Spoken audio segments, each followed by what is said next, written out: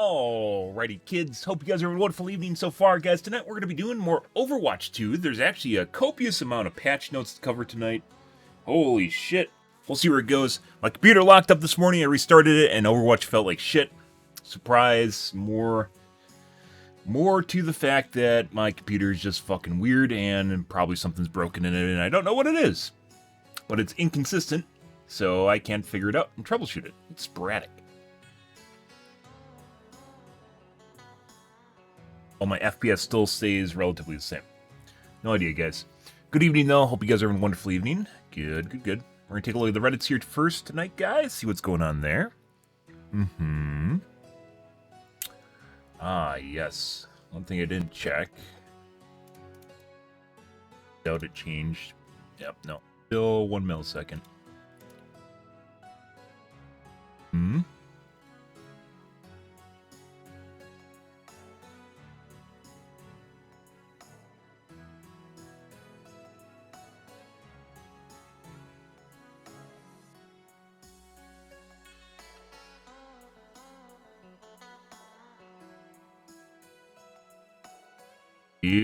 Good. Let's see what's going on in the tubes tonight.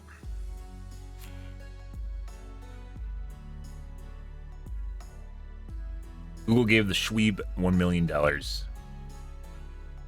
Ah, Disney and Empire and Collapse. Critical Drinker loves begging on Disney. Well, to be fair, they kind of deserve it at this point. They're definitely running shit into the ground, as it turns out. But, you know, whatever. As can be seen with Star Wars franchise. Kind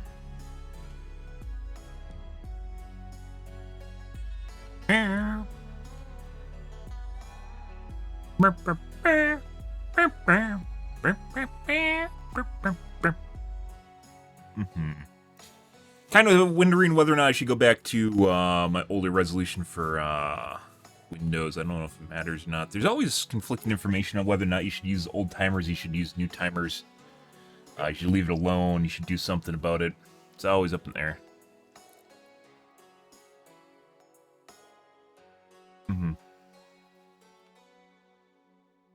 We will take a look at Critical Drinker.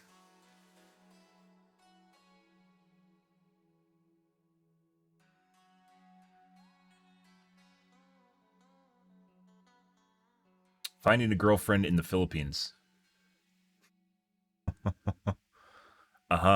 Mail order bride is still a thing, guys, if you don't want to put up with the bullshit in the US. True story. I've considered it. I think a lot of guys have considered it at this point. But still not looking for a waifu.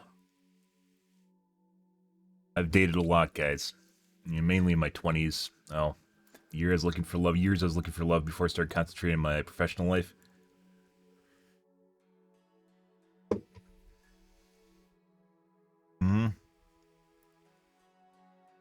Picard. I don't even know how Picard's still airing.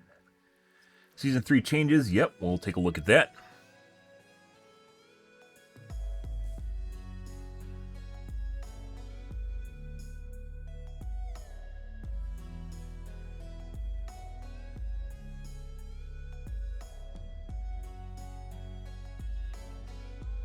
Turbine engine, because it can burn like almost fucking anything. The Abrams turbo engines, they can burn like anything. They can be fueled off of vegetable oil.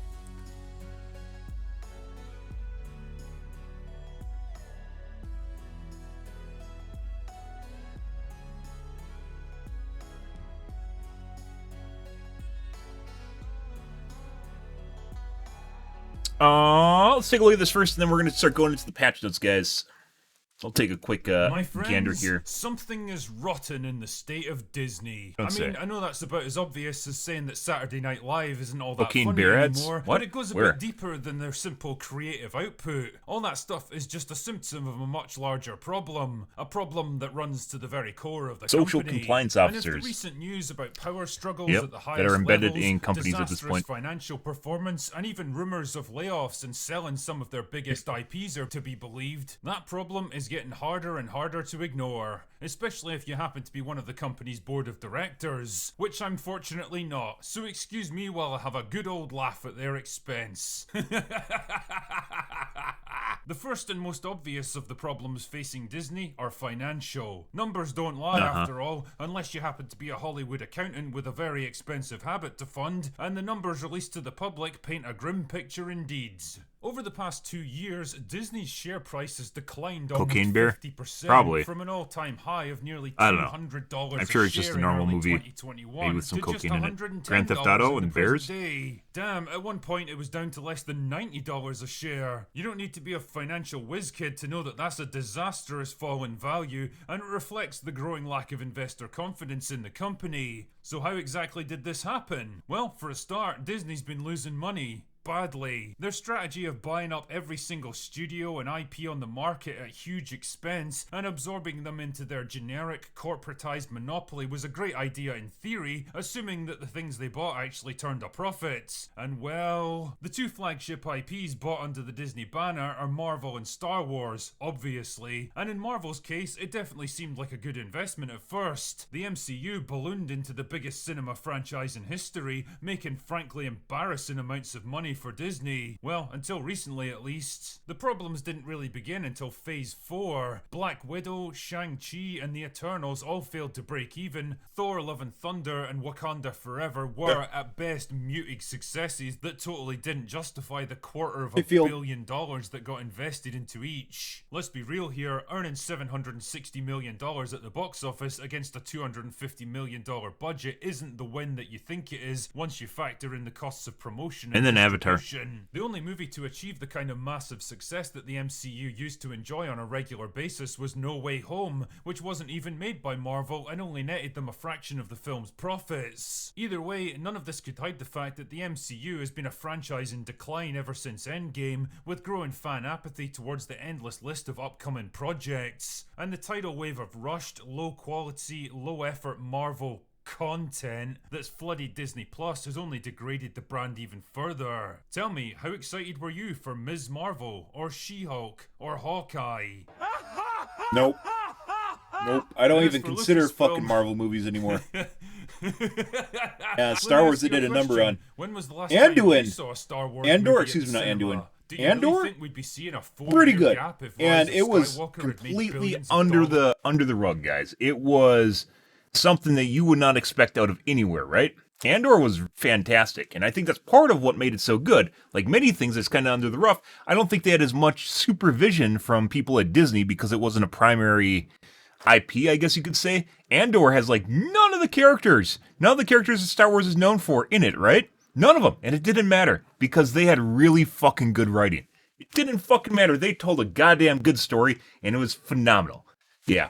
All the other fucking Star Wars, I'd even say that is the best Star Wars. It might even be better than the original 3 movies. It is the best Star Wars out there is Andor.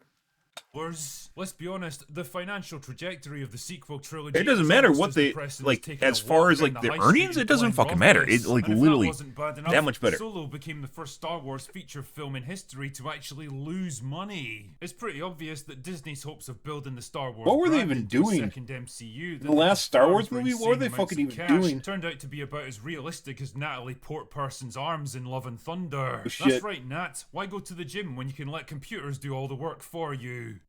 Bullshit. Under the not-so-wise stewardship of Kathleen Kennedy, one of the strongest IPs and biggest pop culture influences in cinema history has been reduced to a collection of cheap, low-effort and mostly irrelevant TV shows on an unprofitable streaming service. Well done, guys. It's no wonder there's now rumours swirling around that Disney's actually considering selling off the Star Wars brands, something that would have been absolutely unthinkable just a few years ago. Honestly, I think it would be hilarious if George Lucas bought it back at a massive discount and then shit-canned everything that they've done since 2015. Oh well, a man can dream, can't he? Except Andor. I don't know if you did a review on Andor. Indiana Jones 5 is somehow going to put Lucasfilm back on top. Well, all I can say is bless your heart, you sweet summer childs. Nobody, and I mean nobody in the entire universe, wants to see a geriatric Indiana Jones get humiliated and replaced by a goofy British comedy actress whose main claim to fame is voicing an insufferable droid in a failed Star Wars movie. On the TV side of things, Disney Plus hasn't exactly been the roaring financial success they were hoping for either. Yeah, they definitely attracted a lot of customers when the service launched back in 2020, because let's be honest here, it was in the middle of a global pandemic and there was fuck all else to do. They had themselves the perfect captive audience, and that audience needed to be entertained.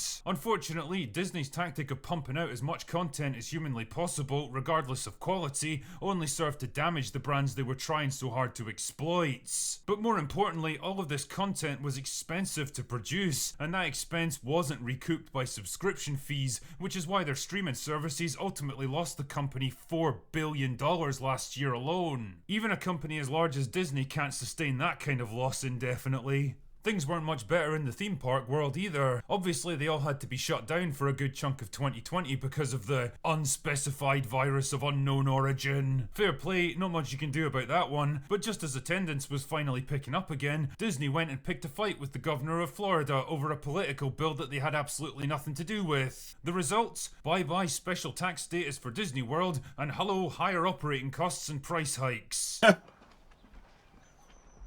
Fuck. Now, call me crazy if you like, many people have, but I generally operate on the idea that entertainment companies should probably just stick to entertainment and not involve themselves in politics one way or the other. Because the moment you do, not only do you risk making enemies out of powerful people who can totally fuck up your day, but you also divide your audience in half. We live in a polarized world, and the moment you come down on one side of the political... It's also one of the problems with being a centrist or someone that's very central on issues is you don't lean one way or the other, and then people get confused which side of the argument you're on, and then just don't like you because you seem like two-faced even though you're just kind of moderate. You're somewhere in between, right? Because the real crazies are the people that go either direction very, very heavily, right? Extremists on both sides of the direction. They fuck everything up.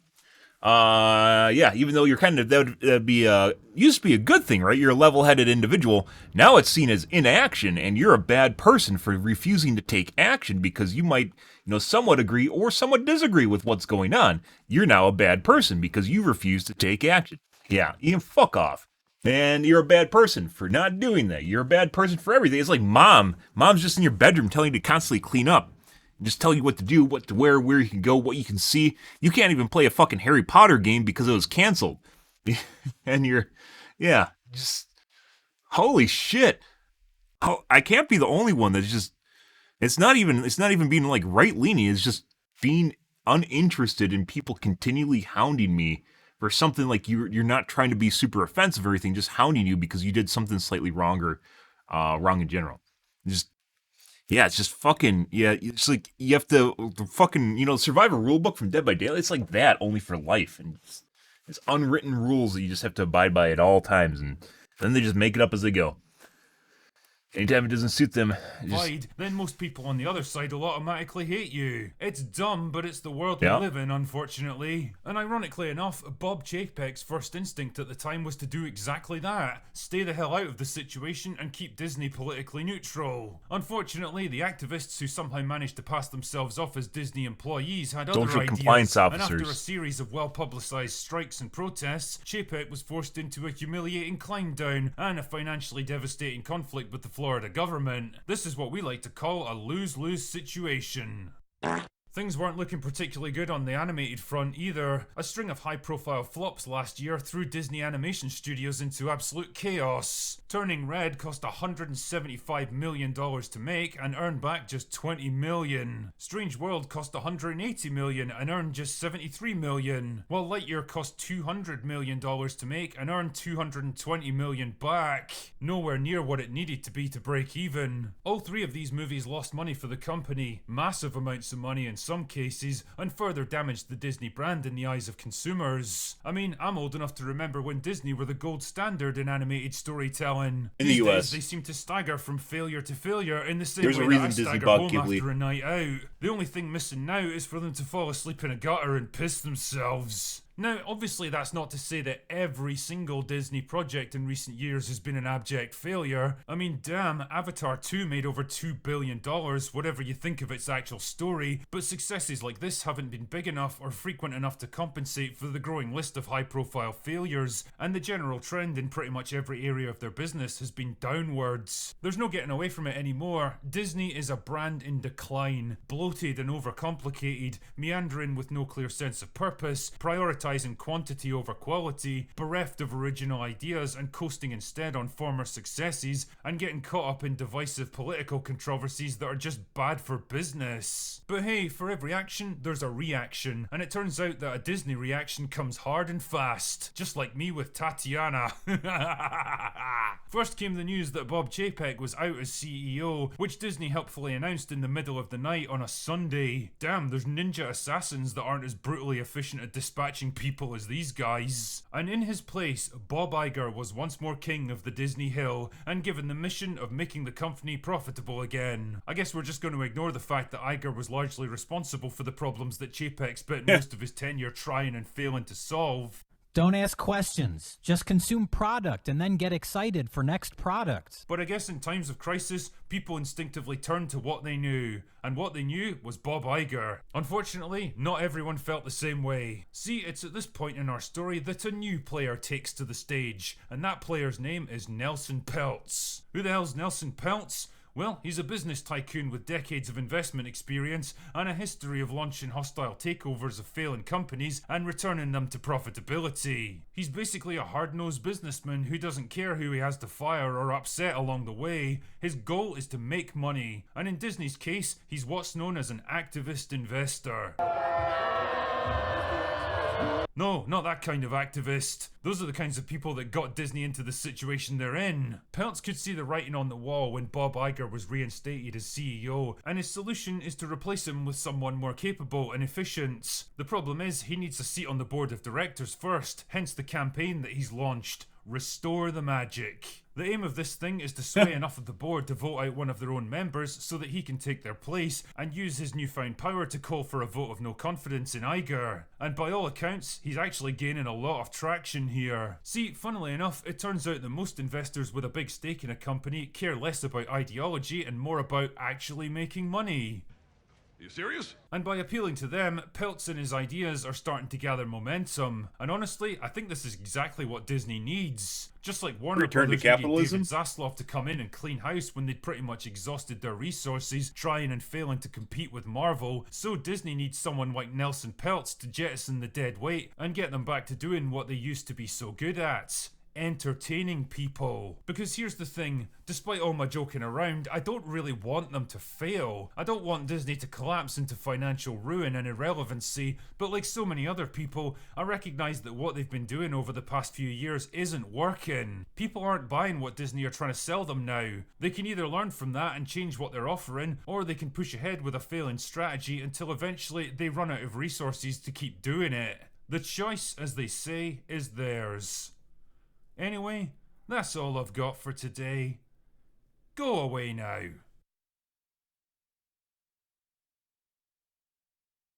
It actually makes you wonder, like, what kind of people are inside the company that want the company to basically, like, their own personal agenda is of higher importance than whatever the company is, like, keeping the company alive and everyone that's employed by the company, keeping the company solvent, keeping them ability to make money, turn a profit. And there's people that are willingly trying to shit all over things just to make a personal point, their personal point, at the expense of everyone else, including the company. It's kind of like the needs of the many outweigh the needs of the few sort of thing.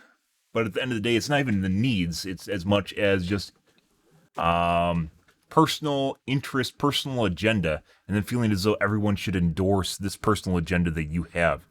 Which, I mean, is fine if you have an entire company built on it. But the thing is, they're taking over other companies and doing this, which is kind of weird.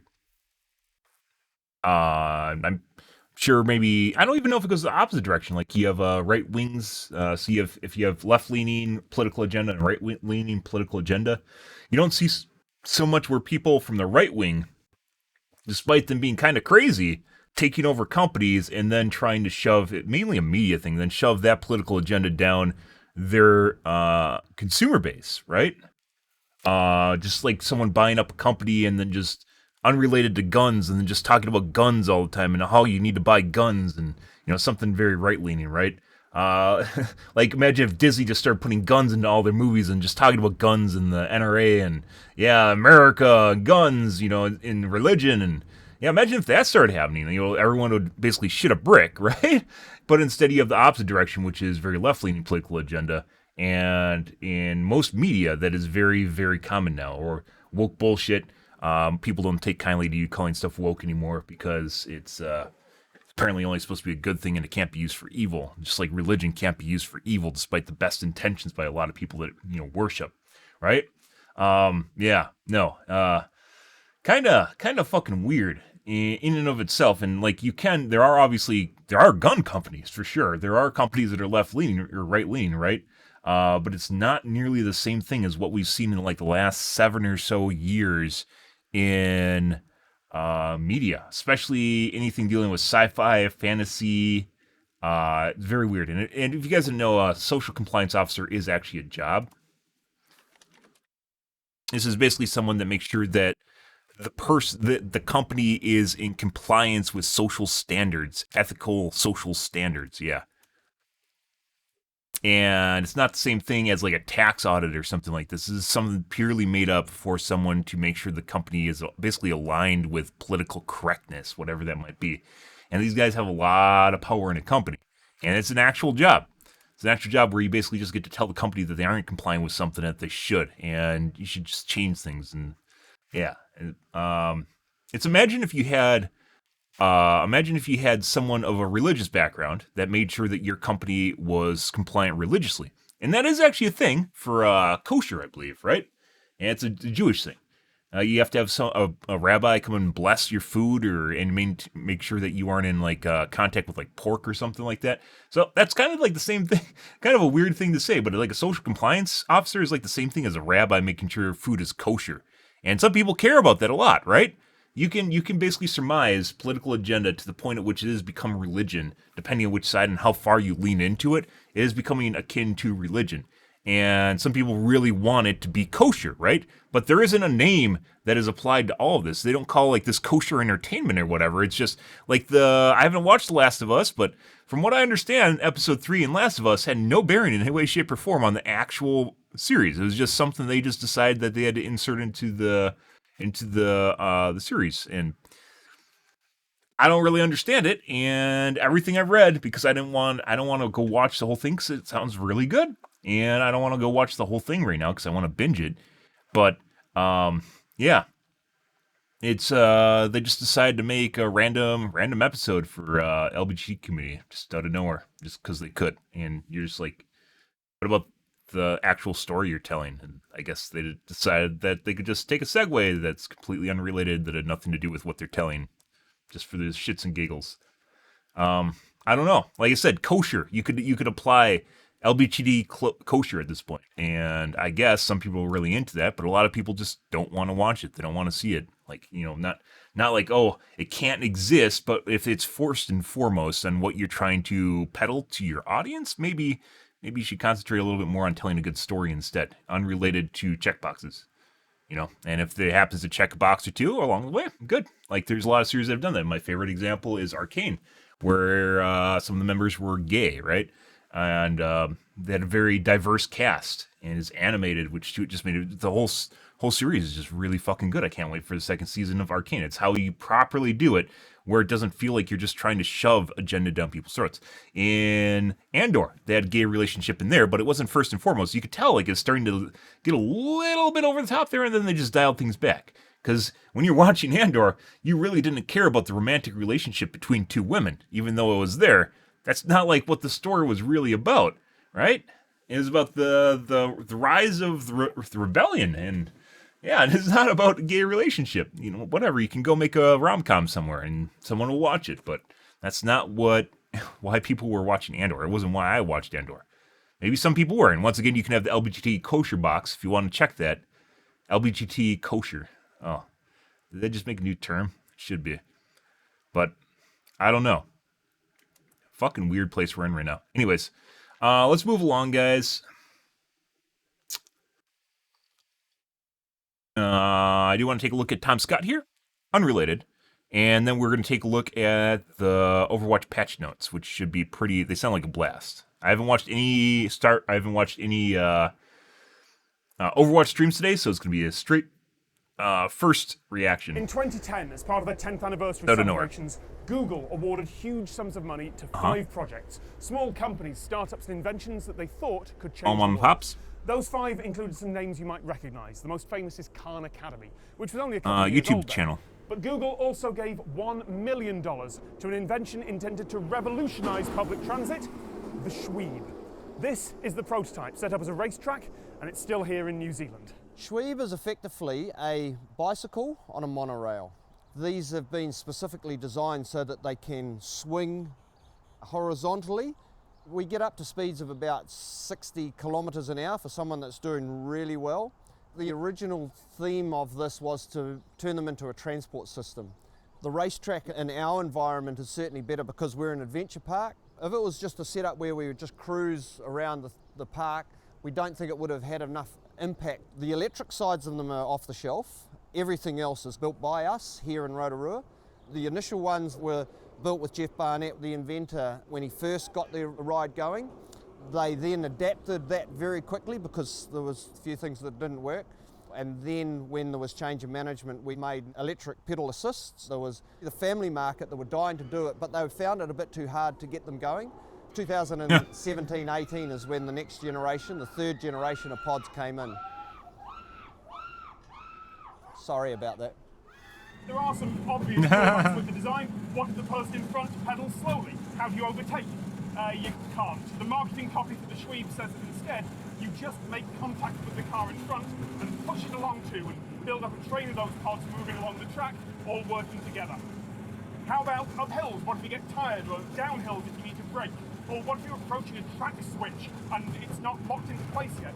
Well, the marketing says that in the final version, there'd be electric boosters available on up hills, which, to be fair, there are now in this version, and also brakes on each pod, and a central control centre somewhere to watch over traffic and safety, which adds such a ridiculous amount of complexity and points of failure.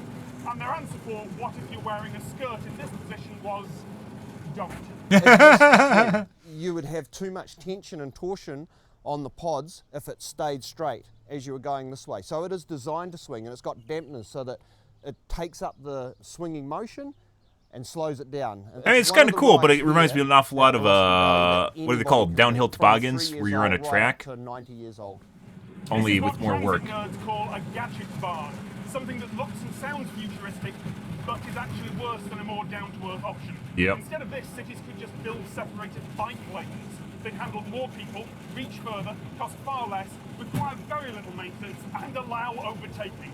Yeah. It's pretty obvious that the Schweeb was not the worldwide future of public transit, but somehow, out of 150,000 ideas, Google looked at this and said, yeah, spend $1 million on more studies to see if it can get rolled out. Why? And the prototype was already built at the time. A lot of the media back then were skeptical.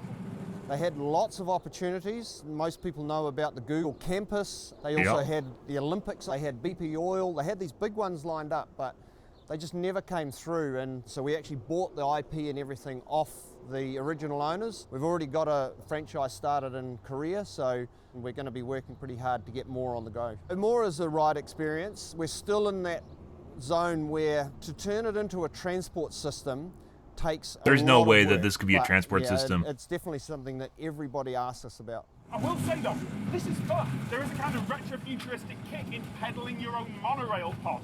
I did try to reach out to the original inventor for comment, because of course that's good practice for something like this, but I couldn't even find a way to contact him. Please don't try if you're watching this. Just please don't. I guess he wants to be left in peace. Hopefully you can respect that as well. The truth is, I don't know how I feel. This is one of those things that's like an idea that might seem kind of cool when you're drunk, but it's definitely something that you would never do when you realize you're when you're sober and you look over it. Yeah. But I do know I'd be really annoyed if people kept asking me about it. Pretty much.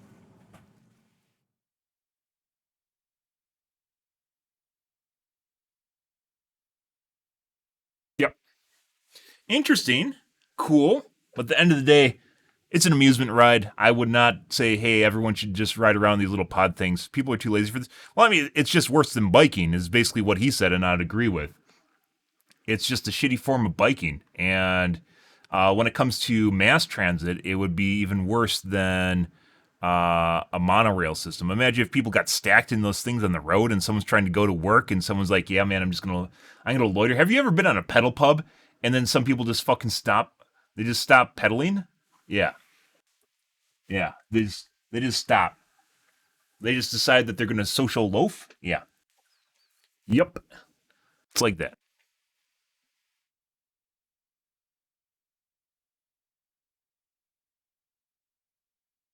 Cool video though, nonetheless. So we're gonna cover the launch, not the launch, Overwatch 2 patch notes for Season 3, which should be pretty good from what I hear. Export this.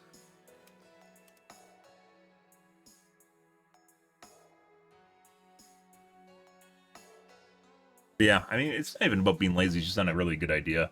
It just seems kind of cool. It would help in the winter, right? Like, it would help you with certain things that bikers encounter, but then you lose out on the benefits of biking, which is you have a bunch of people that are self-propelled that can go wherever they want, the autonomy of biking, right? Go wherever they want, whenever they want, and it's a green alternative and healthy for you. Instead, you have a scenario which might result in social loafing and people that just can't, they aren't participating properly or, you know, whatever. And then the overall cost of setting up a system like that in the first place. I can just imagine like lines of people where they just start stacking up on each other, and then there's one guy that's actually trying to move the train and everyone else isn't. Yeah, Jesus Christ! It would literally just people would just stack up. It would just just end until whoever's in the front would get banned.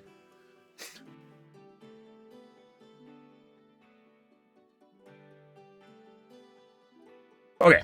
We're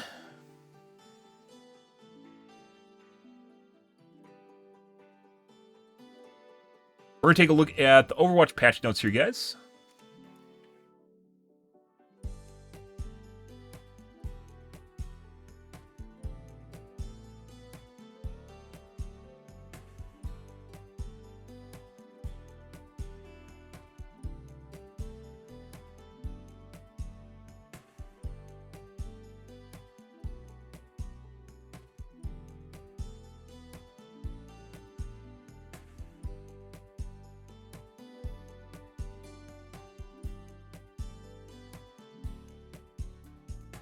Can I respond?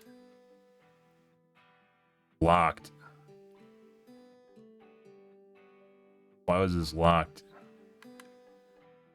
What?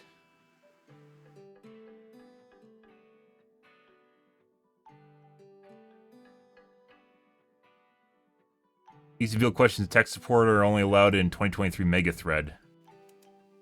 Ugh.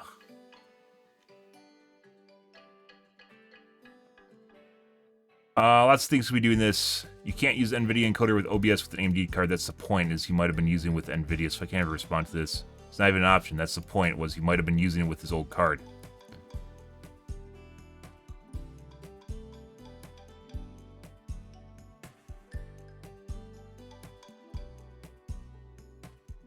He's using the NVIDIA encoder, it might perform differently. Season 3 trailer? Oh my god. Are we playing Hogwarts Legacy? No. There's a lot of people playing Hogwarts Legacy. We might in the future. Not right now, and it honestly does not interest me that much. It looks pretty cool. There's a lot of work that went into it, so. Season 3, guys. Oh my god, free to play. Your time isn't free, though. The spirits perfect you. Oh my god. Eyeballs that change color. Everyone loves eyeballs that change color. Oh. I can tell you what kind of credits. Misery made manifest. Bullseye. How's my KD? We got him, Snowball. I'll light my own path. Lure me out. I dare you.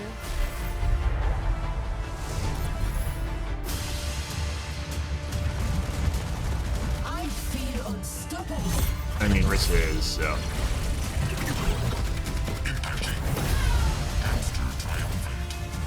That was so cool. Let the kitsune guide you. People can say what they want. Blizzard does make some fucking fantastic skins, so. But I don't want to pay money for skins! I know, it sucks to have to pay money for things you want, right? But I want the good skins, but I don't want kids to gamble on loot boxes! Well, fuck you. My answer to that. I mean, there's a lot of really cool skins. Do I need to own them? No. Are some of these really cool? Yeah. The presence of a legend. But I'm not going to be like, they should give me all the fucking skins for free, man. I deserve all the skins for free because I unlocked them all for free when I played Overwatch 1 and there were loot boxes. Then I advocated to get rid of fucking loot boxes, and they did. And now we have a new monetary model. Oh no, I have to buy skins. Oh, jeez. Yeah, you're a fucking moron. Have you ever considered that maybe if you're advocating to get rid of loot boxes and when they did, they would come up with another system that make money? Just throwing that out there. Okay.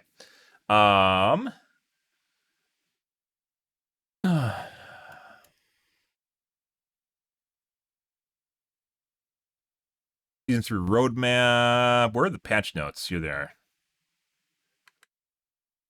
The roadmap will cover all of this. All of this. Not actually a Blizzard post. Is this all over here? Oh my god, that's huge. Why is this just not a dev blog post? I don't know. I guess it's in the patch notes. At least it's in the patch notes section, so there's that, right? I need to take a piss before we get into this. I'm going to grab a soda. This is going to be a long one, and wash on my coffee cup 1 second.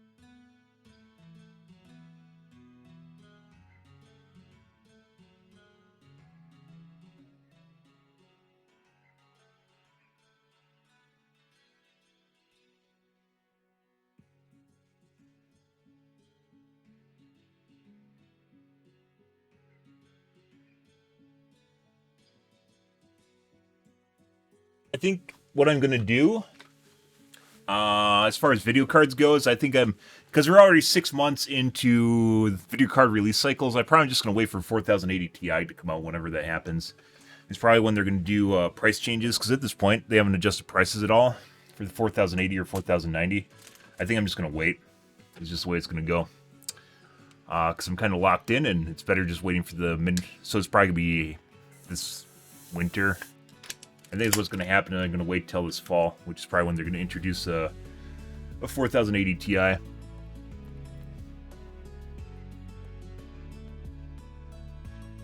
Simply because it's been 6 months in. Prices have not budged at all, despite the fact that they're extremely expensive. So, yeah. Anyways, let's go over the patch notes, guys. Here. New patch. Okay.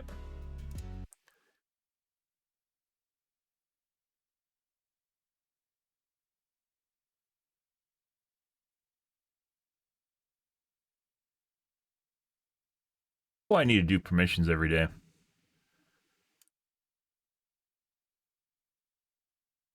Google. We are, though. Overwatch 2, Season 3 drop into Season 3 to explore the depths of the coolest new control map, Antarctic Peninsula. Compete in limited-time in-game events, such as Ultimate Valentine. Customize your heroes with new skins and cosmetics from the Battle Pass and weekly shop drops. Now earn credits in the Battle Pass that can be redeemed for over 250 cosmetics from the original Overwatch, and go premium to get exclusive rewards, such as Mythic Amaterasu Kiriko. Yeah, so they're giving you currency basically you can use for the old skins, kind of as a way of placating people that want free shit constantly or been complaining about it. I think they give you a little bit of premium currency, which is for the new skins and new stuff, but it's not. I think it's 500, which is half the price of the battle pass. So it doesn't completely pay for each iteration of the battle pass. But I mentioned that before. I really don't think each iteration of the battle pass should be free, but I do think there should be a refund on the currency in some way to continue you purchasing. I don't think it should be 5. I think it should be 700. So you only pay $3 for each battle pass, subsequent battle pass. I know it seems like a small amount, but you get a large amount of people that are doing it, and it makes up for itself. And encourages people to spend it on other things that might be shy of how much they need for it.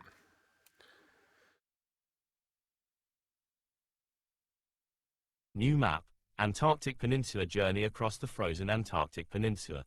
Discover the abandoned station where the Overwatch EcoPoint team once searched for the source of a dangerous anomaly threatening the world and explore the wreckage of the icebreaker ship that failed to rescue Mei Ling Zhou and her friends. Stream protection mode, from what I've seen in screenshots so far on Twitter, it's not very good. It shows the beginning and the last part of your name, which is not good, because anyone that's trying to get into your games or recognizes you will recognize the beginning, first, and last parts of your name. So whether or not that's true or just an anomaly, we will see. But it seems like your first and last part of your name is visible, which is silly. You just name someone player 1, player 2. There should be no indications that you are a player from that might have been in their games or you have seen in some way, shape, or form. So streamer mode, general updates, accessibility improvements, improved subtitle options, text scalability, character portraits, and mouse cursor size for PC, adding setting to select custom color groups and alert colors in UE.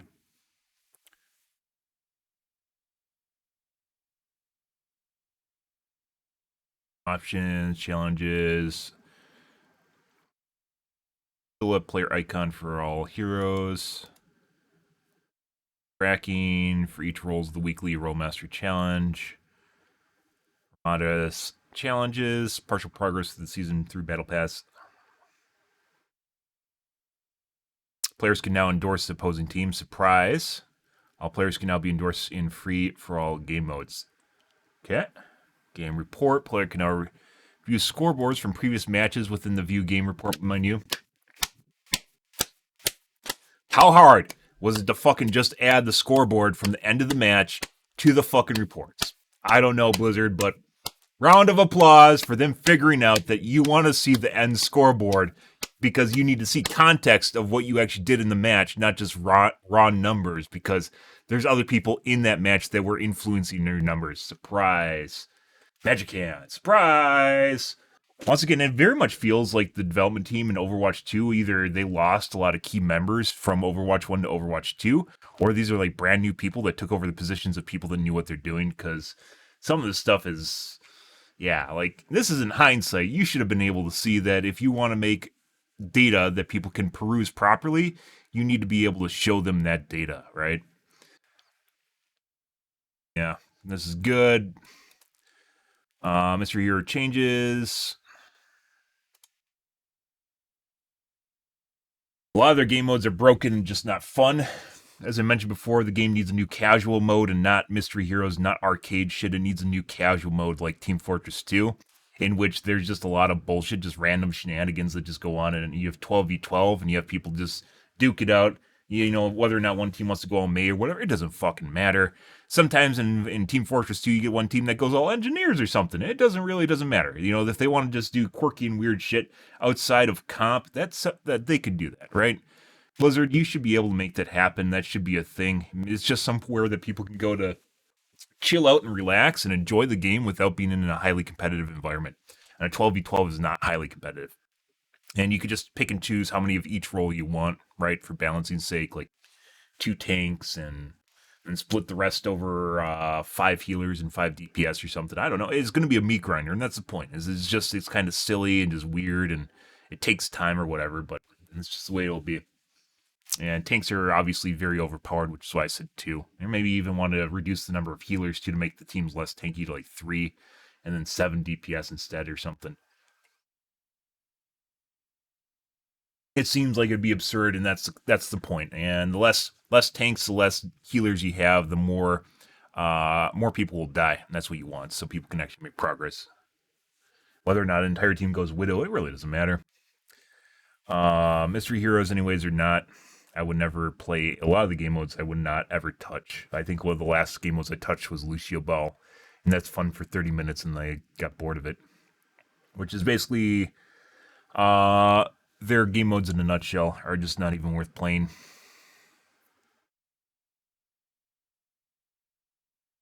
Overwatch credits are back.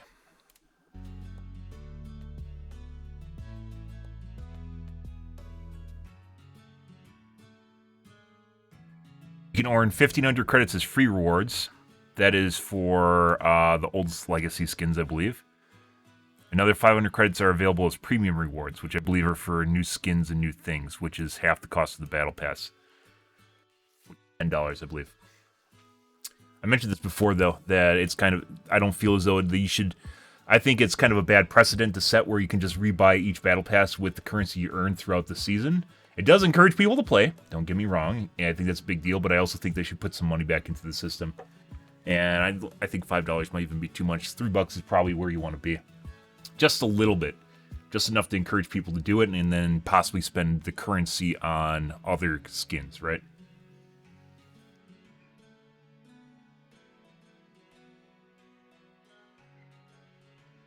Credits can be spent in the Hero Gallery, which now contains nearly... Unless premium rewards and free rewards are just all the same type of currency, in which this isn't actually for... I assume the premium currency is for the new thing. I don't know the system. So, the wording here might be a little bit loose. And this is just maybe 500 more additional credits with the Battle Pass. Legendary skins released prior to the launch of Overwatch 2. This includes skins that were previously only up... Yeah, so you can just basically buy everything up till Overwatch 2. Ping system update. Pressing ability 1 or ability 2 when ping wheel is open. And when these abilities are on cooldown, now points these cooldowns in chat. That's neat. So you can use the ping system now to point out... ping system, by the way, I think is phenomenal. And I think it should be in every game, as it is starting to be in every game. One of the first games I saw it in was Heroes in the Storm, by the way. Very, very useful feature for a lot of people that don't want to talk. And let's be perfectly honest, most people do not want to talk to randos that they get angry with. Day in and day out, just random people that you're going to share one game with and then just never see them again. It's not worth the time, it's not worth the effort, which is why a lot of people have just stopped talking on voice comms. The ping system is phenomenal. Some things I do not like about the ping system is you don't have a free cam when you're dead, and you can't point out stuff you're looking at while you're dead. Free cam, I mean, you just be able to you should be able to turn your camera around, not and then point at things that you want to ping, not that you can roam around freely. Because that would allow you to ping people that you think are a threat. Right now, you can only ping the person that killed you when you die. And then it goes away the moment that you go to, like a little bit after it, you're still staring at your dead body and you can't ping anyone anymore. It just says you're going to respawn in 15 seconds or whatever. I do think that needs to be changed. Good. So now you can actually point out your ability. That's very nice. I didn't even know this existed.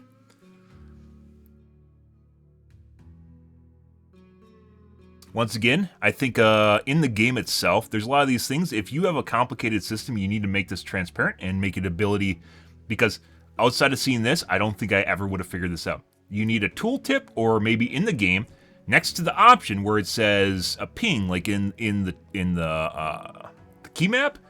In the key map, you could have a little question mark there where you can hover over it and it gives you more text. So it's in a lot of programs nowadays, right? Or you can hover over the option itself and it'll give you a little bit of helpful text about stuff you can do with it, right? There needs to be a way for people figuring this out without reading the patch notes here, and because there's a lot of people that don't read the patch notes, so.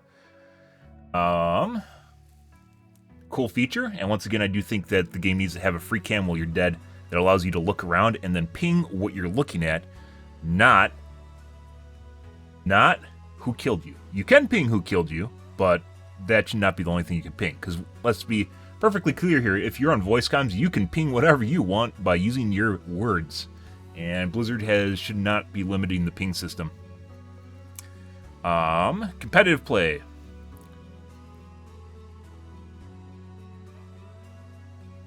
They changed it from 5 to 15 instead of 7 to 20. I don't have any problem with them being 7 to 20 or 5 and 15. I think that's a good way of obfuscating the system so people don't learn how to manipulate it and fuck around with it. Because people will, and it has nothing to do with wins or losses. It comes down to getting the highest rank possible, and that's not where you want to be. You don't want to encourage people to manipulate a system instead of trying to do what the system is there for in the first place. So I have no problems with that. I know some people do. It's there for a purpose, in my opinion. I've not heard anyone say exactly, like, it's not from Blizzard as to exactly why it's there. I don't think they've ever explained why 5 and 15 is exactly there, but I assume it is purely for to obfuscate the MMR and how it is calculated in the background. And honestly, you could change it to something other than 5 and 15, like 7 games. It doesn't need to be 5 and 15. It could just be 7 and just have it update after 7. Only reason I could possibly see, I mentioned this before, the only reason I think it could possibly be 5 and 15 and it mattering is because what happens in your losses is easier to tell when it influences your MMR than what happens in the wins. So if you go up in, easily with losses, you'll be able to figure out what is helping you more than with wins. They're applying a higher obfuscation number to the losses, because you can rank up in losses after 20 losses, and you can rank down after 7 wins. So while I was doing it, I don't know. Workshop updates, workshop editors back. Okay.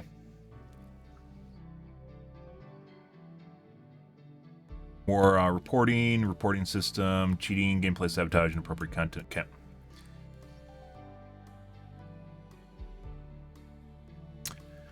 Hero updates. All heroes, maximum ultimate charge retained from swapping heroes reduced from 30 to 25. Yeah, some people were apparently at high MMR. Some people were farming ult on certain heroes and that it's easy, and then swapping to one where it's more difficult.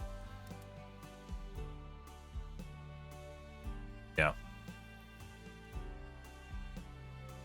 Part of this patch, we are tooting past for how often ultimate abilities are being generated, so expect to see several ultimate cost adjustments across multiple heroes. Okay. Tank Roll passive. The health totals for all tank heroes will be lower when playing any game mode that does not have a roll queue. Which they basically needed. But honestly, I do think that one tank is unhealthy for the game. You can say what you want about queue times and fuck all, but to be perfectly honest, giving that much power to one player who's generally very stupid is not helpful. And obviously I could play tank, but I'd want to play DPS, so here we are. And that obviously will probably change, just like in the past in comp. When you get to higher MMR in comp, you're just going to get good players and good tanks. Usually, good players and good tanks. But, yeah, that's only at high MMR, and then you have to deal with the dullers up till that point. So they reduced health pools of tanks outside of roll queue because, yeah, basically all the other game modes are pointless with the health pool the tanks have right now. So that needed that. They don't say how much they reduced it by in other. They don't say how much they reduced the health pools by in other game modes. Oh, I guess they independently adjusted the tanks depending on the tank, so it's not just a percentage. No.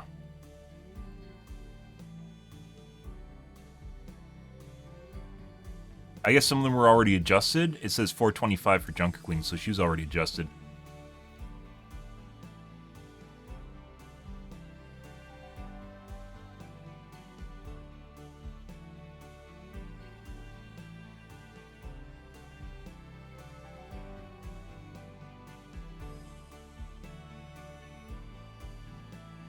What? Base health and non-roll queue modes reduced from 275 to 125. It must not include armor. Like certain heroes still have like armor or shields, so.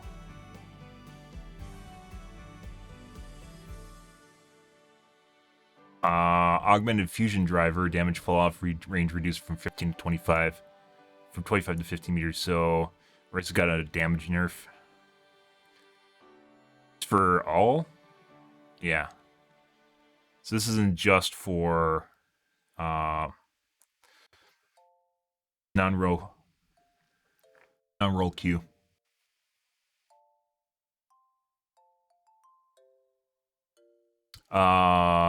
Yeah, so they're meddling the patch notes. They shouldn't do this. The non-roll Q mode should be its separate own little patch note thing outside of this, and then they should have separate patch notes for roll Q. This is confusing. It looks like Junker Queen's health was increased to 450 from 425. Yeah. And they're combining all patch notes together. There should be two separate sections here. Because this is confusing. Damage fall off range reduced from 25 to 15, even it's slightly redundant. 25 to 15. So she got a damage fall off nerf. Marissa is very strong.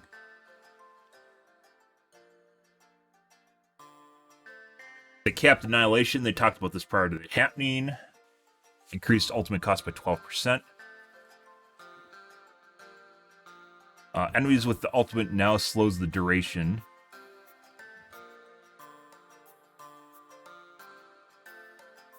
Instead of pausing it entirely, lasts up to 20 seconds.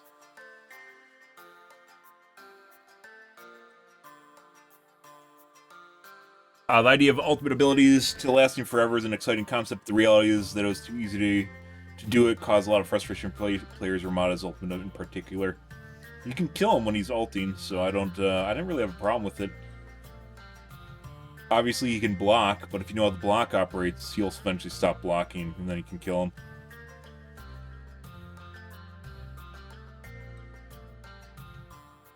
And once again, they could have just made it so he takes less damage while blocking than he used to. Like, his reduced damage effect from blocking would be less. That'd be another way of dealing with it so he's not invulnerable. Because now it just feels like a hard cap instead of something you'd softly run into while playing against him, right? If everyone focuses the Ramada, which is what they should be doing, while he's in his damage ult, then he dies.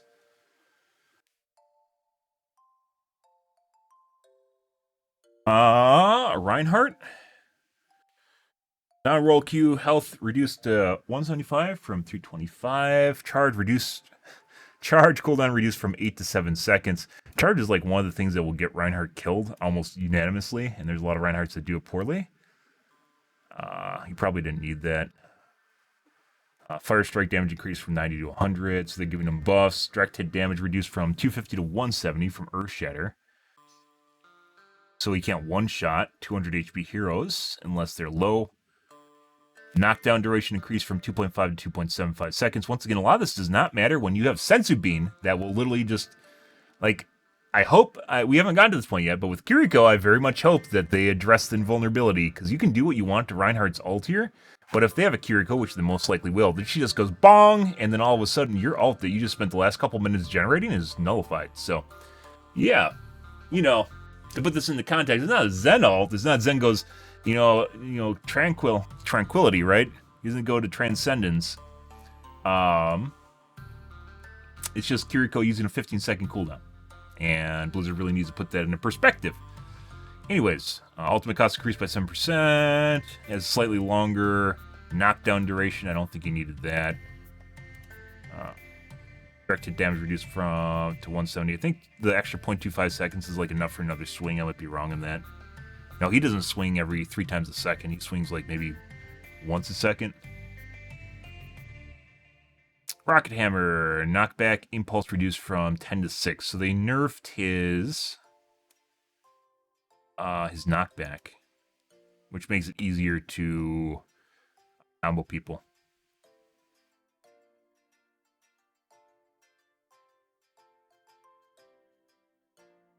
Similar fashion to Roadhog's Chain Hook. We generally like to avoid heroes in the tank row from killing enemies in one shot. I don't think you need a nerf, though, to his Earth Shatter.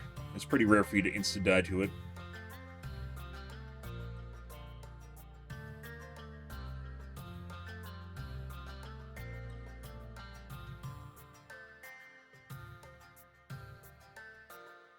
For now, we're trying to find with the charge pins staying lethal to many characters due to the difficulty and risk involved. Okay. I agree with that.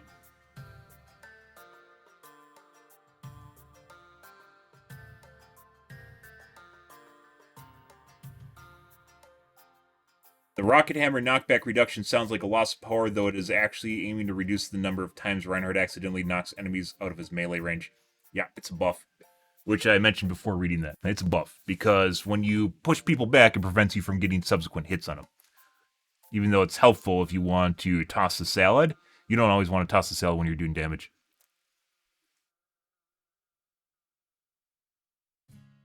Roadhog. Okay. Oh, hog. Duration increased from 6 to 8 seconds. Interesting. They're buffing his Q. Ultimate cost increased to 8 by 8%. Okay.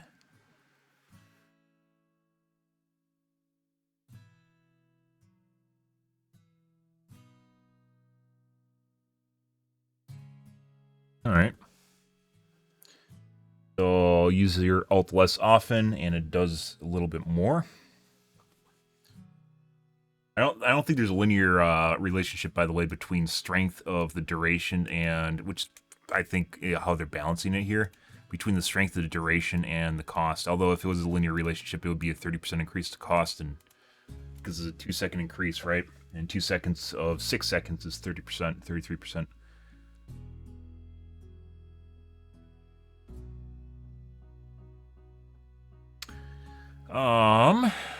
Alt cost increased by 7% on Sigma. Reduce the health on Winston's shield a little bit. Wrecking Ball. Now it shields from 0 to 150. And they reduced his base health from 600 to 450. Compensate. So now he has shields. Shields, as I mentioned, are kind of shit. They don't do what they used to. Just like armor doesn't really exist anymore, shields don't do what they used to. Healers have a better passive than your shields provide you. Like, it takes too long for them to regen, and they regen too slow. So, even if you have shields, the benefit they're going to provide you is next to nothing in combat. Or even slightly outside of combat. You'll probably find a health kit before you'll get regen out of your shields. Which is kind of silly in my opinion. He can pile drive more often. Ult is increased in value. Arming duration, arming time reduced from 1.5 to 1 second. You can very easily die to that now. You have 1 second after he ults to get it away from the mines before you die to him. His ult, by the way, is very annoying, and it can very easily kill you. But we'll see. I mean, Wrecking Ball is definitely Genji. He is Genji for tanks. People make fun of him all the time, but he's definitely a high skill floor, high skill ceiling. We've talked about this for the last couple months when people made fun of him. I've seen on occasion good Wrecking Balls, and they're very rare, but he can do work when he's in good hands.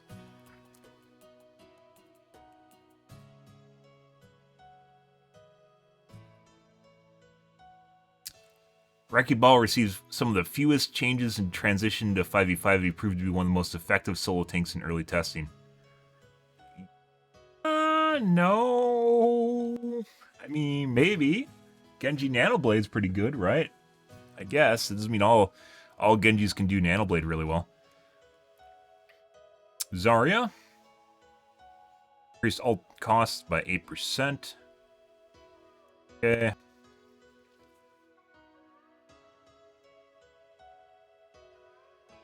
DPS. He no longer casts. McCree can no longer roll into enemies. He'll roll through them, which is neat. They increased his range before damage fall off. I don't think he needed that.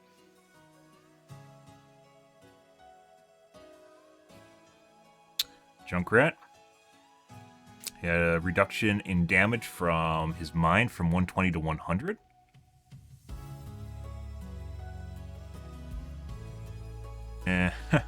Mei, no changes. Mei really needs changes. She needs to have her CC effect reinstated from her freezer. Now, the cryo freezer, or she needs to have like a a flamethrower-like effect where it'll damage you over time or cause more damage the longer you're in it, something like that. And she doesn't have that. Maid really needs some help right now. See what she uses. Sombra maintains her ability to CC through Overwatch 1 to Overwatch 2, and May lost her CC effect except for a Q, which doesn't big of a deal. Yeah, so she needs help on her cryo freezer, or they can make it so they get rooted in place. Something, but they can still move, but they're rooted in place. Still move, still interact, but are stuck in place. Yeah, May needs help. Farah. May got Blizzard, cost reduction 5%. Farah got cost reduction 5% for Q. Cost reduced 8% by Reaper. So they're trying to tone down tank ults and increase DPS ults.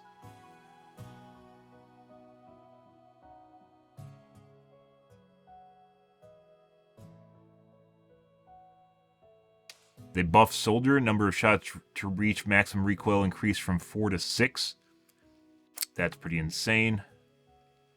And also reduces his recoil by 12%. This is more of an adjustment for the gun feel rather than strictly trying to add power. It's definitely going to add power, but it doesn't have an effect in both. If you want to do that, you decrease his DPS. You decrease the damage he does. You're adjusting his accuracy. It's going to adjust his power.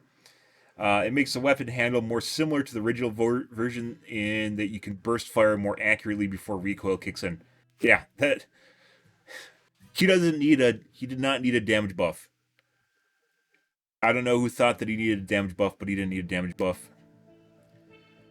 Like McCree generally didn't need a damage buff. Sombra machine pistol damage per projectile increased from 7 to 7.5. They just reduced the amount of damage she does when people are hacked from, what is it, from 40 to 20, or was it from 80 to 40? I think it's 40 to 25. And now they added 0.5 damage to her guns, which is roughly 10% increase. But she doesn't need to be hacked in order to do that damage. Health pack hack increase, duration increase from 30 to 45 seconds, so lasts longer. Okay.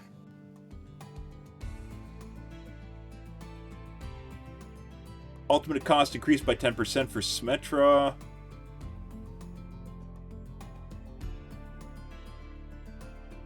Torbjorn's turret health is decreased by 2 to 225. He didn't need that.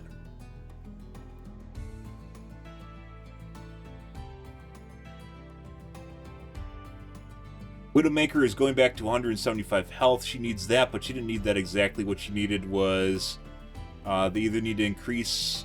They need to do something with her one-shot ability. Not necessarily make it so she can't one-shot, but either needs to be a scope time increase or make it so you take longer to unscope, so you're more fucked if people catch you with your pants down, and makes one-shotting out of nowhere much less consistent. Or they could even make it where if you do like a wide swing, it'll actually decrease. Like if you are aiming off screen, it's actually going to take longer than if you're flicking close quarters. So you change the sensitivity when people try to swing wide, so it'll make it so you can't spin really fast, and make crack shots on people that are, not going to be snipe targets. They're going to be people that are in close quarters or 90 degrees to you or 35. It depends on what angle you want to do there. I don't think she needed a health decrease. They need to make it a way where if you catch her with her pants down, it's actually more of a downside for her. So you can guarantee kills, and she has less of a chance of escaping because she's a sniper. And that's the risk the risk associated with killing someone with one shot. There's other ways of doing it too. They could make it so she charges slower, or you get less benefit from spamming shots, so more of a logarithmic formula for ramping up damage to her maximum. I don't think reducing her base health was the answer here, even though they've done it in the past.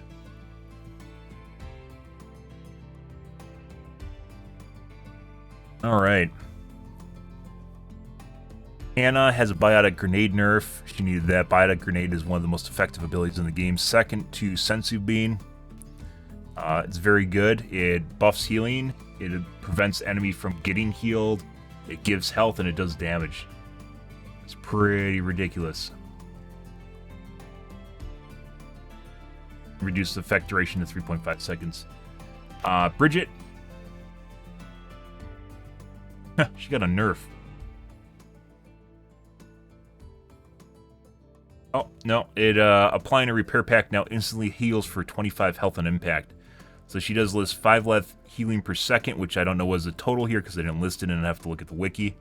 But now she heals instantly for 25 when it's applied. That's good. And I'm pretty sure this is a buff. They just offset the healing nerf. You can rally more often, 10%. Bridget needs more help here, though. She probably needs to do healing on swings, so if she hits an ally with her mace while she's healing, in addition to Inspire, which allows her to passively increase healing like Lucio, she should heal people she whips with her mace when they're in close quarters, so she can do both.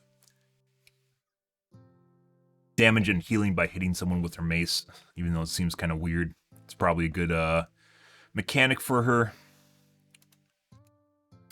Lucio, sound barrier reduced by 7%. Mercy, Guardian Angel. Cooldown increased from 1.5 to 2.5 seconds. That's not enough. It should have been 4. Huh. Okay, well, part of it. Holding the backwards directional input and canceling the ability with jump now moves 20% slower.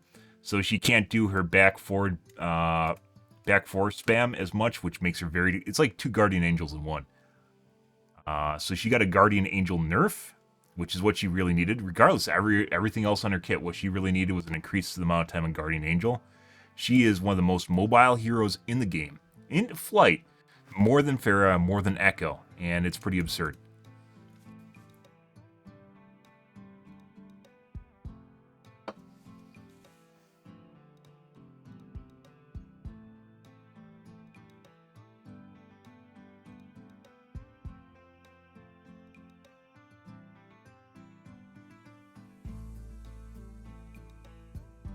It was literally all about her movement. So this is good. Almost doubles her Guardian Angel time. Still not 4 seconds. Once again, it should be something she uses to get away, not stay in flight. This isn't her Q, by the way. It's not her Q. Caduceus Staff, healing per second reduced from 55 to 45. Healing is increased by 50% for allies under half health. That's a huge increase to her healing. They're trying to incentivize her flying around constantly. Save people that are low instead of just pocketing. Yeah, so she actually got a huge healing buff there.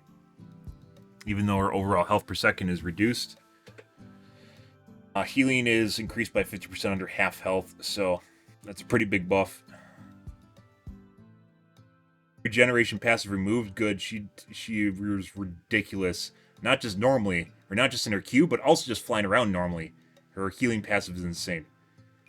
New passive, Sympathetic Recovery. Mercy heals herself for 25% of healing done with Caduceus Staff. So she can heal herself more while being in combat while pocketing someone. That could actually just completely that probably just completely overtakes the passive, by the way. And it'd be even more annoying to deal with because it's constantly running. What would that be? It's like 45... Because before, with the passive, she'd actually have to wait a little bit before she gets regen. So if you continue doing damage to her, she won't get regen.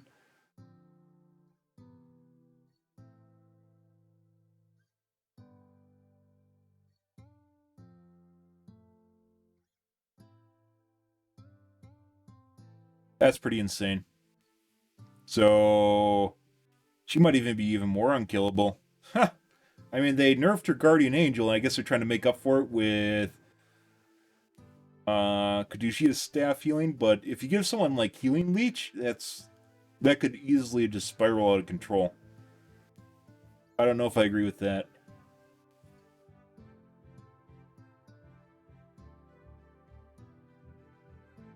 And obviously, the supports all still have regeneration passives because of their overall passive.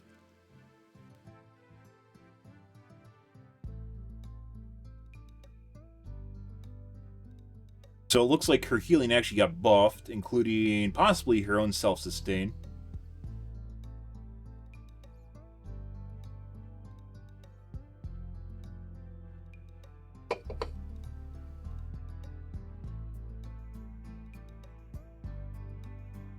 overall time it takes to fully heal a 200 HP hero from 1 HP is about the same as before. That doesn't matter. When people are in combat, there's going to be kind of an equilibrium between like keeping people alive versus how much health you're feeding them.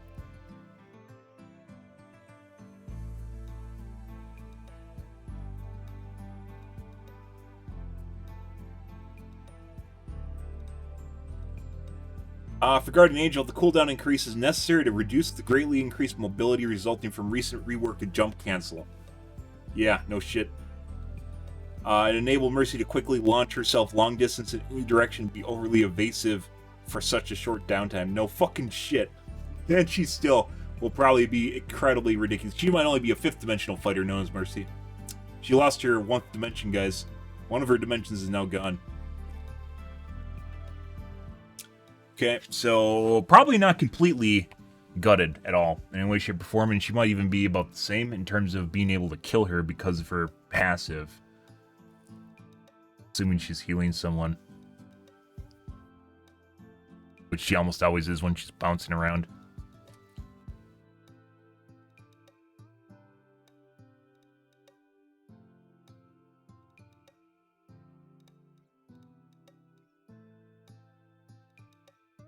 More ultimate cost reduced. I don't know why they did that. More didn't need a buff.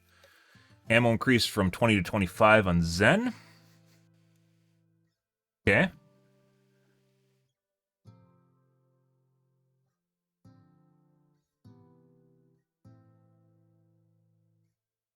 Removing map pools in Season 4. I don't know why they just don't remove them in Season 3. I don't think that's a big decision. Season 3 map pools, don't care. I hate the day-night cycles because it oftentimes makes the maps look overly hued in one direction, contrasted in one direction or another, and adds stupid HDR effects to the maps.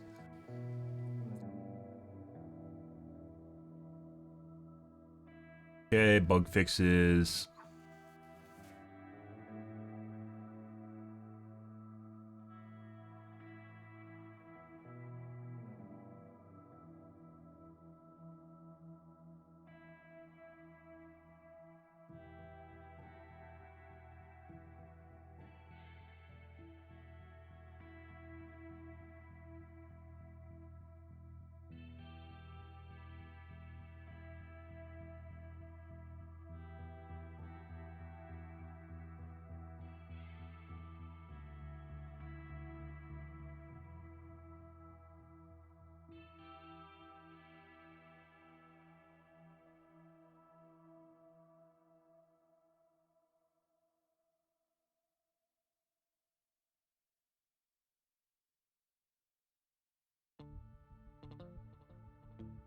Okay.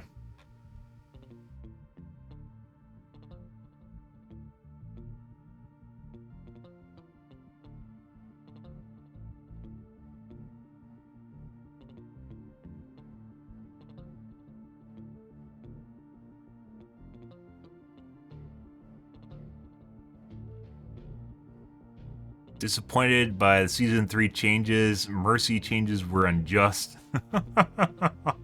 Like I said, there are people that know the 6th-dimensional fighter aircraft known as Mercy, and then there's people on the forums that ask for Mercy buffs. Oh, buddy.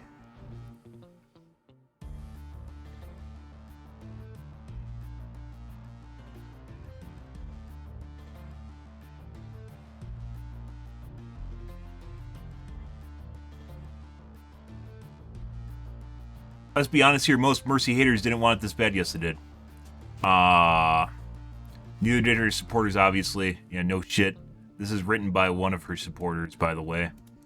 And this isn't a hater. I'm not hating her. Guardian Angel was way too OP.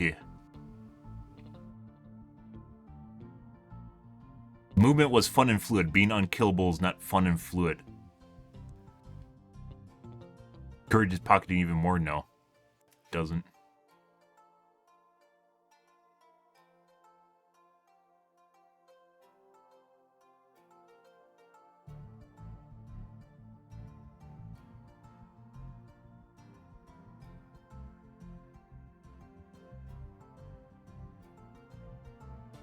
Yeah, I'm not going to respond to this thread in any way, shape, or form, but you'd expect. Mercy changes doesn't make sense. They 100% do. The one part of her that was really fucking broken was her movement. And it's funny, because you'll see all the Twitter posts that said if you wanna nerf Mercy, nerf everything except her movement. Because they're fucking unkillable! Of course they don't want the movement nerfed, because it makes them unkillable! Surprise! People don't want the I win button nerfed! Ah! News at 10. Christ. And no shit, is like the one thing that she needed to have nerfed was Guardian Angel, and they got it, so. It's like when Sojourn needs nerfs, she didn't fucking need her fucking mouse 1 nerf, she needed her goddamn rail nerfed, and they didn't nerf her into rail. Instead, they have someone advocating for Sojourn on their team. They're like, no, just go after her mouse 1, that'll change a lot of stuff, and it was her railgun. It still is a railgun. Yeah, just like with the Sensu being on Kiriko, you gotta get rid of that invulnerability, because even without the invulnerability, it's still an incredibly powerful basic cooldown ability. Yeah. Pretty straightforward, guys.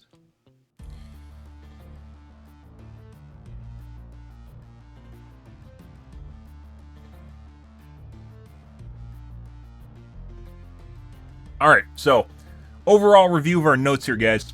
Patch notes. They tried to buff the DPS, Qs on DPS a little bit. They nerfed the Qs on tanks. It looks an awful lot like Reinhardt got a little bit of a buff, but they removed his one shot from Earthshatter, which I don't think ever was a big deal, to be perfectly honest, because it rarely happened. And it's usually just a BM thing. Trying to encourage charging on Ryan, I don't think is right. Any other big ones here? Wrecking Ball's minefield is going to be atrocious, and it might be extremely effective now. That extra half a second to get out of it is actually a big deal.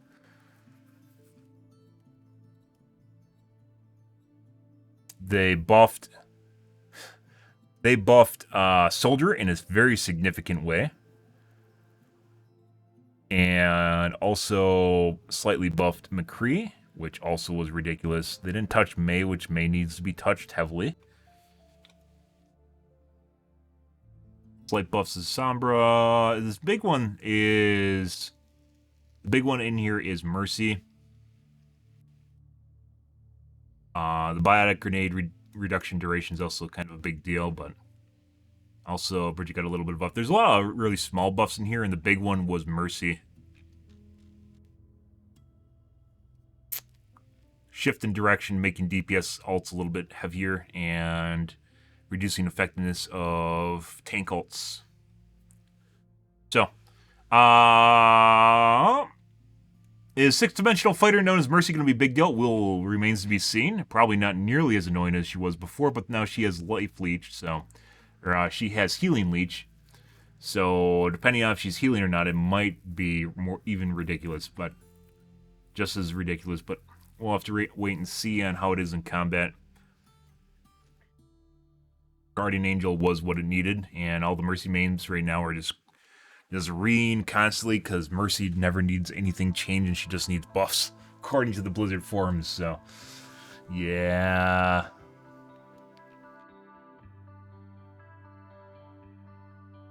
They're getting rid of map rotation season 4. They never should have map rotations in the first place in any way, shape, or form. It's horrible. They don't have enough maps to do map rotations. You can only do that when you have a shitload of maps. They don't have a shitload of maps.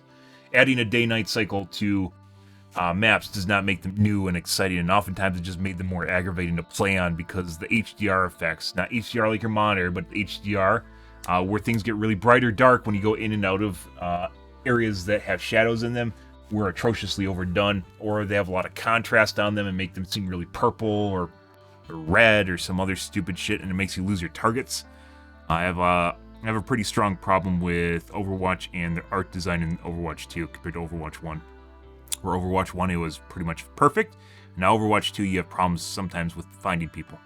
And that's not where you should be in a competitive first-person shooter, unless they want someone not to be found. Which I don't think is where they're going at all.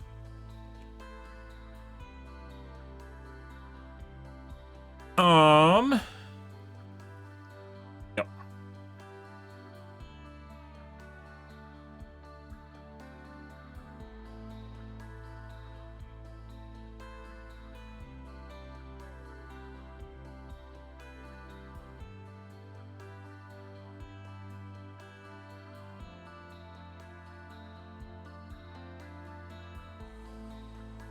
Mainly Mercy. I think as a big way you could sum this up was Mercy got the shaft and she really needed it. But what the Mercy mains say. And as it turns out, when someone plays and mains something, they generally don't want them to get nerfed regardless. There's something about a bias, regardless of them needing it or not. Like Pharah, I main Pharah, and Pharah definitely does not need nerfs right now. And if anything, she needs a flight buff to keep her in the air keep her in the air longer because she's like the major flying hero. Instead of being outflown by Echo and Mercy. Yeah. And Monkey. I guess. Outflown by Monkey. Okay. Season 3 roadmap. Take a look here. We looked at the video at the beginning of the stream. I don't think there's really anything of interest here. Honeybee Mercy. Beekeeper Sigma. Oh my god. What are they implying between Mercy and Sigma here, guys? What is this? Sigma wants to keep the Mercy? Oh my god. Mercy's into BBCs. Kind of makes sense. Actually, Sigma's not a BBC. BWC? What are they implying here? A sub-dom relationship between Sigma and Mercy? New Kiriko skin looks interesting. How the credit system works remains to be seen. Okay. Good. We're going to turn this into a highlight and upload it to the tubes. Tubes need it. Okay. Righty. Overwatch credits. Oh, looks like they're getting hammered right now. I'm actually freaking out.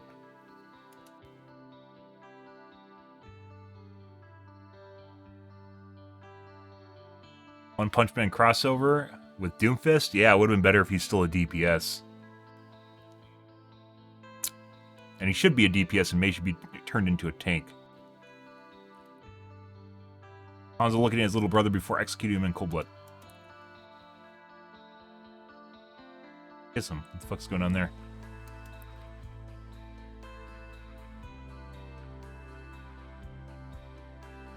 His skin, unlikely a free unlock. We're taking our first steps in the collab thing, but hear me out. My Hero Academia sucks dick. There's much better shonens.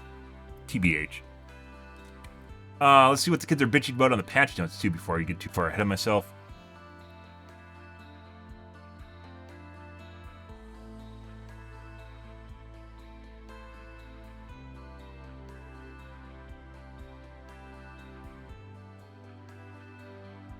Endorse members from the opposing team.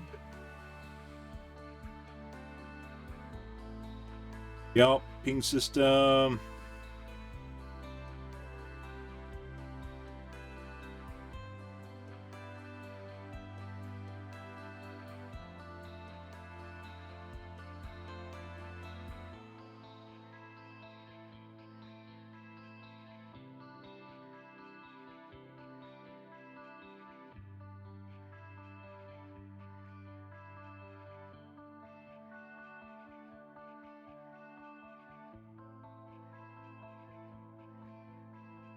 I'm so happy that Cassidy got a small range increase. Now I duel those 175 HP Widows from 5 meters further. McCree is not counter to Widow. Okay.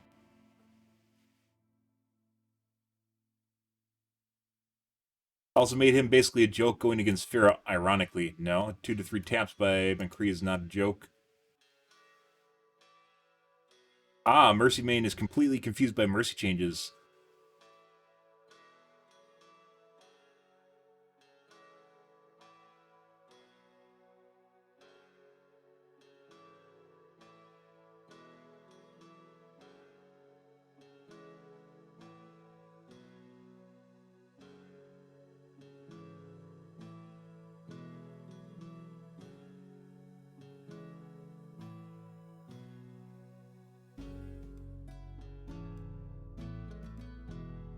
taking damage and nobody needs healing, it feels fucking awful. Yeah, just like taking damage does on any hero. Surprise, you're not unkillable.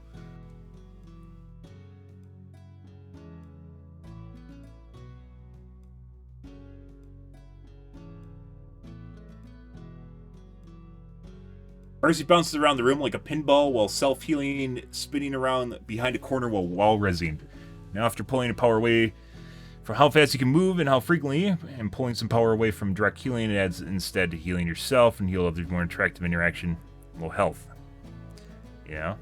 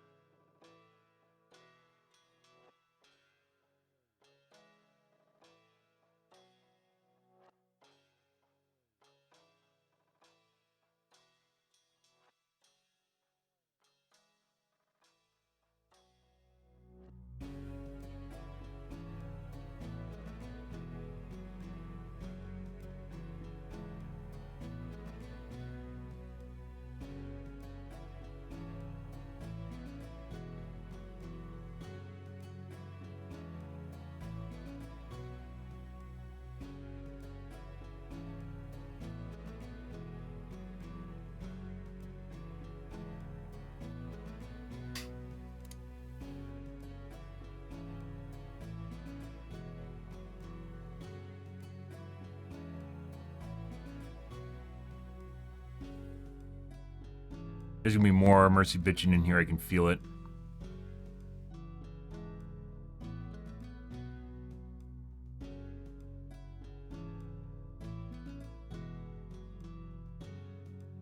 There's something that they changed Mercy so much but left Sojourn and Kiriko alone. They need to be touched too. Not to say that this means that only Mercy is gonna get touched. Sojourn and Mercy or Kiriko also need to be touched again. Yeah. And it's not stunned. They can tackle one hero and then tackle other heroes. It doesn't mean they can't tackle all heroes. There isn't a limit to nerfs or buffs. As it turns out, they can change them all.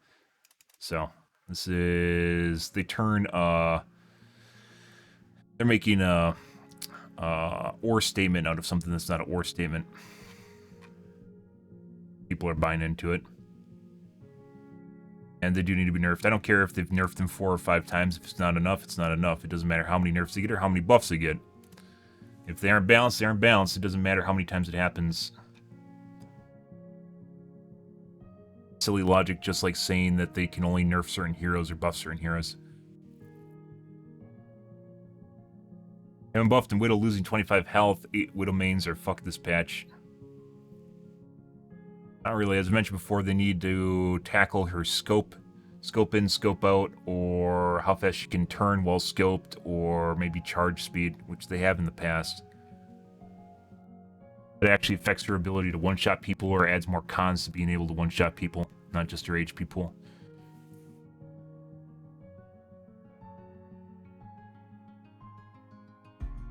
Wrecking Ball shield health is actually a smart buff. It's not.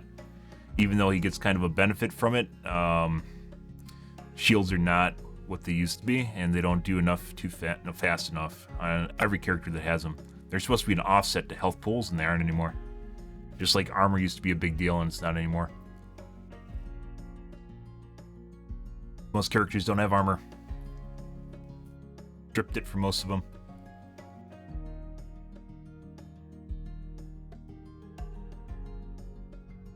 XV6 with reduced tank health when?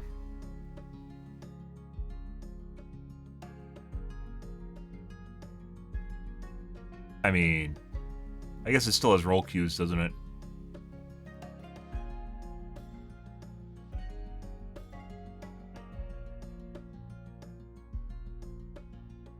$6v6 doesn't really work anymore because they buff tanks so much. Not that 6v6 isn't superior to 5v5, because it is. Just not in its current form.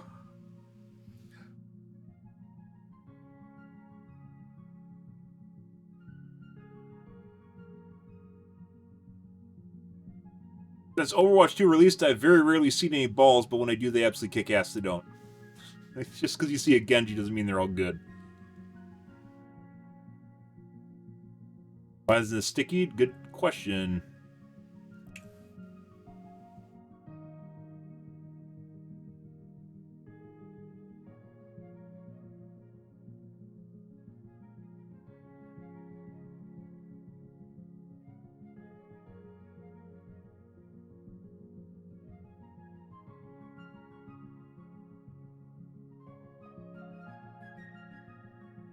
Damage area is spherical or cylindrical, not sure which. Definitely a sphere. It also goes to max map height. Well, if it's a sphere, it doesn't.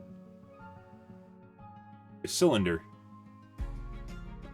Doesn't. I'm definitely pretty sure I've been above him and not gotten hit by it.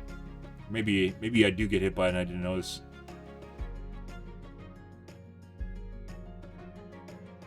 I do agree with Mercy's movement might have been a tiny bit too much, but it seems like a gross overcorrection. No, they did Guardian Angel what needed to be done to Guardian Angel.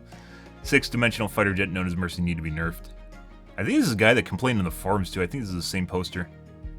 I started the post in the forums. Familiar? Okay.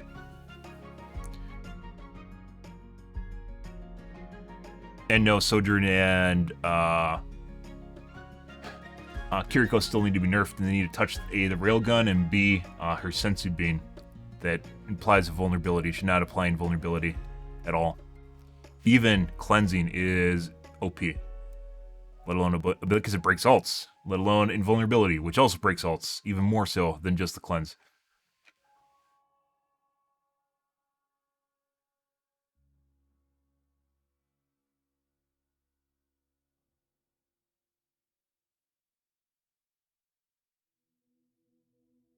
Okay. Alrighty. Good. We'll include this in the patch notes video too. Alright. Moving along. Cut some QA in there. Mercy cosplays. Everyone appreciates the Mercy cosplay. Classic skin. Oh my god, a booty? Is it a chick? I don't know. Wings don't matter. It's all about the booty. Purposely wore black clothing. Don't look at my booty. Look at the wings. I'm looking at both.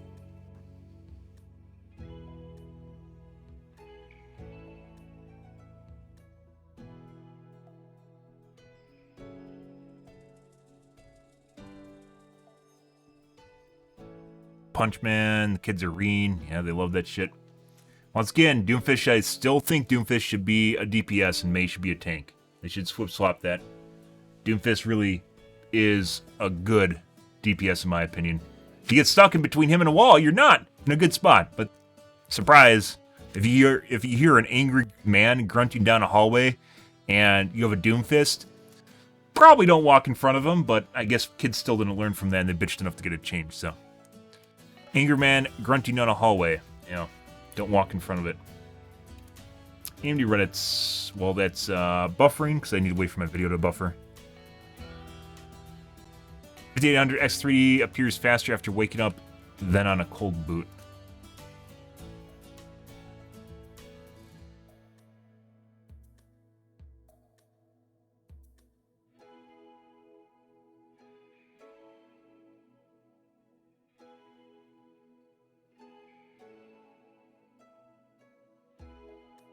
Uh-oh, people are implying that he needs to turn HPIT on.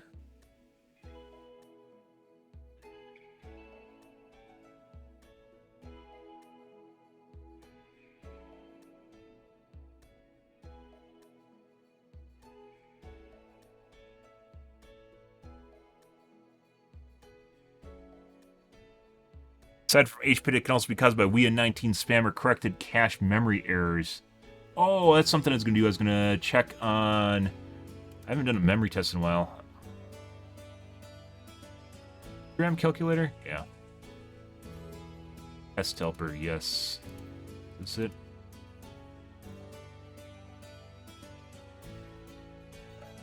Yeah. That's what I was looking for.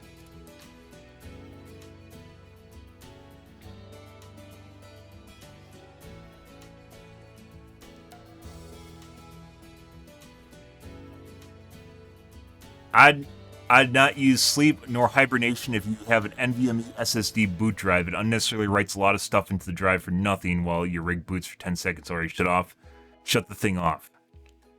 People still worrying about read-write cycles on NVMe drives. Let me show you guys something. I've had the same NVMe drive, a 970, for probably the last 5 years. Let's take a quick peek here. With hardware information, you can see the read-write cycle you have left on your NVMe drive. Let's go down here to my wear stats on my NVMe drive. Let's see. NVMe drive, where are you? By the way, I also noticed yesterday my NVMe, this is the ASIC temperature, was actually really high, it was around 84 degrees. I got a little heatsink. I don't think it matters, but I got a heatsink anyways. I am at 86% life remaining. There's going to be an electrical failure with my hard drive before the NAND wears out. I would not worry about that in any way, shape, or form. Excuse me. Yeah. There will more than likely be a NAND, electrical failure before my NAND. With all my SSDs, they've never reached the max life expectancy. They just die for some stupid fucking reason. Something in electronics goes bad. People worrying about wear stats on their NVMe drive have no idea what they're talking about. I'm pretty sure I got this. Oh my god, you guys can see my serial number there. Pretty sure I got this 5 years ago. Maybe even longer than that. Can I check? Did I buy it on Newegg or did I buy it on Amazon? Let me check real quick. Pretty sure it's 5 years ago. And I still have 86% of the drive left. That's going to literally last till forever. So, Samsung.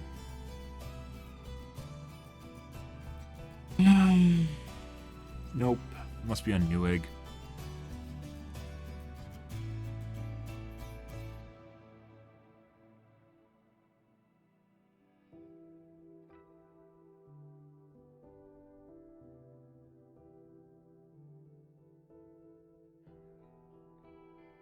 A while since I bought stuff on Newegg. Oh, no, that's the Evo. That's in my laptop. That was in 2018. Is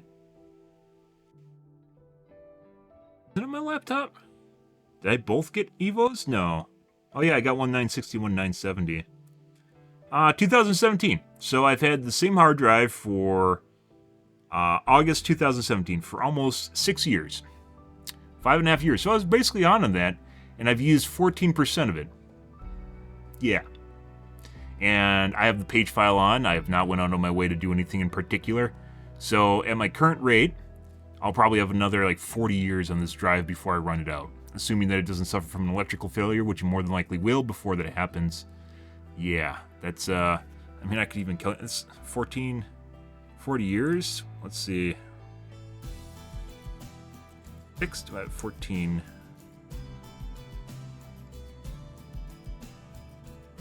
6. 2.33% per year. The 42. It was pretty much on 42 years, guys. In 42 years, 43 years, I will run out of life cycle on it, and they can still function after the life cycle. By the way, sometimes they get kind of wonky. It depends on what's going on with the drive, but they can actually function longer than the read-write cycle of the NAND chips. So, yeah, in 40 years. I'll have to worry about this. Like I said, Poster has no idea what the fuck he's talking about. Here every day, guys. Here every day telling you stuff that you need to know. And stuff you don't need to worry about. So, yeah, no. This guy is a silly goose. John, Matt, you're a silly goose. You read something somewhere and never put it into context.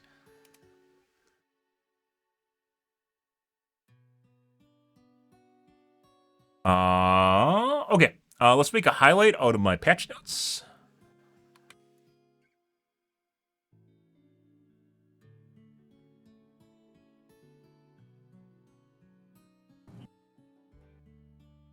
That's why I said 2. Dad! And my answer to that. I mean, there's a lot of people playing Hogwarts Legacy. We might in the future. Not right now, and it honestly does not interest me that much. It looks pretty cool. There's a lot of work that went into it, so.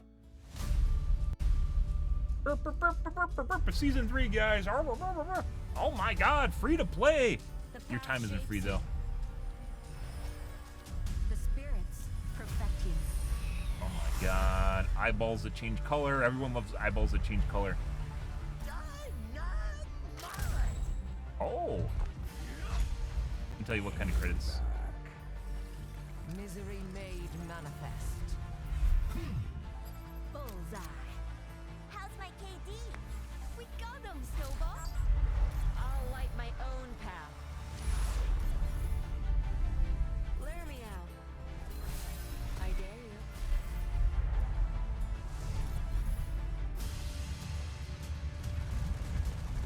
I feel unstoppable. I mean, risk is, so.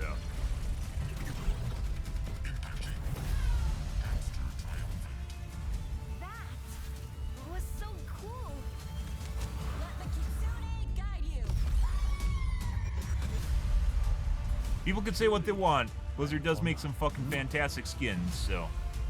But I don't want to pay money for skins! I know. And no, Sojourn and with all my thing off. I started to post in the forums. Black clothing. Oh my.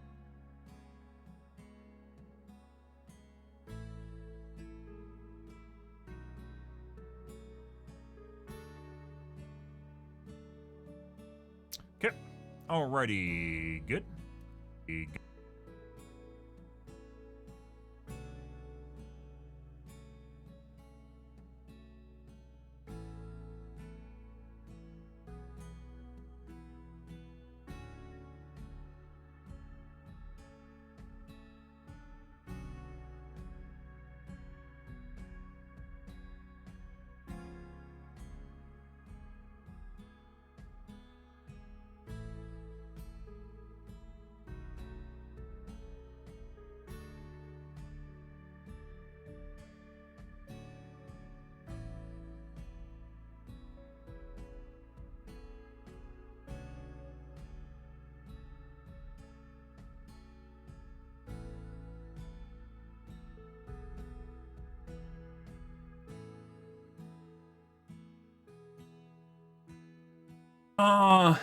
Wanted everything nerfed besides what made them invulnerable. Wanted everything nerfed besides what basically made them invulnerable, and she really needed nerfed.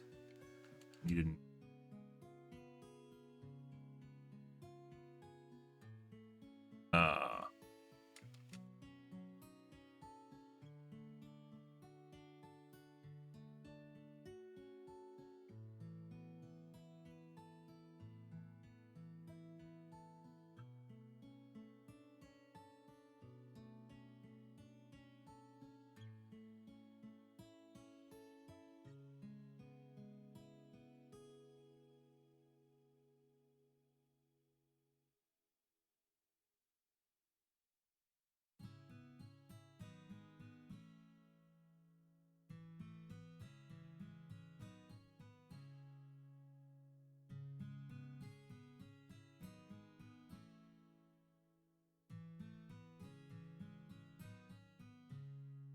Yep.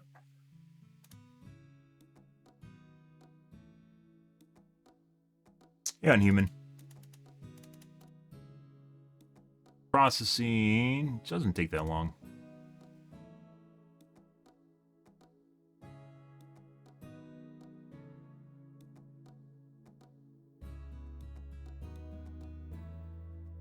You know, 50x all core load cooler than a core load. Yeah, because it's probably heating up one or two cores depending on the load, or 8 cores rather than 12 core x16. So that's what it does. It pumps more voltage into the chips to make them hotter because there's more basically TDP that can apply to the package unless you remove that. Which you can, the limitation.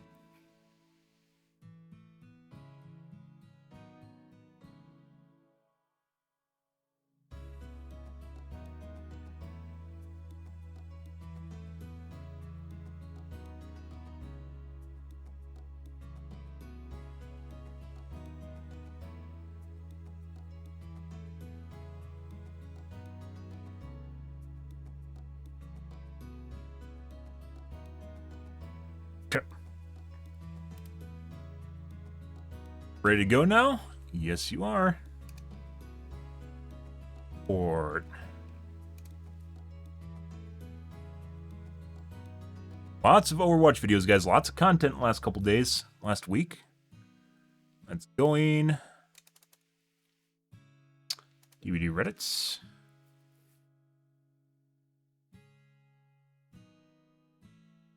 Quicker and cooler way to end the game. I don't know why it's toxic.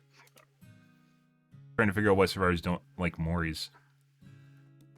Yeah, because they consider you having fun bad.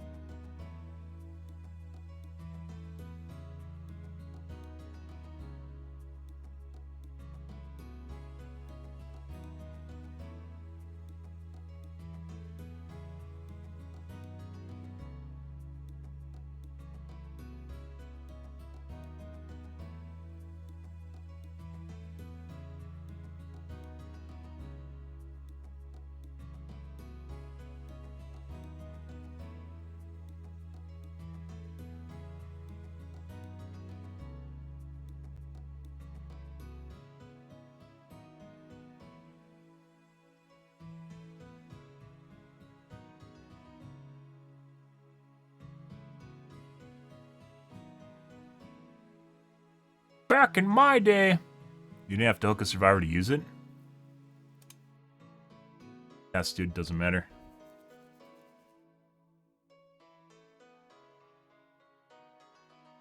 Don't tunnel for Mori. Yeah, don't do smart things, guys. Don't be a smart killer.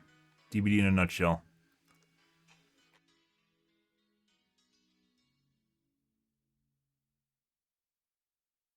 I think everyone's just tired of Myers. Myers is definitely not all over Dead by Daylight.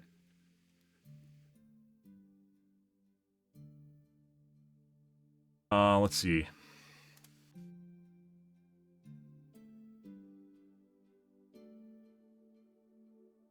Okay.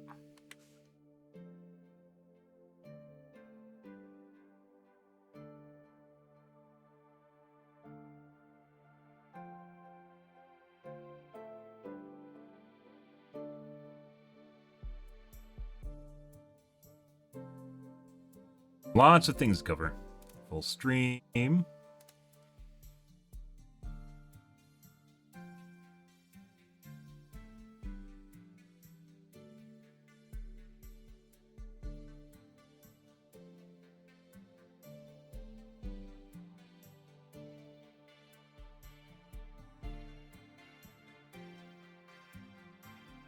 Publish. Yeah.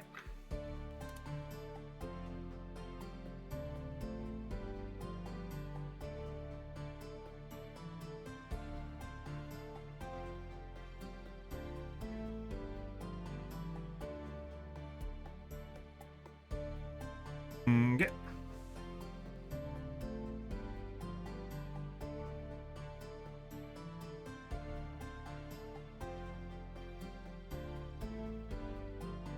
Fifth, 7th.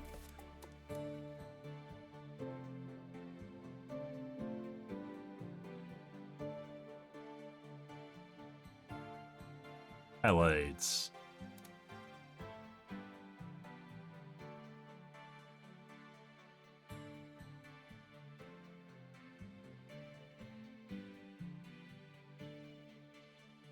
Cast, game dev.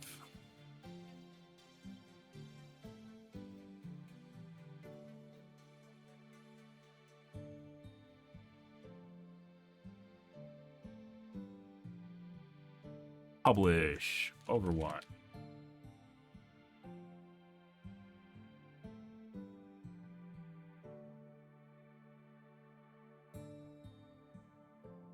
Mains don't like being nerfed. Surprise. Surprise.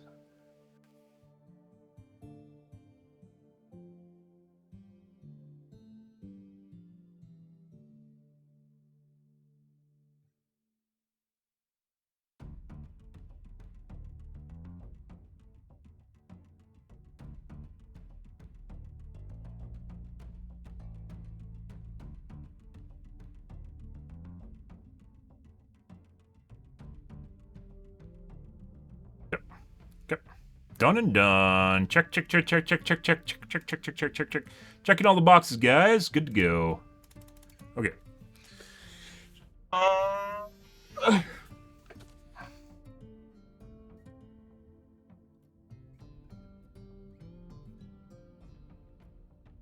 Shall we go to the Overwatch category?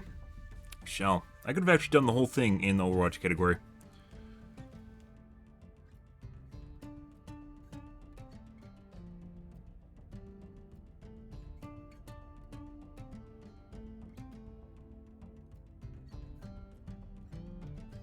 Okay.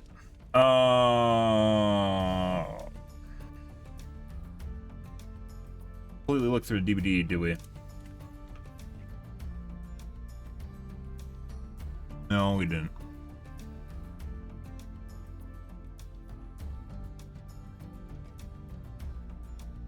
You're Hetty, she deserves some love because she's ugly? Yeah. Give ugly characters love. They relate to me personally. When you touch my hex? Boobas? Also looks very cold. Maybe Boobas.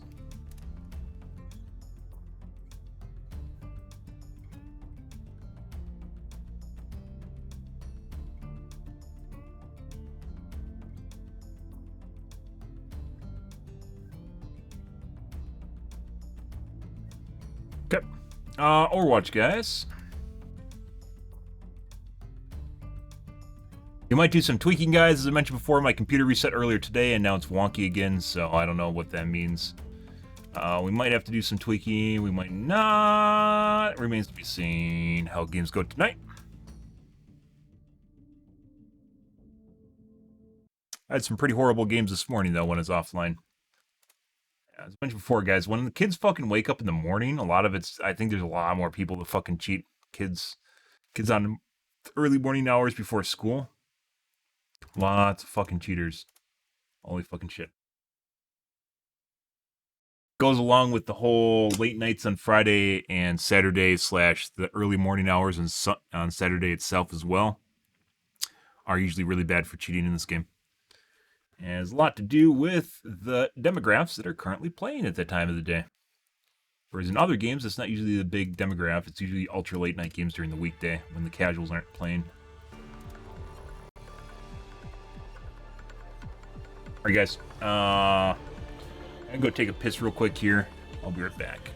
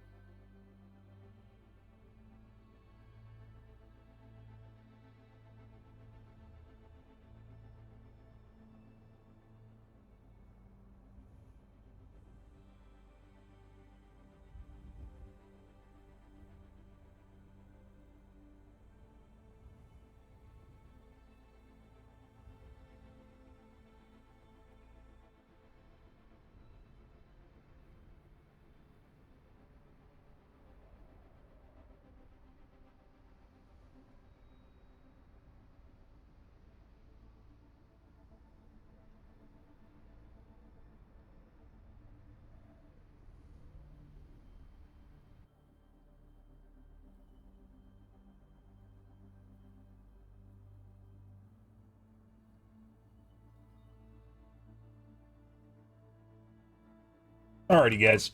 Sorry about that. I washed my glasses off and I was feeling kind of hungry, so I had a whey shake. It's out of nowhere. Probably could just had a PB&J too. Would have been even better. Didn't even think about that. That would have been a better option.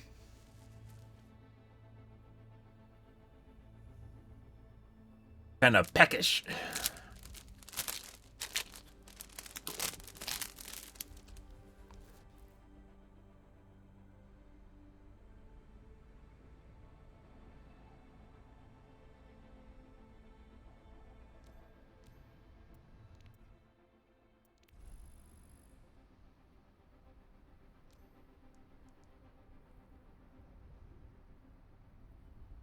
Mm-hmm.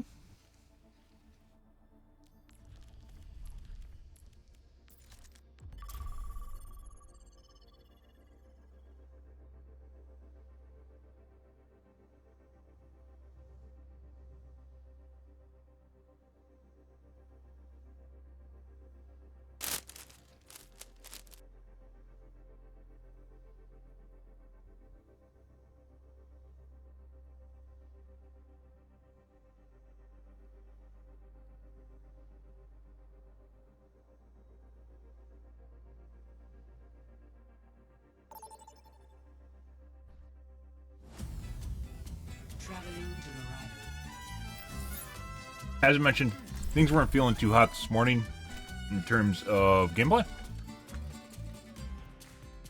So, see how it goes tonight. Probably just going to result in me just tweaking some options that don't really matter, that don't do anything. I think I'll start... Well, it's too late for this season. The new season starts on... Are you talking about Season 3? I'll probably play Season 3. There is always room for improvement. It's not even based on your season high anymore, so most people just don't even try at the end of the season. Because Blizzard's dumb. It's like all the veteran developers left, and the kids were all like, tee-hee, what happens if we do this thing our veterans told us not to do and didn't really explain to us? And then break a bunch of shit.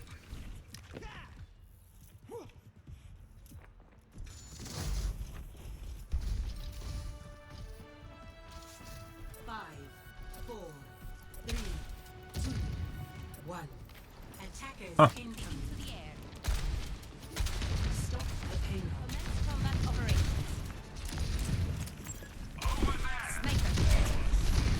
You ever... Nope. Going down. Guess she just used it to get away.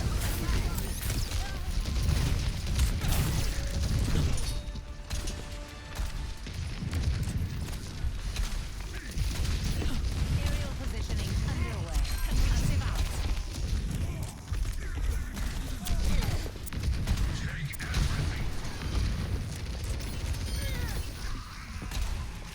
Missing teammates? What's going on here? There's an Anna somewhere.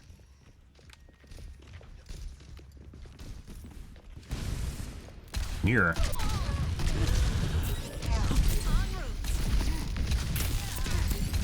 Somehow managed to hit that. Weird.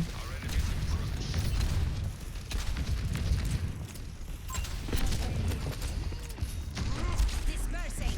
Increasing altitude.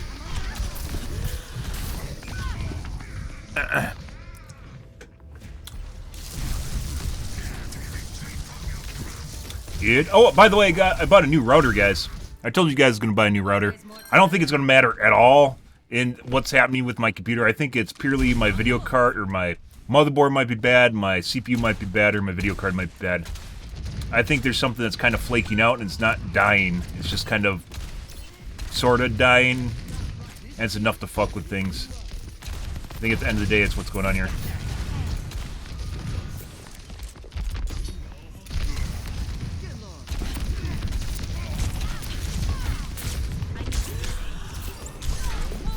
Sniper detected.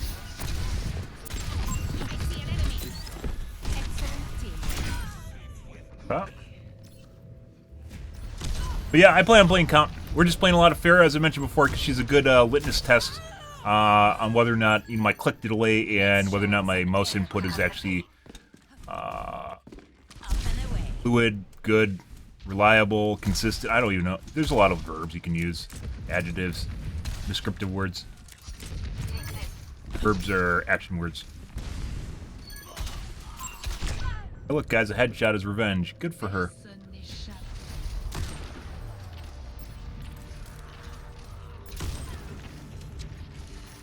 A sniper is Okay, my head's in the game. Gonna kill everyone now? After she got pissed off that I killed her at a weird angle earlier? Probably. Oh, I didn't mean to do that. Can you apologize? Is there sorry? There is.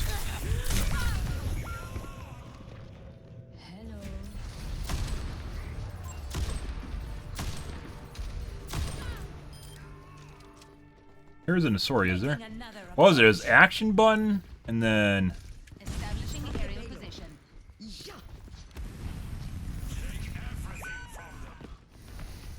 It was hold your pinky, and then push... Maybe it's not out yet. How the fuck does Widow hit me for 198 health, but not kill me? Like, she didn't manage to charge right? What? Seemed to know how much health I had. Very weird. Hence why he went for the hard-to-hit target instead of the one that was right in front of him. Because he knew it was one shot. Voice comms, I wasn't pointed out because you can see that.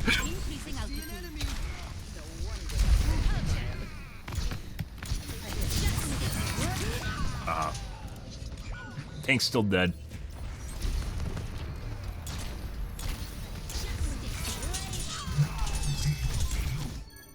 I don't want to talk about it.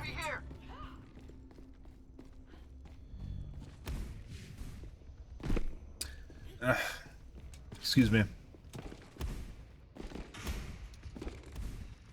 Up and away.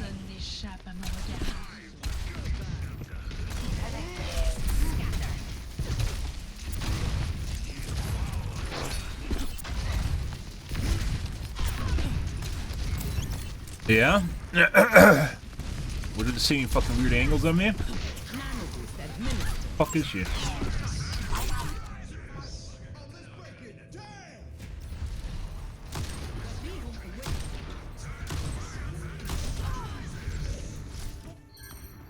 The skies await. How the fuck can this guy only kill me? Well, I just killed the tank, and then he killed Lucio. How the fuck can this guy only kill me, and then misses everyone else? Aerial positioning underway. Fucking no. And then he knew I was about to... I'm pretty sure this guy's cheating. He knew I was jumping up.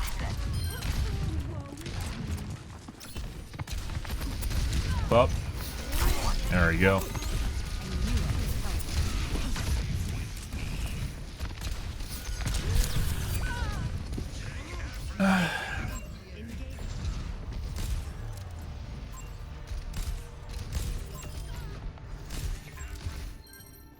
Returning to battle. There is a sorry voice line, but not in the radio menu. It has to be bound to a key. I don't understand that.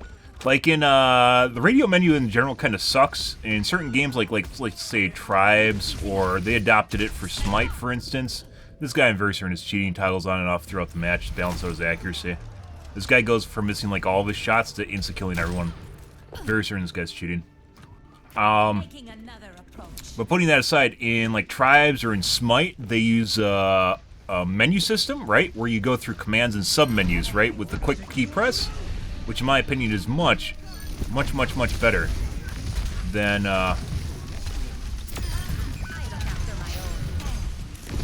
it's much better than, the radial system, because you only can so unless they do like a sub-radial system, which would be the same thing as a menu system.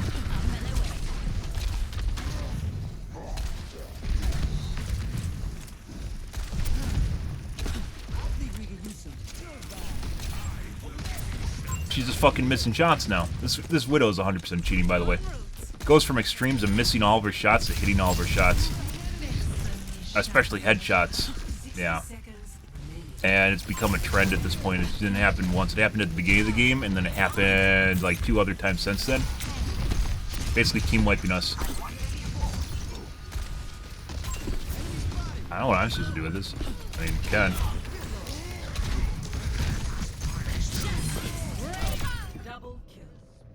And toggled again. Killed Lucio before that. He didn't kill that. She killed someone before that. I don't want to talk about It's on the kill cam.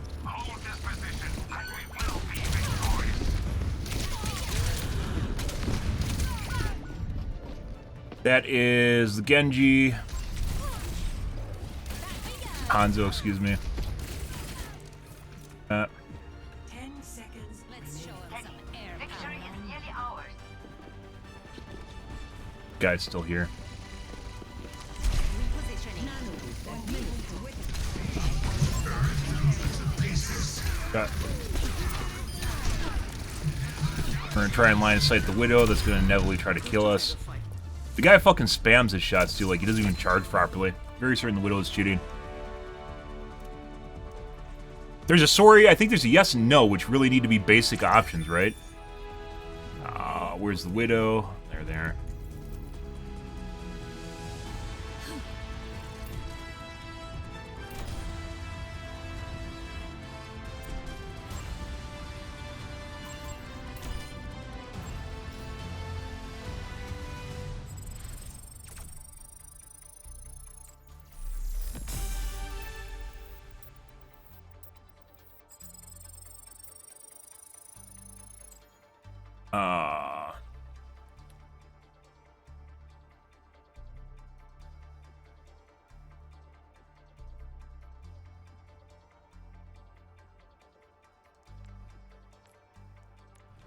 Good shit.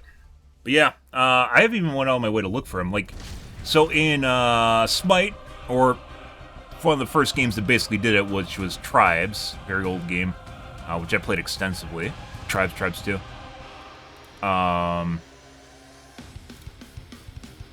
It was a menu where you basically go through a menu system and then have a sub-menu of commands, and basically you could have a shitload of voice binds between like 4 key presses, right? 5 key presses. It made it very easy to do, because you'd have a menu, you'd have a button to start it, which is, you know, like whatever your wheel is, and then you'd use the command through your, like, ASDF QWE, right? And you could just basically go through a menu system incredibly fast and make a bunch of really cool voice lines together. One of the best done systems, and Smite, who licensed Tribes Ascend, which was done by Hi-Rez, which makes Smite, introduced the same system into Smite, because it's a good idea. It's a really good system. In this game, I've seen people use yes, no already, and I don't have it. Like, here's a communication menu. This is what you're talking about. So you can change this from the looks of it. But once again, this is only like, what, 8 commands? I've bound to 4. Yeah, I didn't know you could actually change the radials. This is pretty cool. There's some that I'd probably get rid of. I have ultimate on X. I don't need this. Healing. I don't need either. No, this ultimate is on Z and healing is on X. Yeah. I don't even need these. Oh, if I get rid of them, it gets rid... There has to be an exclusive way. Is there a need healing? Need help, need healing. Like, I would bind this to an exclusive key. I like the way the need help, need healing command is used. Yeah, they have to be there. I mean, they're in the sub... So if you see someone point, like, go here, right? You can acknowledge it, but it is very convoluted. You don't have time to do that in the game, right? Like, someone makes a command... I don't even think Gather Up has a... Like, you can't, like, set waypoints? I think you can set waypoints, can't you? You can do, like, countdowns and stuff, but... Yeah. Very weird. I haven't actually went through and looked at that. I wanted to, because I was pretty sure you have to bind yes, no to keys, but I don't want to do that. Yes, no are basic ones, though, that you really need. But, like, some of these I don't give a shit about. Hello's just kind of a go-to. Acknowledge is kind of a shitty version of yes.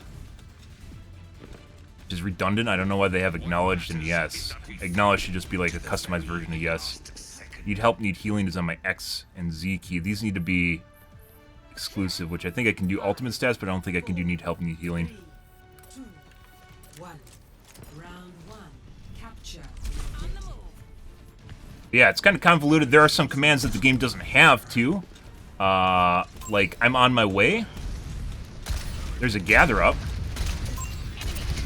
But there isn't, can we get her? Let's find out.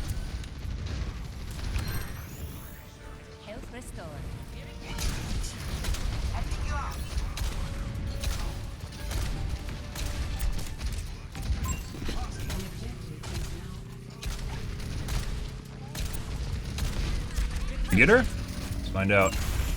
Nope. Enemy over here.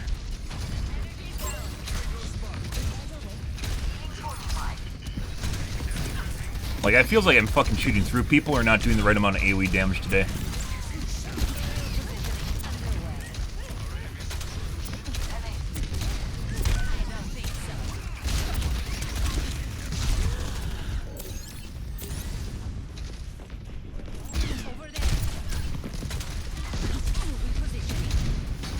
No, I don't want your rockets. Suck my dick.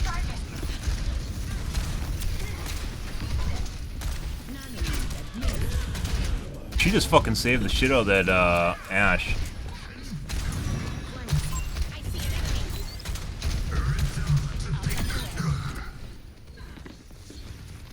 I boop him? No.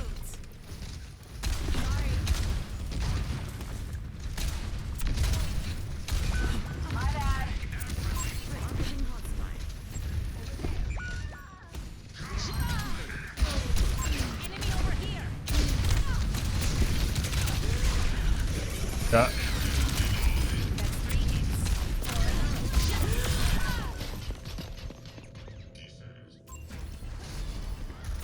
What is wrong with people? There's like literally 5 people around, and he doesn't want me to ult. Don't ult! You killed me! Don't kill me!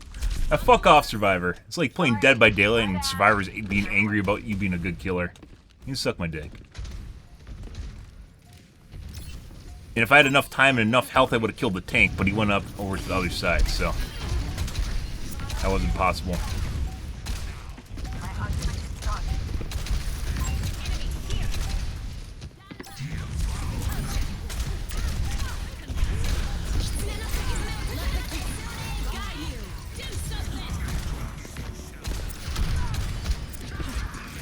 Yeah.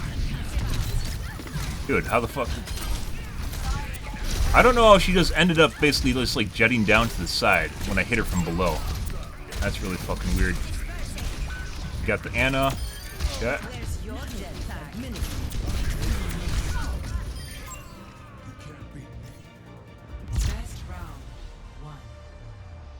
I do like how they added more when you hold the ping button. Yeah, it's like there's two. It's like there's 2 menus, one with the ping button and then one with the, and they don't really relate. Like, it's not like one's like ping sort of commands, like, you know, what you're doing, and the other's like a social menu, right?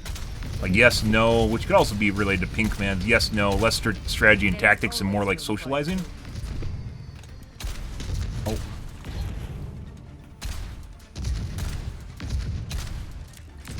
For the moment, we have a common purpose. Let's focus on that.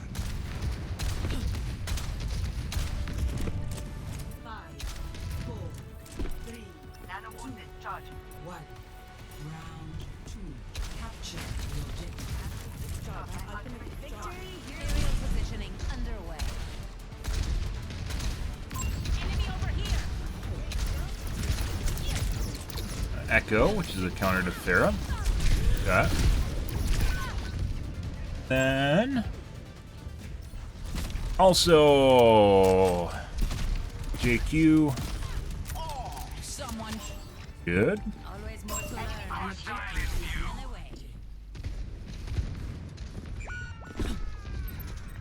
That's not good.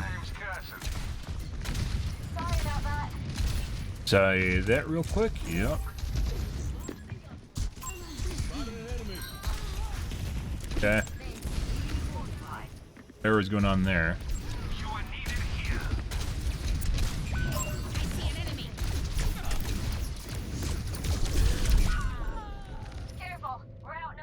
What? I was at half health. I just... That's so fucking random. I thought the Echo killed me. That's hilarious.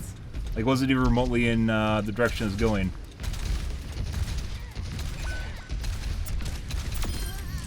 Yeah. Good.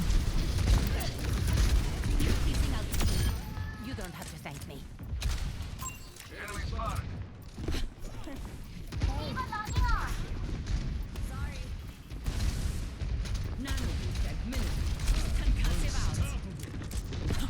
This.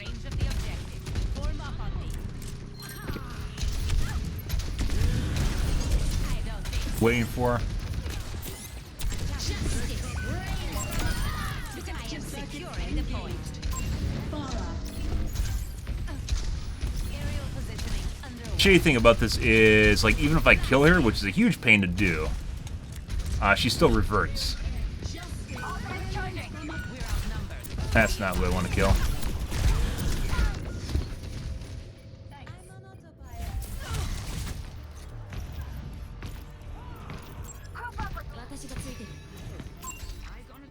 Good. I'm gonna shove them in a locker.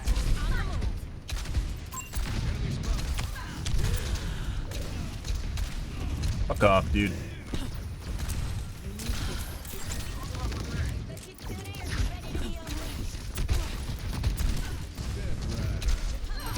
Let the kitsune guide you. Okay.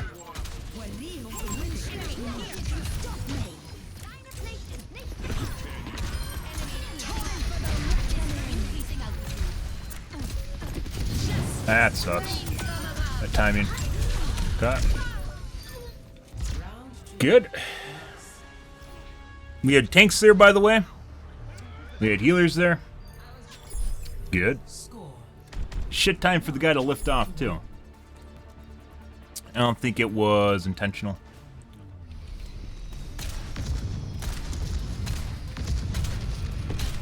Can't they get anything done without us? It's a full-time job being the capable ones. Good, good, good. Forget regulations. After this mission, I'm throwing a party. What an interesting hypothesis. 5, 4, 3, 2, 1. Round 3. Capture the objective. Aerial positioning underway.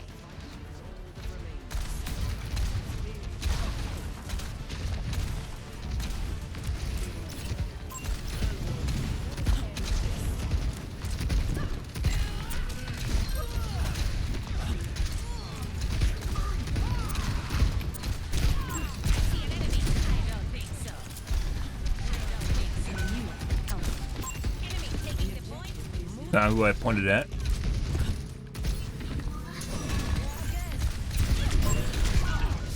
Yep. And he's continually on my dick along with the Pharaoh whenever the Pharaoh shows up. Scattered, mate. Returning to battle. Establishing aerial position. Yeah. Cool.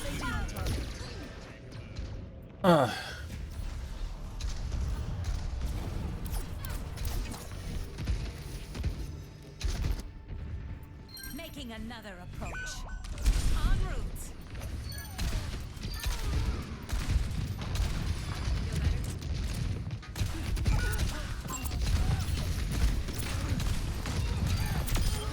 Switch. I am securing the point. Good.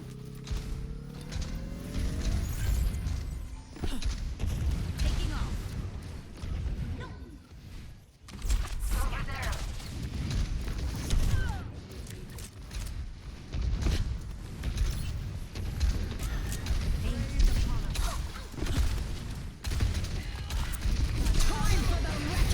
Activating self-destruct sequence.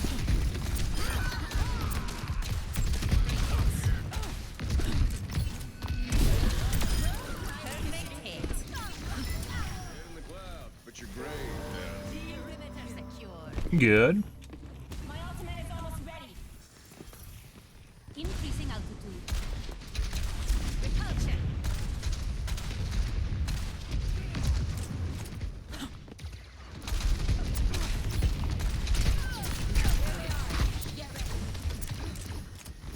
Taking flight. Join me.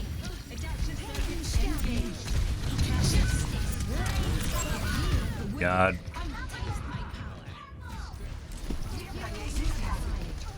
Justice reigns from above. Always more to learn. Aerial positioning underway. Objective mine. Surrender to my will. Taking hold of the objectives.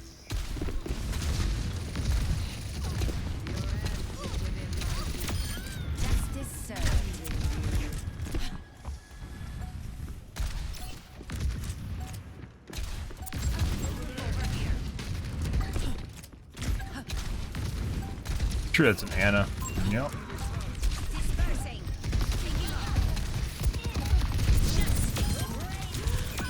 Yeah. And they got the Mercy, so they aren't rezzing the tank. That's why I held on to my Q instead of wasting it on a DPS. Because killing a Q is a big deal. Good. Killing a Q, killing a tank's a big deal.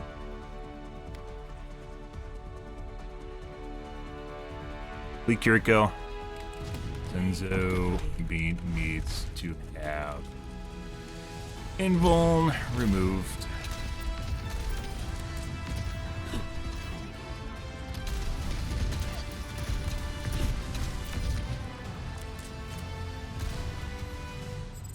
Good. I don't know why that took precedence over my Q that killed the tank that basically decided the game, but you know, whatever. That's fine. You know, gotta have more variety, right? No one wants to see Qs over and over again, especially the fucking Overwatch forums. Fuck off. Variety is one thing, but majority of the games are decided by Qs, and that's a really big deal. Regardless of what people think in their mind and they want to see. Watching a Hanzo shoot someone from across the map isn't all that interesting, to be perfectly honest. Go put it on Reddit. Kind of silly. It's like fucking knife kills from Call of Duty where someone throws a knife across the match and it happens to hit someone. I describe them as lightning strikes, right? Because it's so random, so RNG, it just happens out of nowhere, like winning the lottery. And it's not really all that interesting because it doesn't really change much. Strike from above. I'm eager to see what Hey look, on this mission. hey look, someone threw a knife across the map and it happened to hit someone. Yay, highly skillful. You're like, maybe not. We must all find a cause worth fighting. There's a cheating widow from a game earlier. You're still hiding. When are you coming back for good? I'm trying very hard. Please be patient with me. I've been patient for years. What's a little while longer?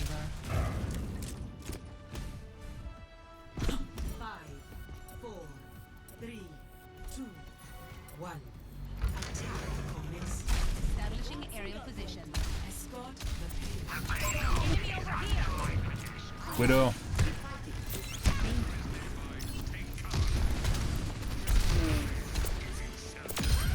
Don't mess with my family. Widow apparently got a little bit excited. We're gonna see a revenge killing here in a second.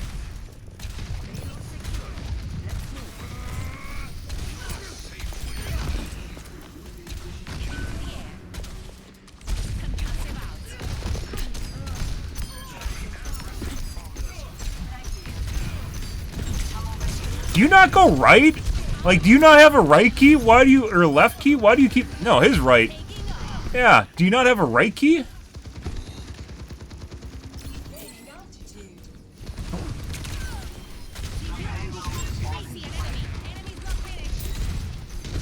She just kept strafing the same direction even though he wasn't going to basically where he needs to survive.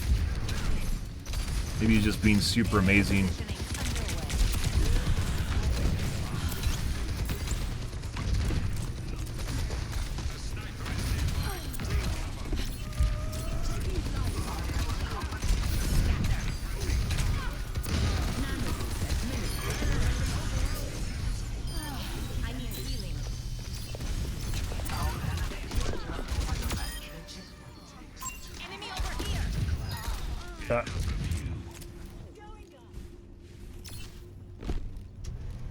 Let's see, NVIDIA Reflex off. Just curious. I heard Catfree has it off, so I was like, why not? I've had it on forever, and I thought maybe it'd make the game smoother or something. I don't really think it matters at all. So you could try turning it on off. That's what I'm doing right now. I think the end result is you want to have it on, but maybe you don't.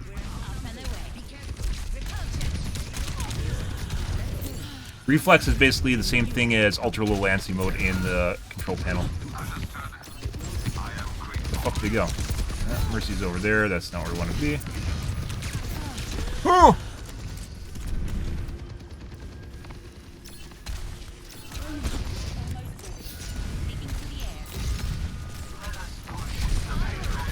works.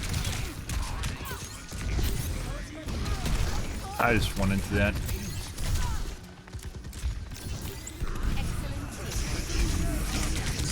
Okay. I just went into his ult. That's not where we want to be.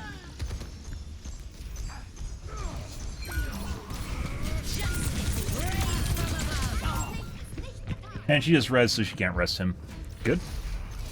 But yeah, anyways, I just trying stuff because I can, and I think what I really need, as I mentioned before, is I need a reflex analyzer, which is going to be part of a new monitor I buy, or which is more user friendly than the existing ones, but.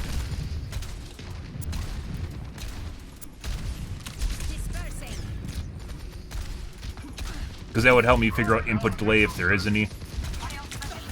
So I can put a label on stuff I'm feeling, or help put a label on things.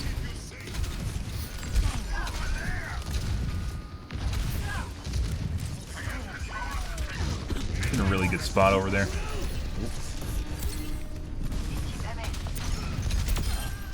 Cut. Cut.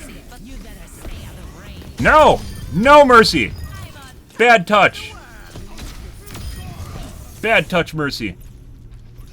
But yeah, anyways, just trying it. I think the ideal option is you have reflex and boost on.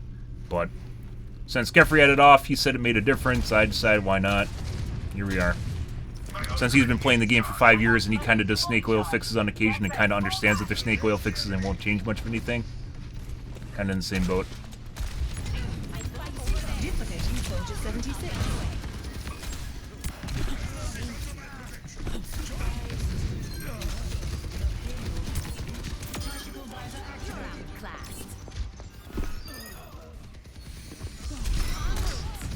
Why would she res someone in that situation? Like Mercies are kind of masochistic.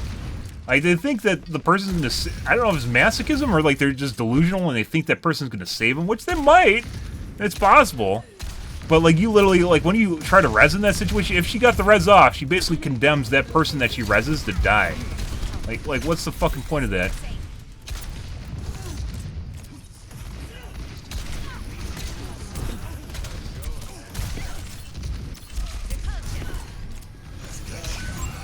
Uh-oh.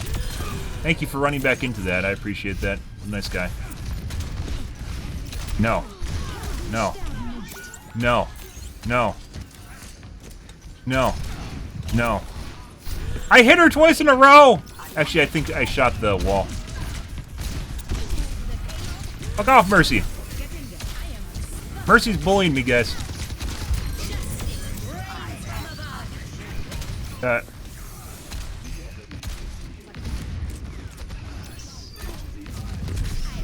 Get her? Bye.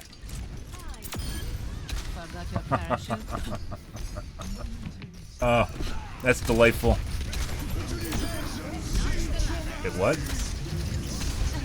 How do you do that?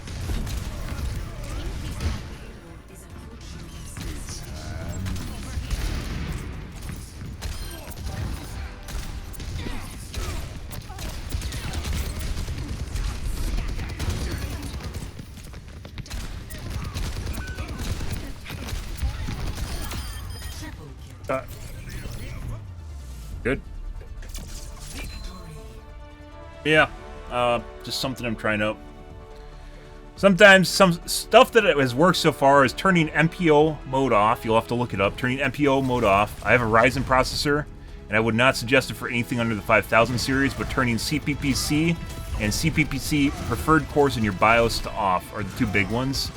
And also, I don't know if it helps or not, but you can flip disable full screen optimizations on or off on the EXE. Also does something, I don't know if it's good or bad, and I still have not come to a conclusion on whether or not I like it on or off. Because it actually feels different both directions. Also, this guy right here, disable high precision, enable high precision mouse input, is weird because it's supposed to help your aim, and I don't know if it does. It actually feels like having it on makes it worse, and I don't really get it. I think it helps more when you have lower FPS. It basically unhooks your aim from the FPS. This guy right here. And maybe if you have uncapped FPS. Oh, also another thing that helped a lot was using RTSS to cap my FPS. You'd have to figure out personally what works for you. I have mine for 360 average, and then I also changed the method it uses to back-end sync for how it caps FPS. Feels much better than the either NVIDIA control panel or the in-game one. The in-game FPS limiter is atrocious. Absolutely horrid. NVIDIA control panel is better. Best is definitely the RTSS though. And it even shows up. It shows like my 1% will be much lower, or much higher than when I'm using either NVIDIA control panel or the in-game one. Even if I set it for exactly the same limit, it will not be the same. Couple big ones that we figured out. There's a lot of doodaddlies and just stuff I've been turning on and off and doing stuff with it, as you guys know, but it doesn't all seem to work.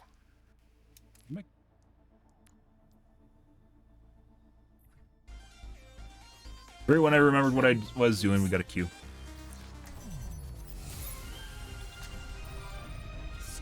These guys are getting dicked on by a sniper. Probably means they're cheating.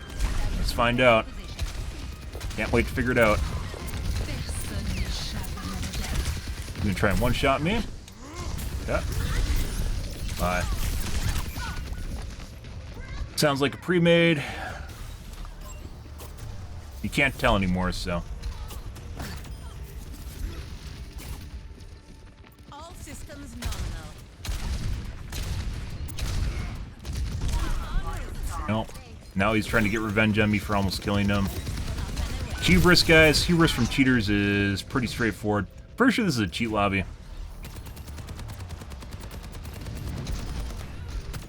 Yeah, I'm very certain this is a cheat lobby. We'll see, though. Might as well get some footage. Pre-made and cheat lobby. Oh. He missed one, though, didn't he? He missed right there.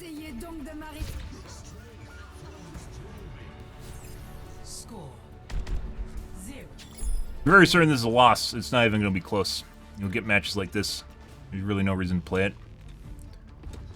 No wonder the other guy left. We'll see, though. I said it's a pre-made mainly, particularly because immediately when I showed up and I was harassing the Widow, they immediately all got on my dick at the same time, including the tank. So they're all on the same page. And I'm guessing they don't have esports comms in quick play if they're a quick, you know, just a random group. So. See.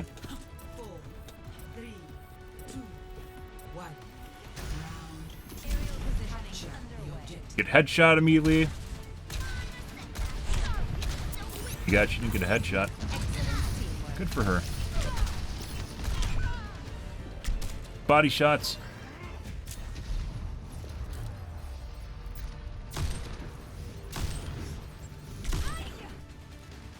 Shake it off. I think he was looking through the wall there, but he might have just been strafing out.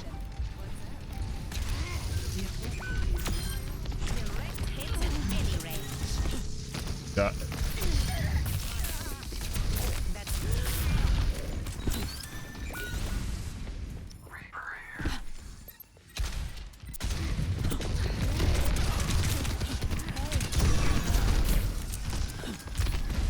Want my D.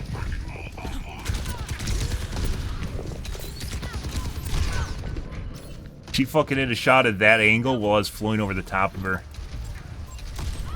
By the way, going over your central axis is one of the most difficult things to do while trying to aim well, because it doesn't. You can't flick that. Like when you go up and you do that, you can't flick that. It doesn't work because it messes with your axes. So when you see shit like that, it's usually an aimbot.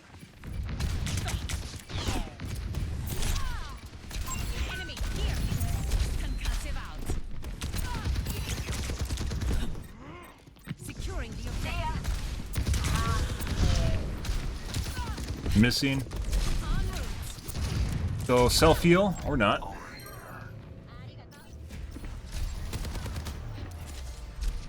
Yeah, there's a lot of shit that's broken in Overwatch 2. Overwatch 1 was almost a flawless experience in terms... Apparently they changed the engine a lot. Overwatch 2 was almost a flawless experience in terms of performance. So. Monkey in there? Hi, Monkey! He should come out here again. Yeah.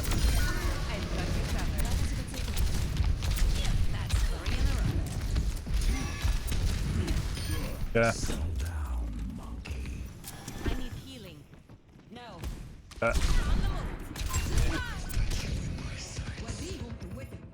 Yep.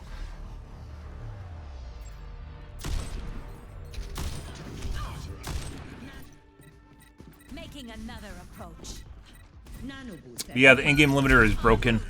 The NVIDIA control panel limiter is very easy to use. That's just looking into it. Curious? Bye.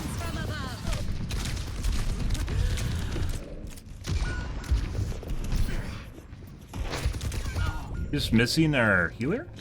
I guess they killed our healer. Yeah, he's cheating. He knows exactly where it's sitting. Yeah.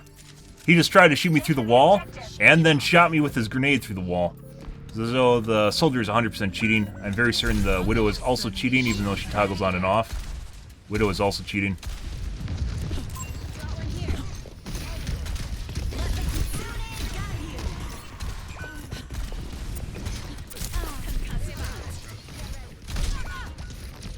Soldier's definitely cheating, though. That's a dead giveaway there.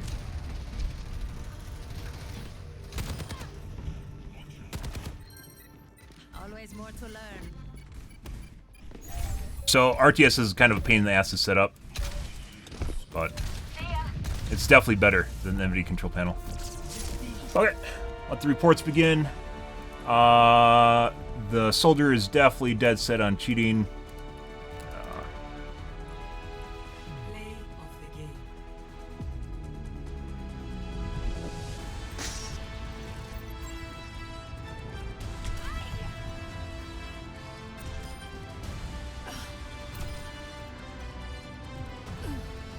Is he the one that... No, that was the Widow.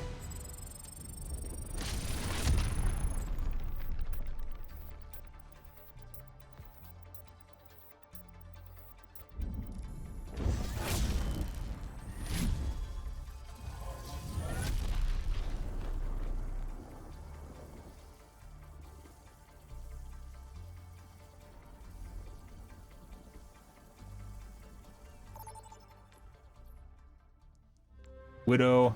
Welcome to reality. Prepare your defenses. Select your hero. Yeah, that's well, Widow, I'm pretty sure is cheating. The soldier is 100% cheating, based on what we just saw there, where that guy tried to shoot me through the wall. He thought I was moving, and he didn't realize I was just basically standing still, and he kept trying to shoot me, thinking I was going to move up from the wall, and I didn't because his aimbot was locked down to me.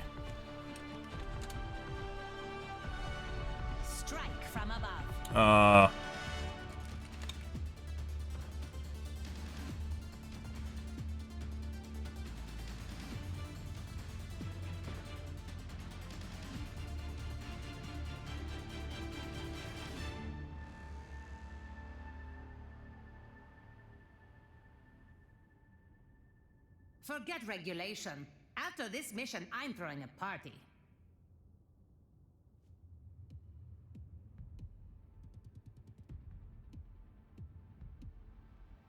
My greetings! 5, 4, 3, 2, 1. Attackers. But yeah, that soldier's definitely cheating. More than the Widow. Widow, I'm very certain is cheating, but the soldier's definitely cheating.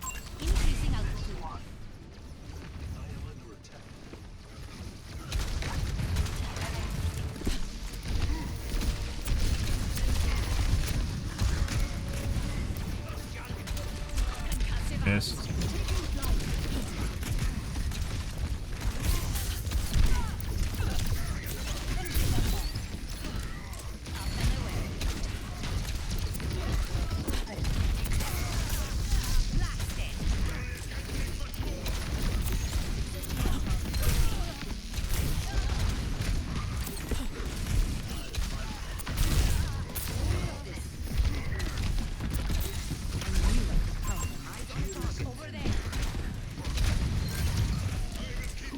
Dead.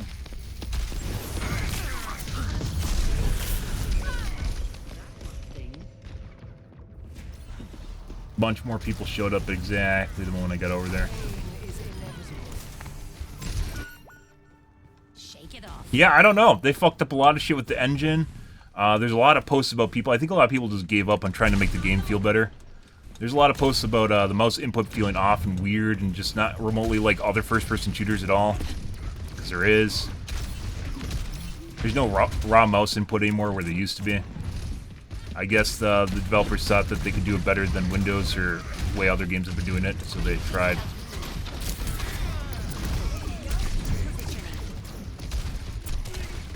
Over here.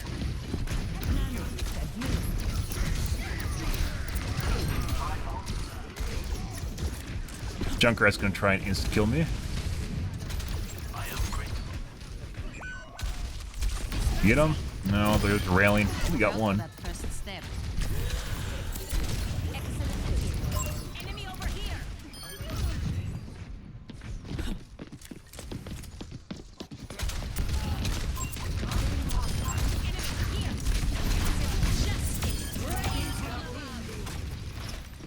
Did he just try to ult? No, he didn't. Okay.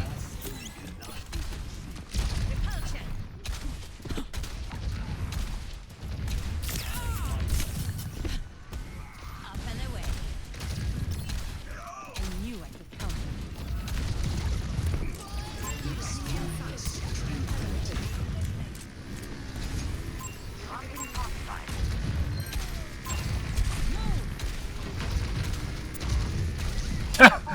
He really fucking wanted to come for me.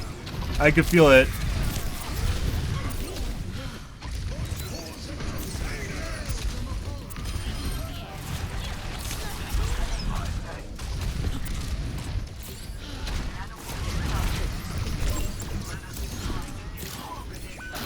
Fuck you!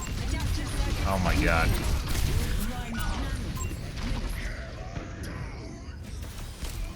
One of the best ways of dealing with a six-dimensional fighter known as Mercy or Echo is when they try to combo you, is you just land on the ground and wait for them to use up their cooldowns. And you just 80 strafe and do an oval, and it's a good way of fucking up their aim. Even though it's humiliating because you're a Pharaoh and you're supposed to fly, it doesn't work that way, so. Because Blizzard doesn't want it to work that way, so it doesn't.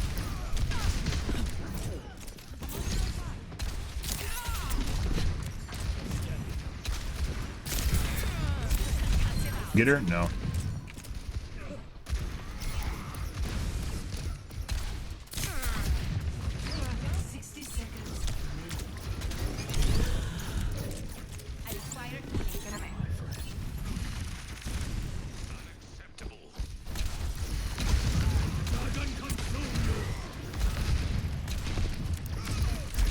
Hit anyone? Let's find out.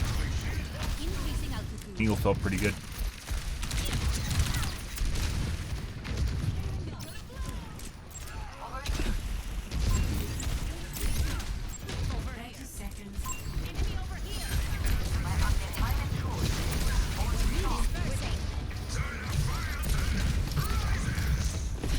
See it.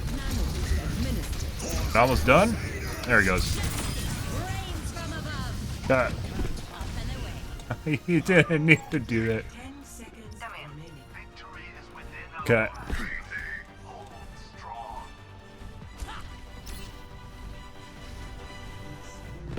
Okay.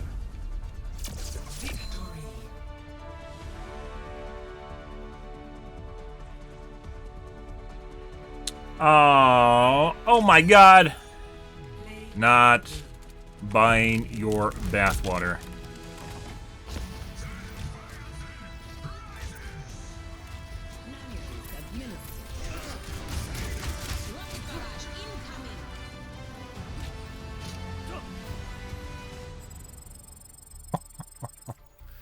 Okay, also for some reason this keeps glitching out. I don't know why. That's something new that's happening to me. I don't know why. Very weird. Let's go back and take a look at our game so far tonight. 10. Stop. Why is it doing that now? See when it starts glitching out like that? That's something new. 516. Once again, I think my video card's dying. I'm pretty sure my video card's dying. 3710. Actually, it looks like it wants to go over here. I don't know why. I haven't changed anything. The new bug, 5120. That was with the cheating widow. That's pretty good.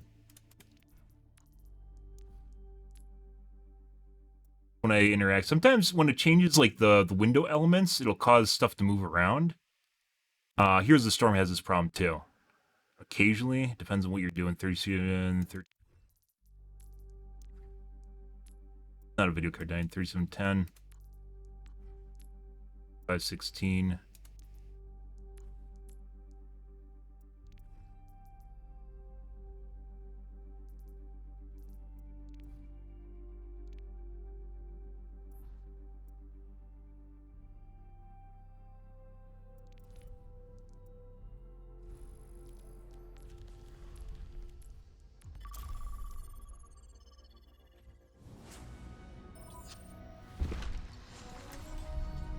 Strike from above.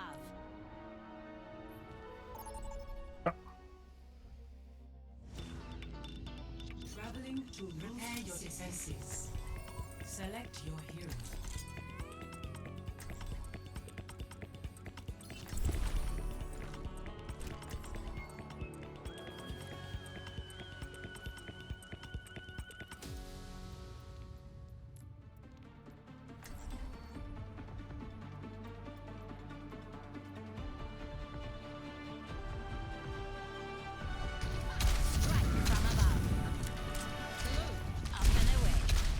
Each day I grow stronger, yet the man in the mirror never appears to change.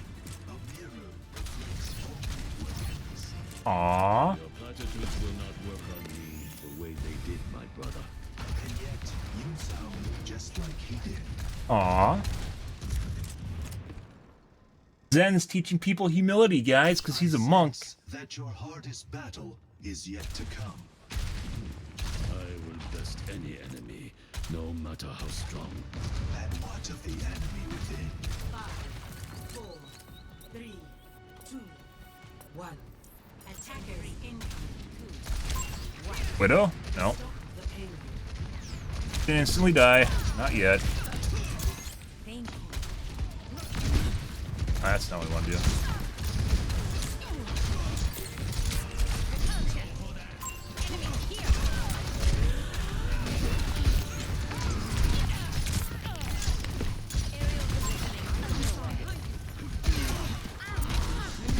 Ah.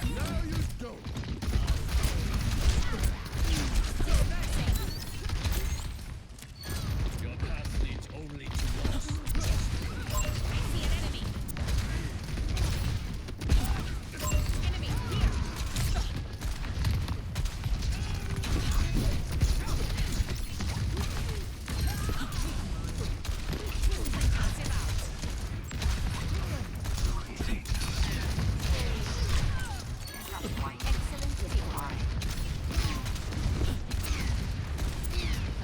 I actually miss playing HOTS. I played a lot of Overwatch, and I haven't played HOTS since I started playing Overwatch. Giving me that combat aspect. I feel like Baptiste is actually trying to kill me now.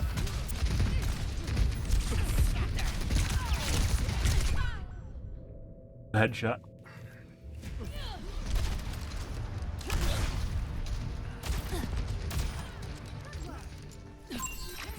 Is that going to be the beginning of the toggle? She missed a shitload of shots at the beginning of the match.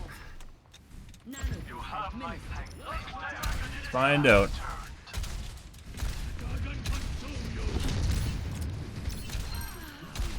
The game does feel smoother with reflex off, by the way.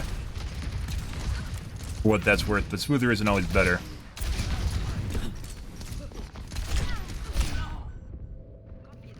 Hey guys. Literally standing right next to the healers, guys, and died. And I bet they thought I was somewhere else in Never Neverland. Always more to learn. Establishing aerial position.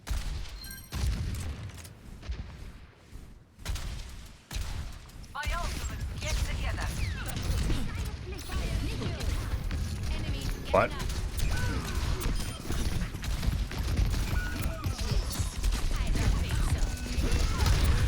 That's not good. Baptista started hitting a shitload of shots, though. Jokes aside about the Ashe. Okay, my head's in the game.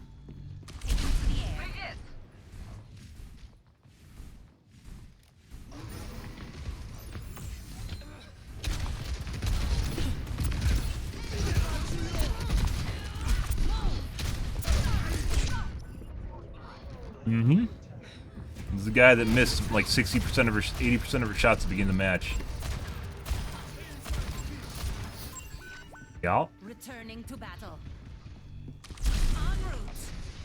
We'll see. Plenty of match left. We're outnumbered. Be advised. Can't fly over that.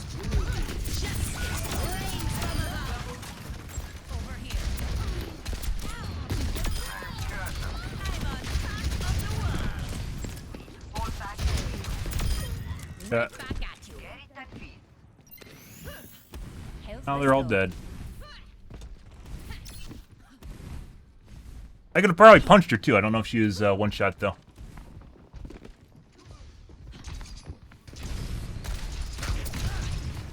And there's gonna be renewed interest in killing me now because I killed everyone.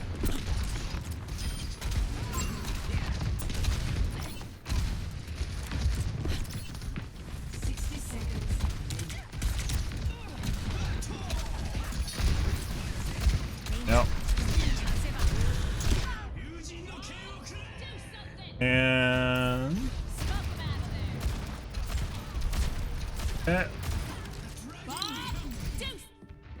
Making another approach. Repositioning. The payload has reached the checkpoint. I require establishing the aerial position. he's a fucking knower for some reason. That's kind of weird.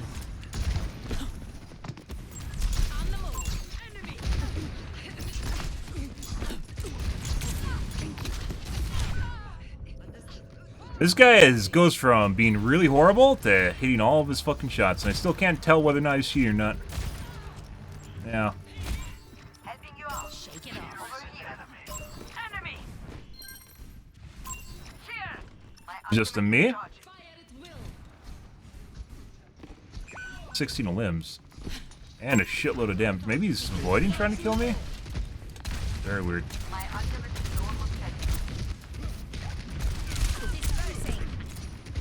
Doesn't miss either. He knew it was one shot. Let's see if I was pinged.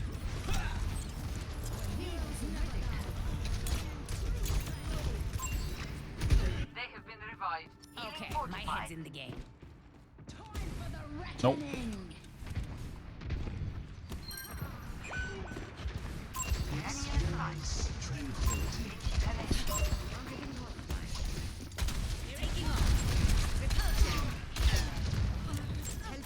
Like I said, it literally just goes from missing all of her shots and then she hits all of her shots.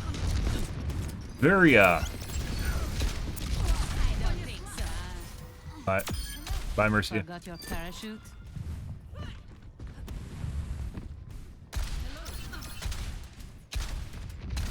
Do you have Zarya? No.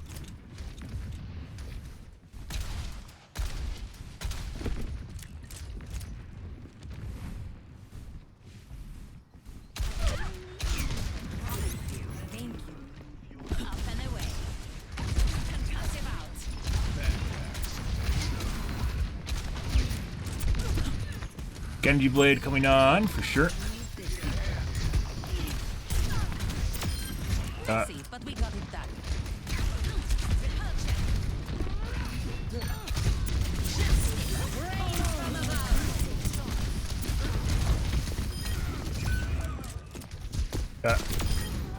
You're outclassed. Taking to the air. 60 seconds. Good? Now, once again, our friend here, Ashe, has not gained in a limb since they pushed through the center. You think all of a sudden she's going to get really good again?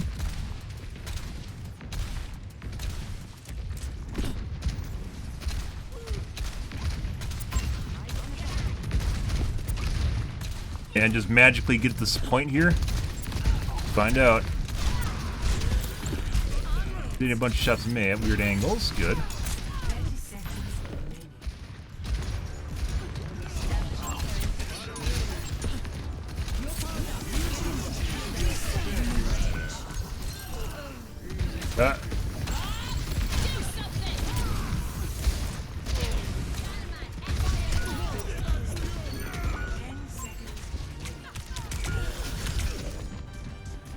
Oh, she took the fucking med kit. Oh.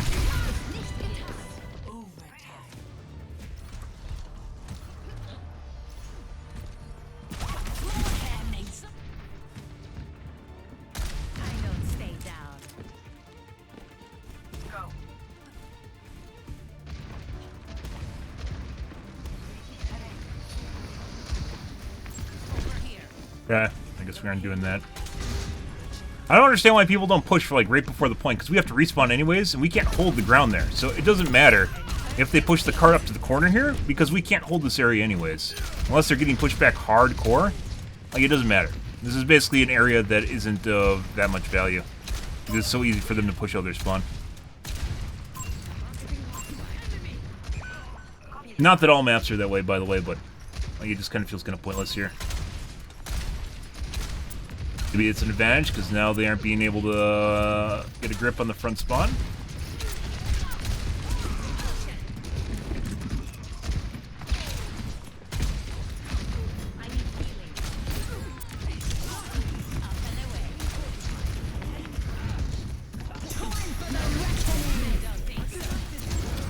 Yeah.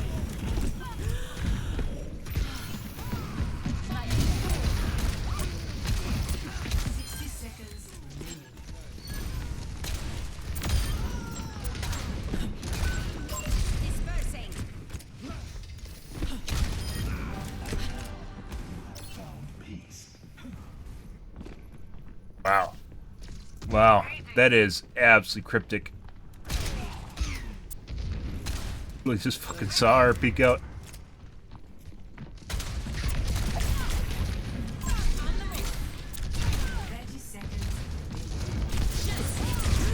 Oh no, I didn't have an angle.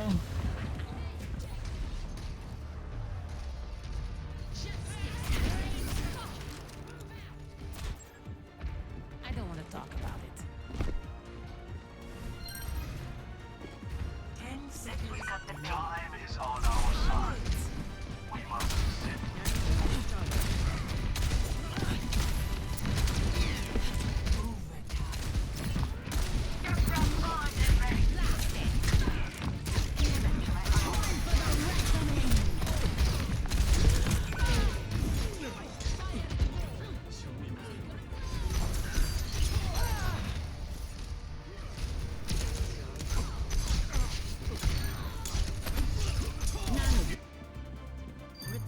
I don't know. I probably, if I saw the Ash wall look at me through a wall, I definitely would have reported her. But I guess she just got a good streak going, and that was it. Don't know.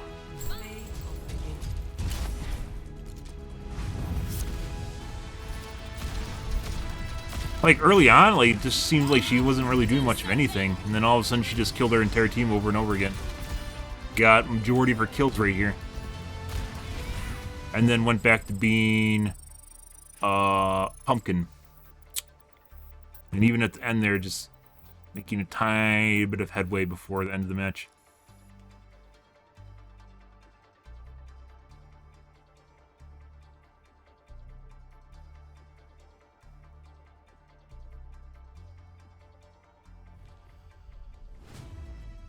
Traveling to Dorado. Prepare your defenses. Select your hero. But yeah, it does feel different with reflex on or off, and maybe the smoothness, because it like sacrifices like maybe like 3 frames, which actually doesn't even matter that much when you're running at really high FPS. Particularly because those 3 frames are like no time at all when you're running at 360 FPS or 240 FPS. A tiny bit of buffering isn't really that big of a deal. When you start getting more towards like 60 FPS or even 120, matters more. 5, 4, 3, 2, 1. Attackers incoming. I stand with you. I see an enemy. The payload.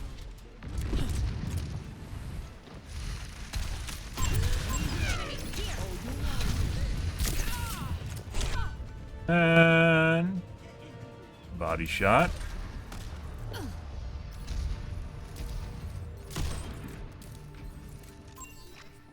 Returning to battle. An enemy comes. Establishing area position. Hostiles approach. Hostile in view.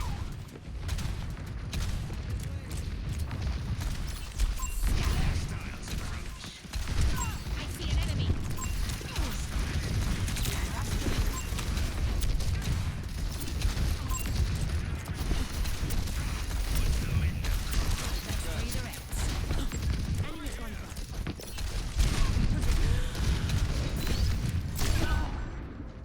Oh yeah? With a pop shot.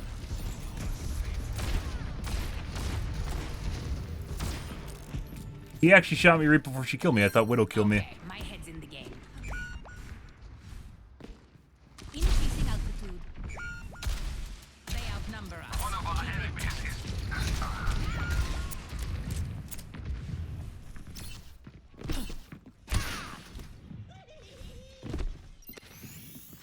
Health restored.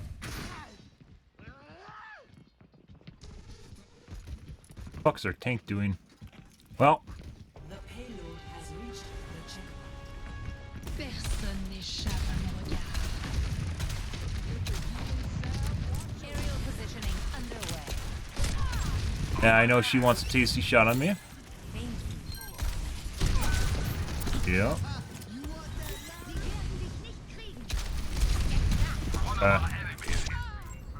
And a pop shot again.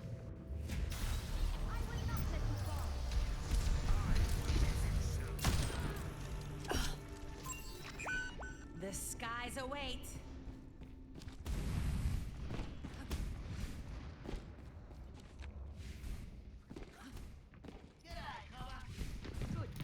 Taking to the air.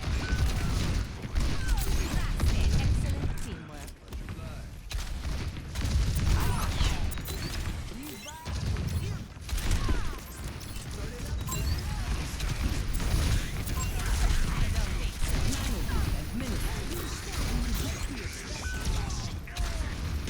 What are you doing?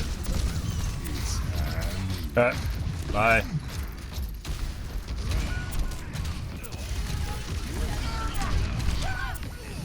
And the Widow again.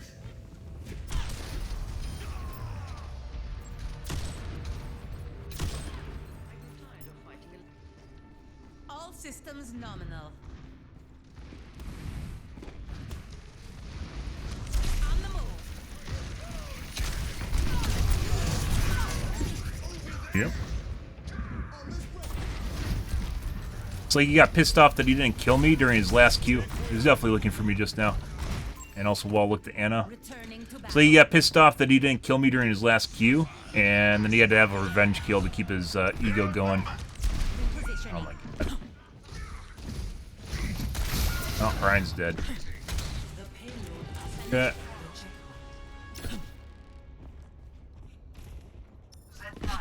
You can feel a pop shot coming on right there.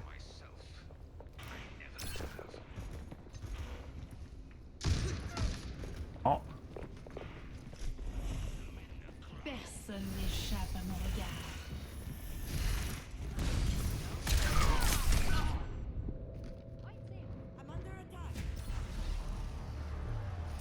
His count? No, it's just people cheating. That's the way it goes. I don't stay down. We're outnumbered. Be advised. I can't even get a chance to use my Q. Is what they're looking for. Very certain the Widow's cheating at this point. The McCree also definitely cheating based on him while looking earlier. That's the way it goes, so. Yeah.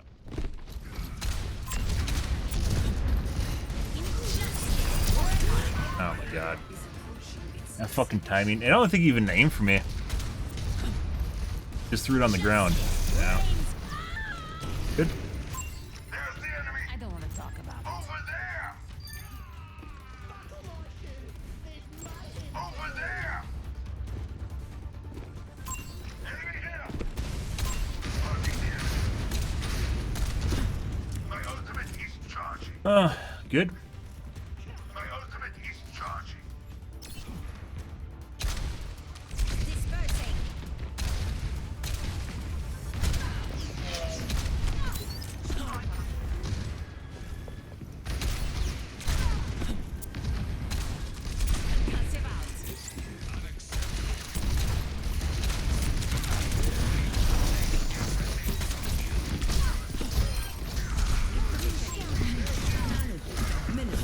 No.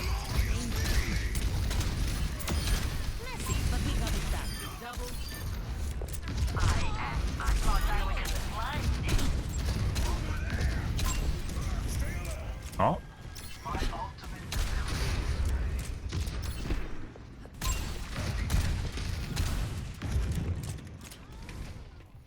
Establishing aerial position. My ultimate is charging. Alrighty.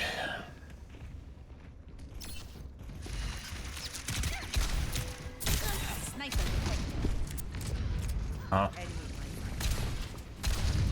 Dispersing.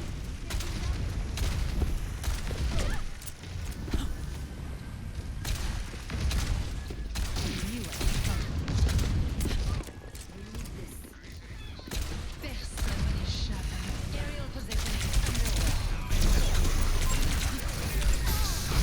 Yeah. I guess he really has to fucking kill me. Oh my god, I don't know how the second one went through her, but it did.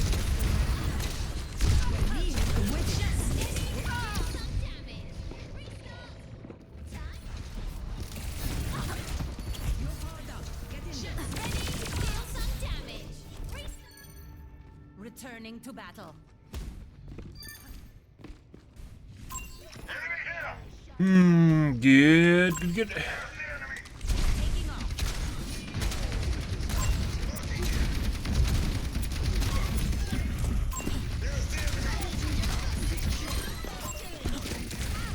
I don't think so.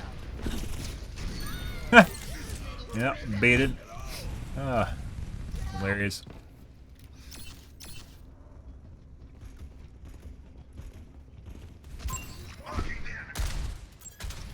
That is the Widow.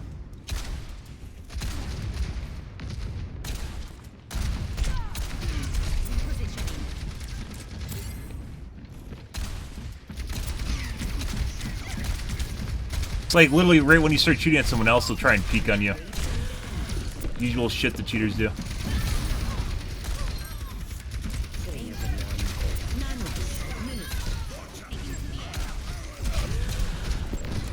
No, nope. No, she's trying to finish me because she has a complex, and then she died because she overextended while trying to kill me. Good. You could hear her use her coach gun right there while trying to get a shot on me, which is when I went down because I knew she was going to try and overextend again. Cheater logic, guys. Good for them.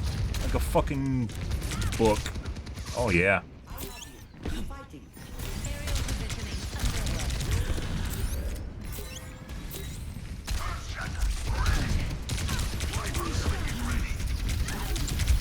There's the Armada again.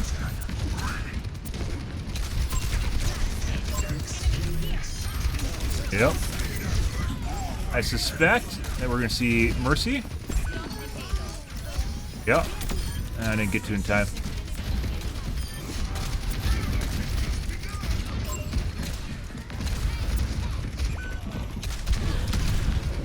Huh?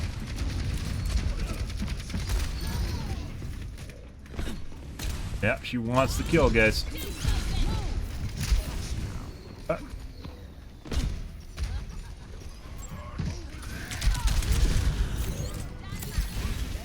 Yeah, she wants the D. You can feel it. Oh yeah, they're all on me too. Good for them. Oh my god. Oh, that's hilarious. They're trying so hard to kill me, like they're willing to impale themselves on my teammates in order to try and kill me. It's kind of weird. I'm not exactly sure why, but that's what they're trying to do. So.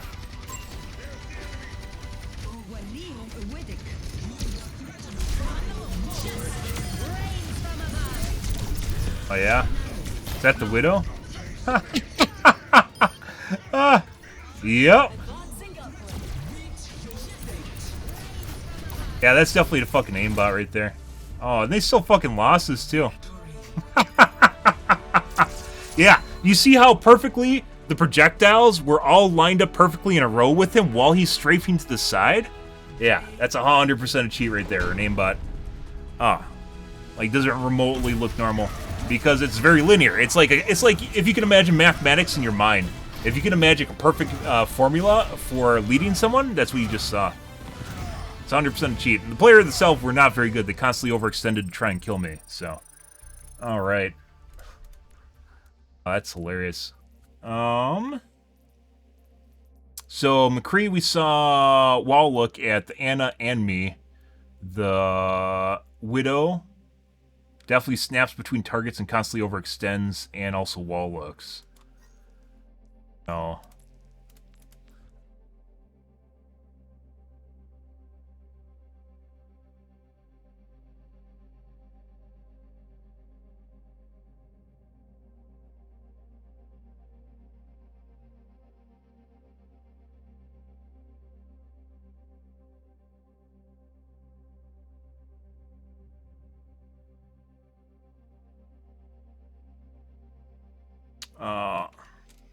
Occasionally wall looks.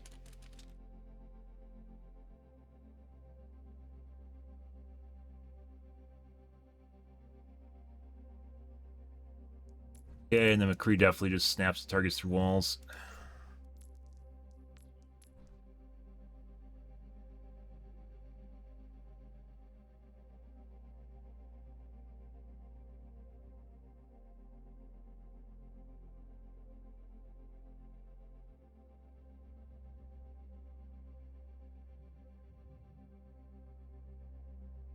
Is it P2? It is P2.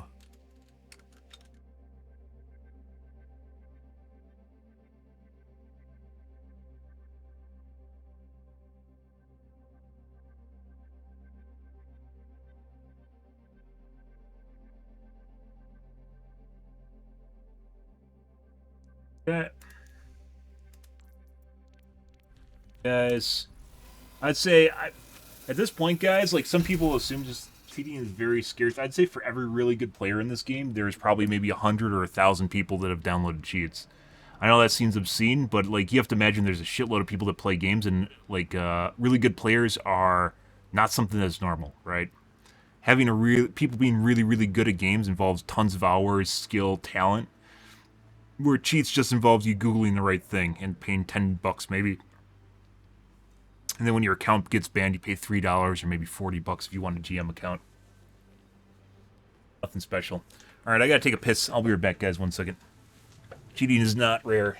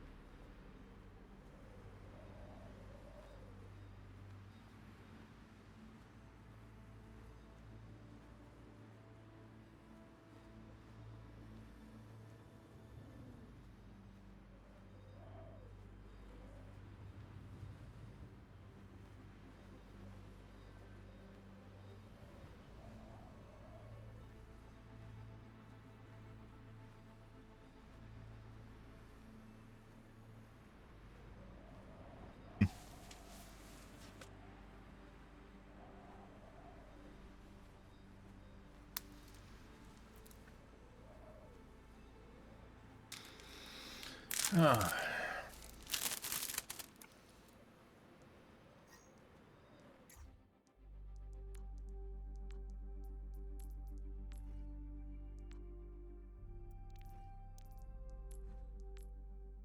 of our games are under 40%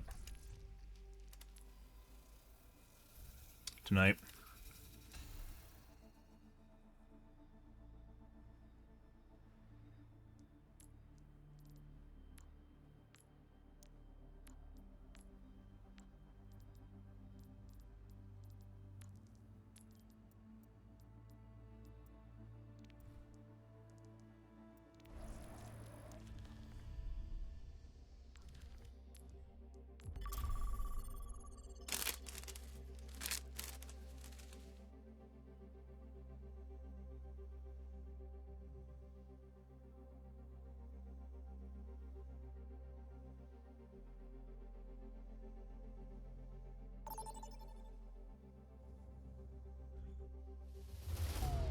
Traveling to new queens. Prepare for battle.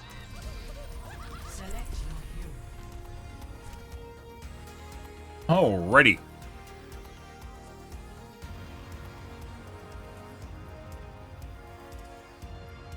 CD the third related to CDN the third?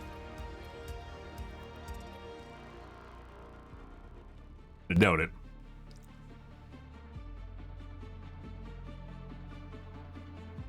Yeah, no.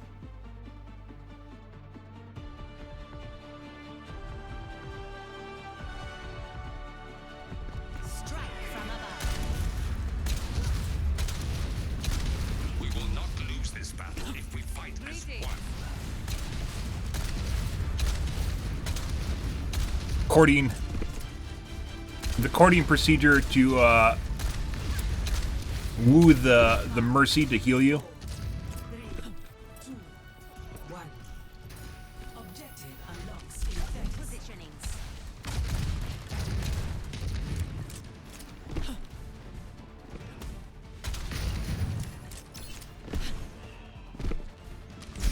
Over there. Enemy here. Okay.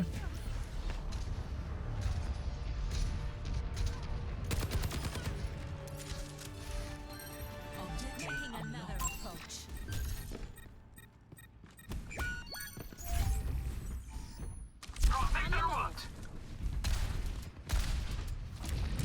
Pretty sure we got some cheaters. Up. Repositioning. They outnumber us. Keep it tight. I think like one of the indicators that gets people to quit is when you see shit like that, where you know like you're just. They might not know the guy's cheating, but they know that they're just in a completely different ballpark and it's not going to be a fun match. Like, people are a pretty good indicator of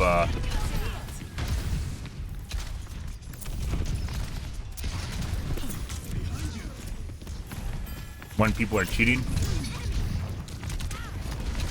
Now, you just wait for me to go around the side so you can come around behind me and shoot me in the back. Pretty sure the soldier's cheating. Like, he did like a fake look at the beginning of the match, but his aim was like dead center on my chest. Like, there's no deviation there, so.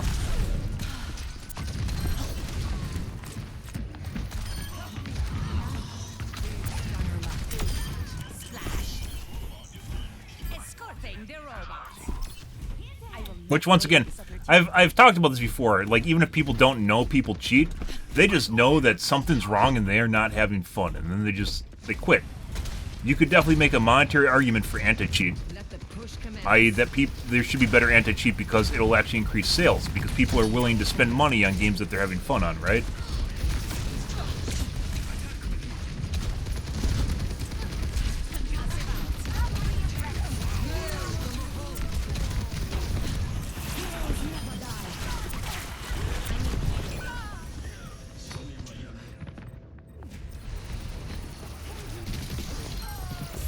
Hi, Mercy. Bye, Mercy. Now we push. Do not falter. Your team is Messy, but we got it done.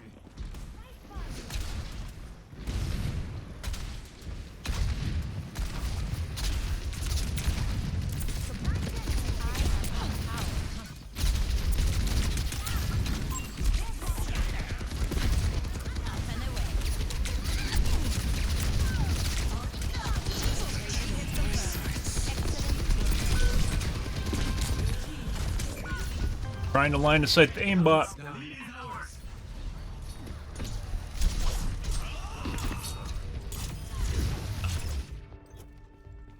Always more to learn.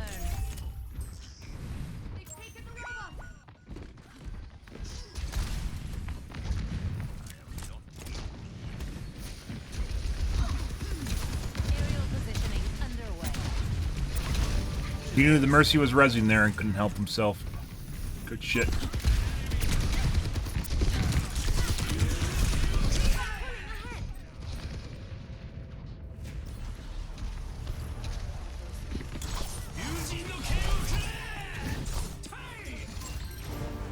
skies await. The enemy has the lead.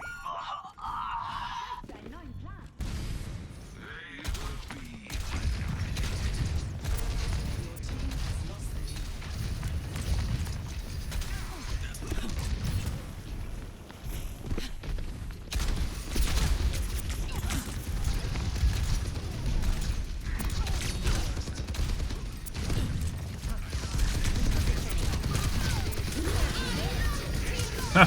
Okay.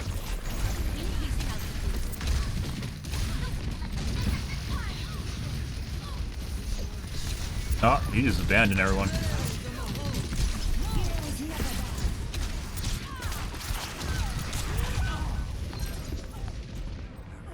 Uh-huh.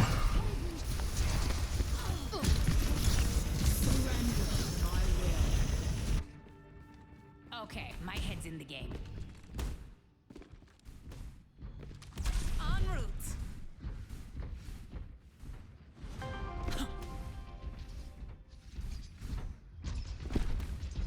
My ultimate is ready. And away.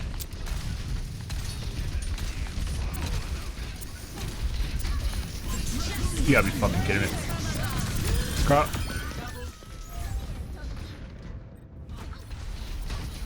Justice reigns from above. All systems nominal. The enemy has claimed the robot. Right when I went in, guys, to ult on the tank just went away. Good. En route.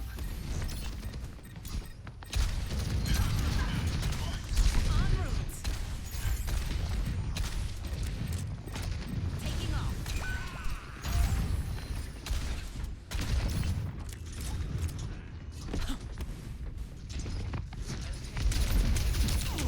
Health restored.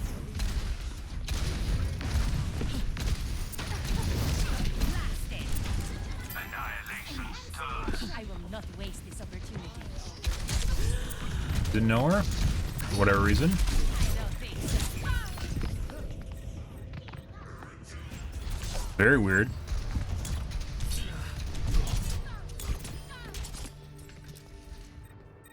We didn't get to see.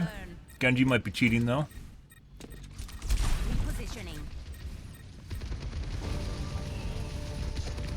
You knew I was coming back around the side. They're pushing the barricade. Strike together. Careful, we're outnumbered. Soldier I already met, I'm pretty sure is cheating. Making another approach. En route. Yeah. Good for him. You knew where I was sitting. Genjis with aimbots are almost as annoying as tracers with fucking aimbots. Pretty obnoxious shit to deal with. Like where you can line of sight. Where you can line of sight,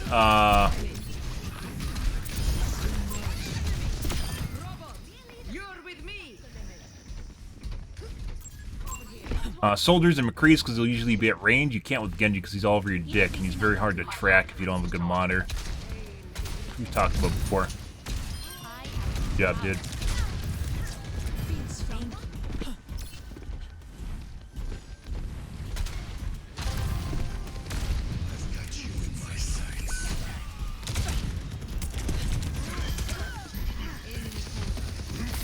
That.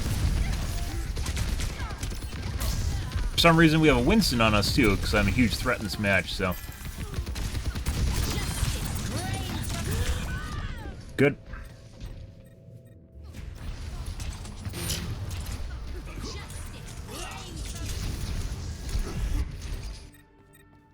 Okay, my head's in the game. We're outnumbered. Be advised. They're in position.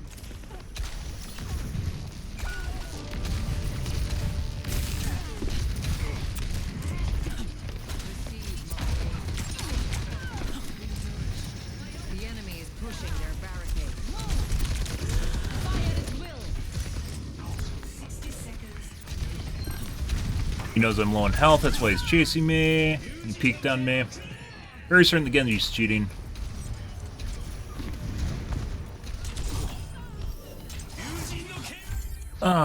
Systems never die.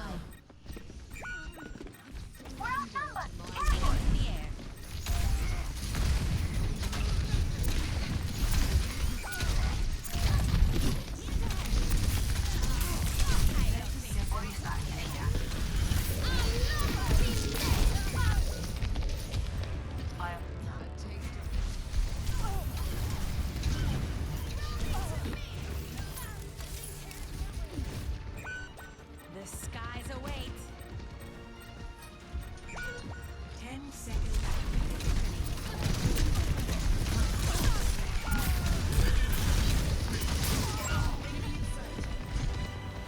Overtime.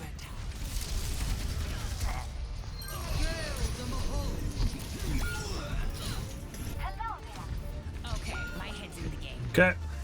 Alright, so we got the cheating soldier who toggled on and off a couple times through the match. And the cheating Genji as well that was wall looking on us. Play of the game.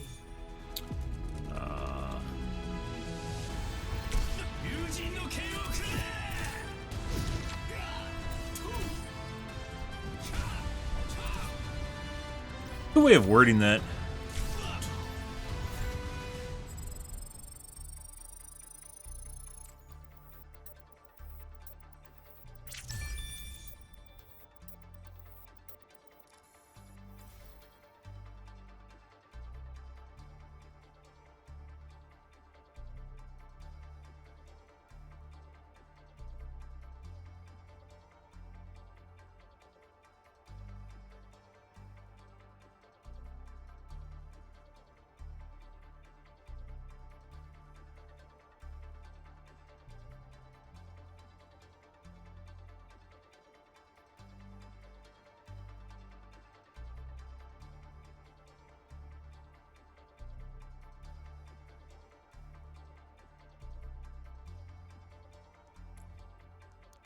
Okay, and Genji.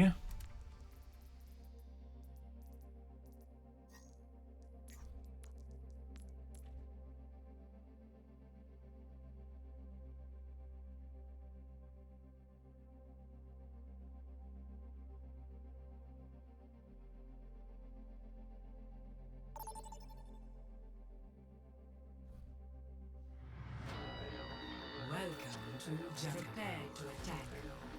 Select your hero.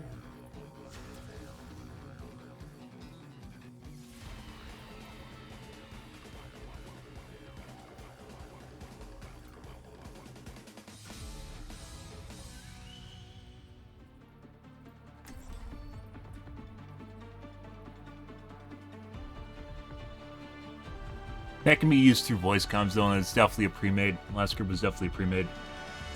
So that doesn't really mean much of anything.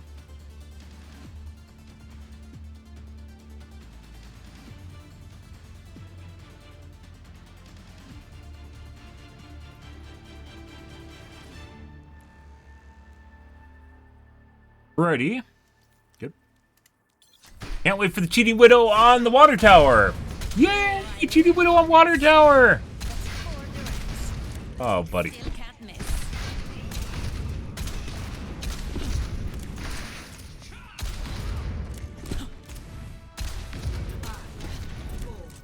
Three, two, one. Attack. Area clear.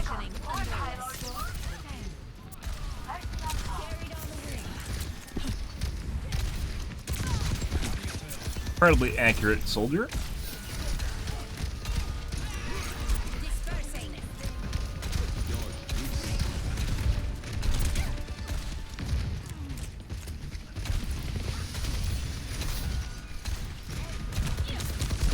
Fuck off, dude.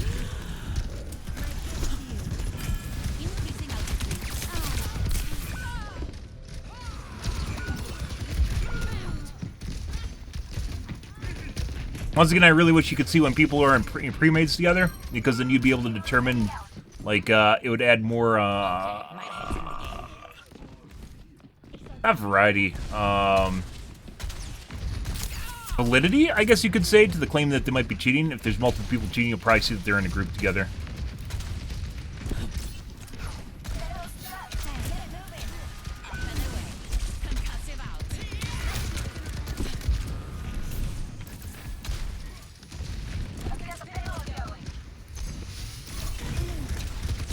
He knew I was actually coming up on him.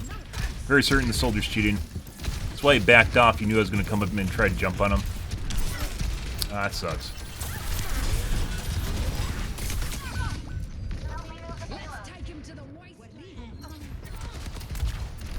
Yeah, he's wall looking too. Good. Good shit. Pretty sure soldier is cheating.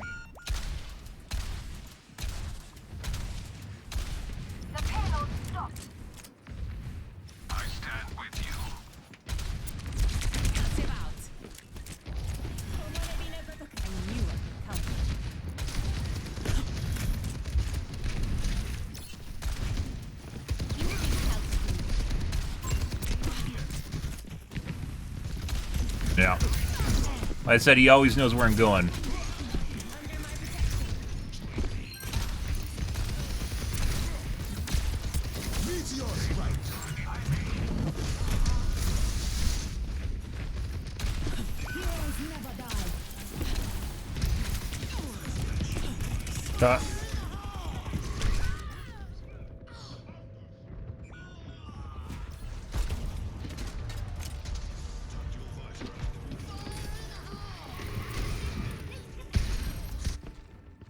Making another approach.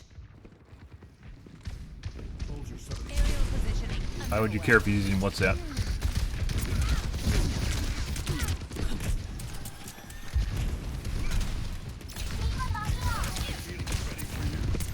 Good.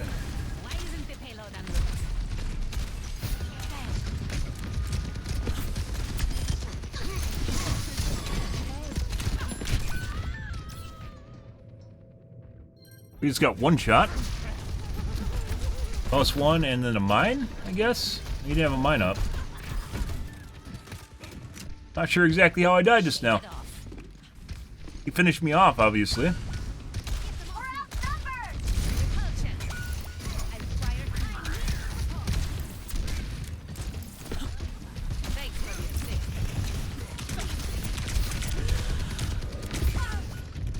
Good.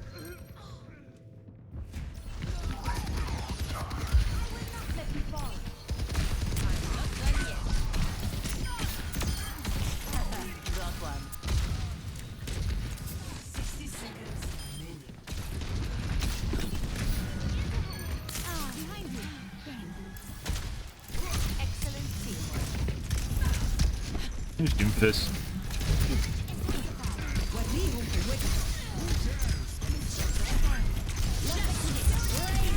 Oh, she got right on the edge of the heel right there. Yeah, it's definitely fucking wall looking. Good for him. Oh.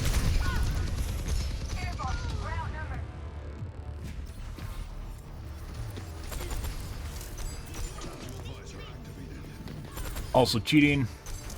Good. Like I said, I really wish you could see when people are in groups in this game. I actually tell a lot.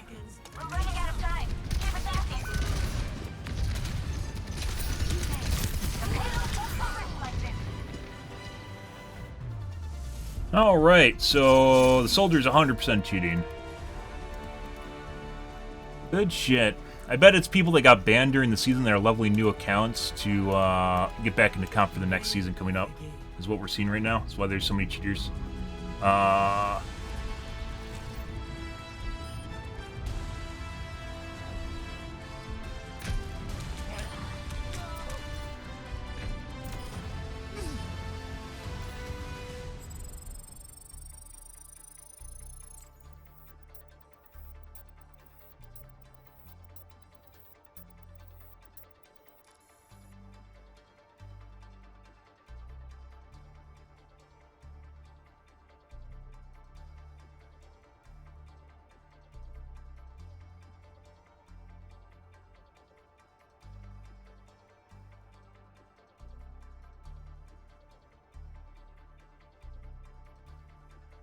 Okay.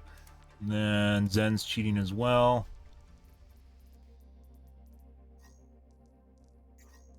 Level ones. Two guys, I thought were cheating.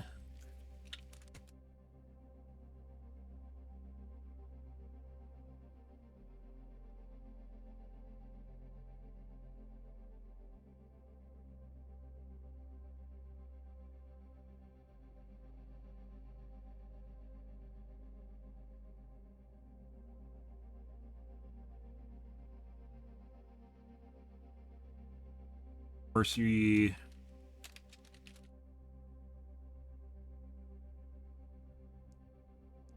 Smegum, almost like Smegma. Wow! Do we have a degenerate that cheats? No way. Never.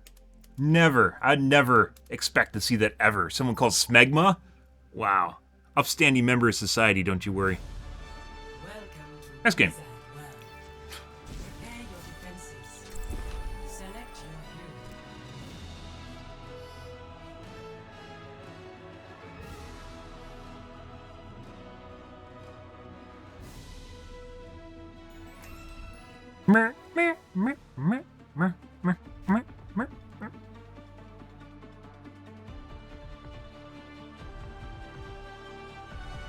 Strike from above. Almost like Smegma with a 4 as an A. Weird, huh? Never. But stay close to me.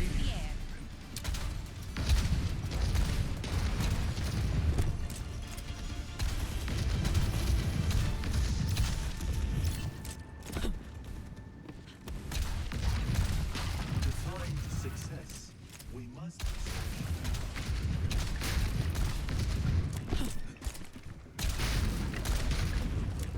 Are you lot ready for some bloodshed? I need help. 3, Appreciate 2, 1. Attackers incoming. Defend objective A. Think she's just gonna leave me at 180 health? Okay.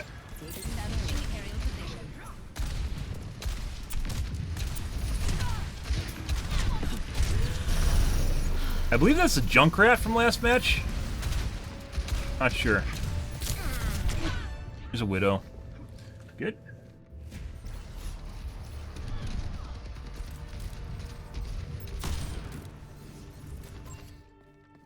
The skies await. Up and away.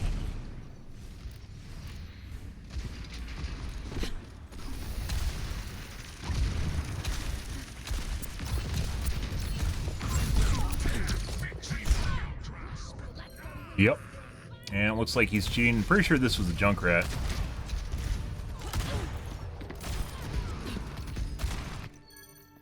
Returning to Good. I think that's also the guy that shot me in the back while I was looking at the Ana right away at the beginning of the match. Waiting for a heal. Once again, guys, if you act like vulnerable, cheaters love that fucking shit. Like, they love eating that up. There's nothing more they favor more than you just, like, sitting looking kind of AFK and then just getting insta-kill on you or something before you can do anything. Show you good sort of shit. You know. Cheaters are despicable human beings for the most part. Surprise!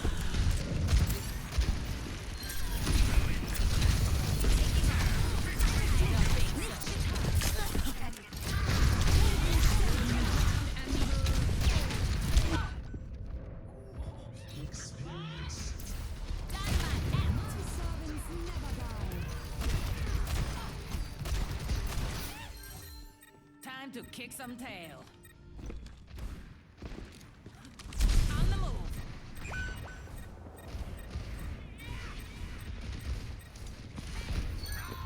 And now I'm just getting started. Messy, Yeah. we got it done.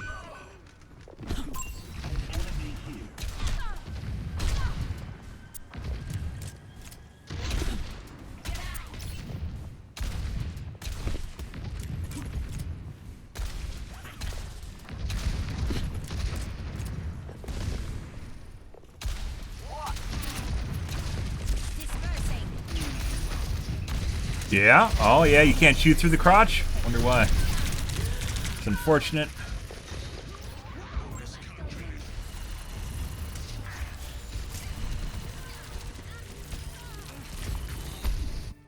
Literally nothing I could do there. I had to either go forward or back. Aerial positioning underway.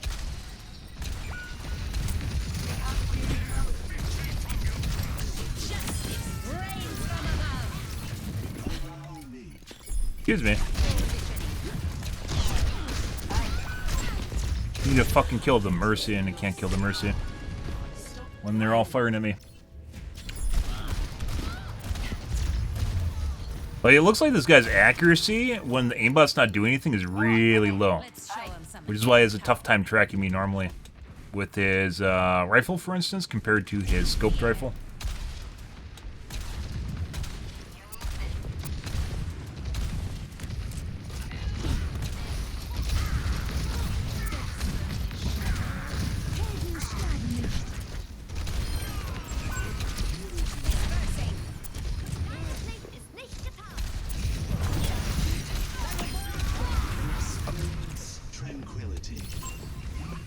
I could really use that.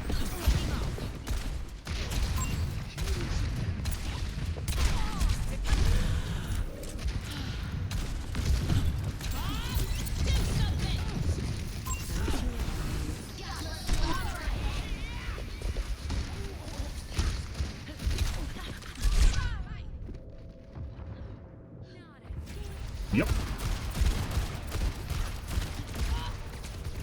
Like, who the fuck plays Ashe and then, like, right-clicks?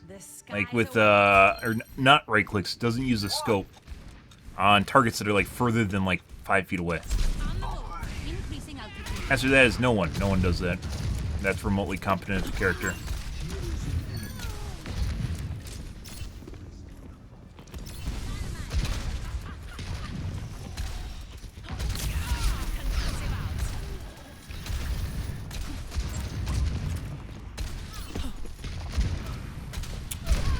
Good.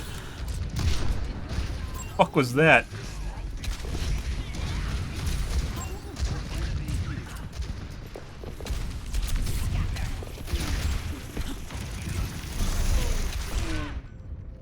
Here it comes.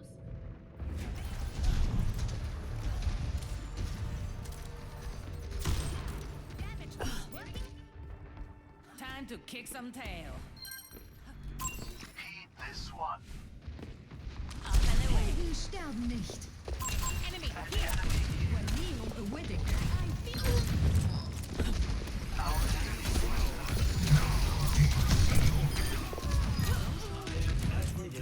Greetings.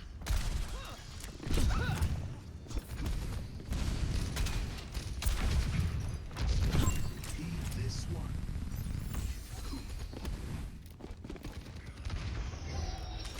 Concussive out. Yeah.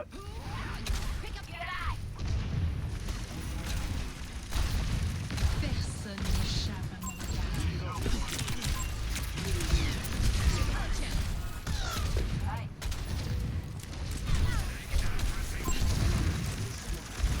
Justice reigns from above.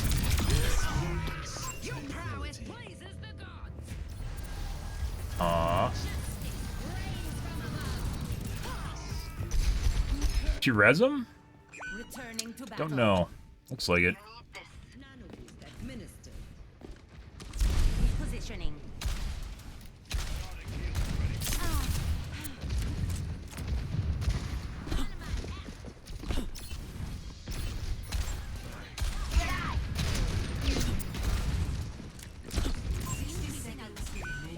Daughter.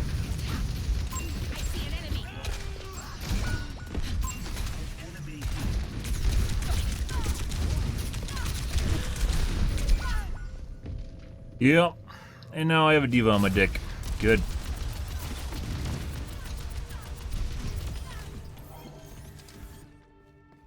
The skies await. I rubbed some dirt on it. Let's go. 30 seconds. Uh-huh.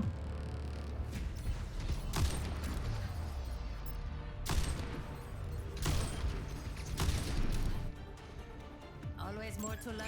Hmm. Helping you out. En route. 10 seconds. Queen. Deserved. Why would you do that?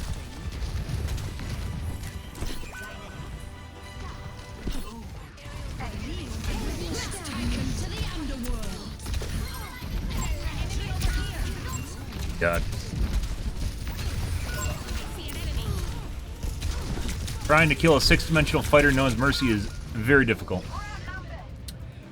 Good thing it's getting nerfed. Actually, her Q is still going to be as obnoxious, but apparently, according to the Mercy community, she is dead now, so don't worry about it, guys. Shake it off.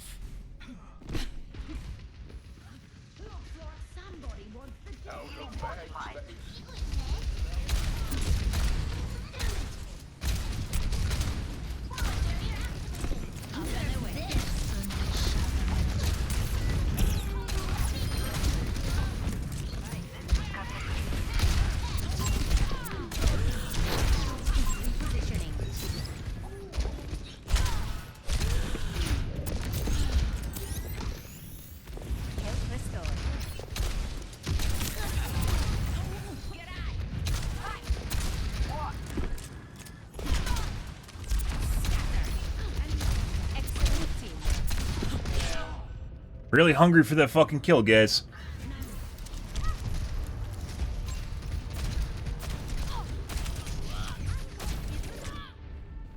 The skies await.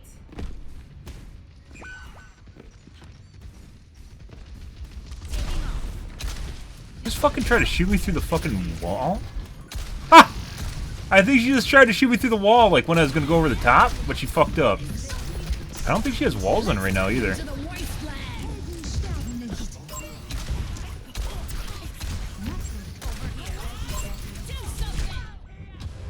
Aw.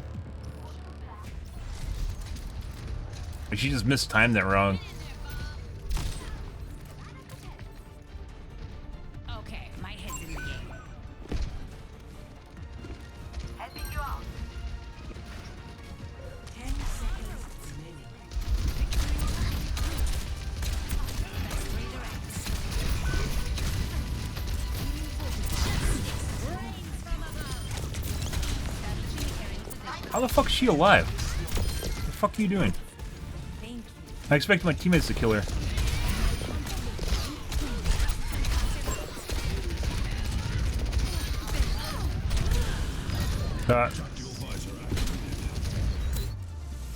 Holy fuck. Yet somehow we still won this, guys. Fucking crazy. I don't know about the Widow, but the Ashe was definitely cheating. I don't always wish that shot. I definitely heard her hit the wall next to me. Whether or not she had infravision on while that was happening, I don't know. I guess we could just go and see and take a look at maybe she's shooting someone else. Alright.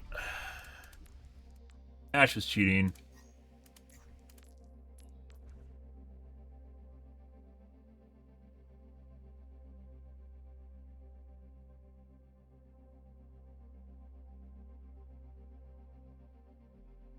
Been toggling? I don't think she was. I think she's just always on.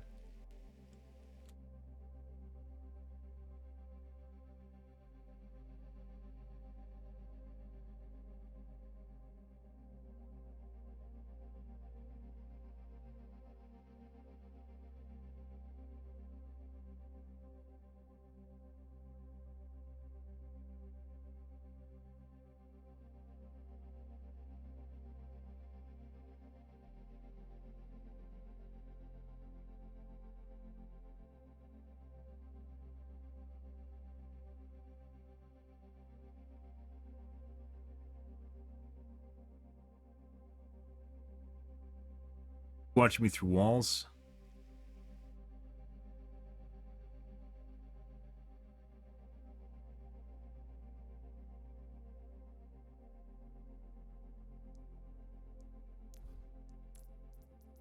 Take a look at what's going on with the Widowmaker. I don't normally look at replays because they're a waste of time. And see what happened at the end there. On whether or not we report Widow.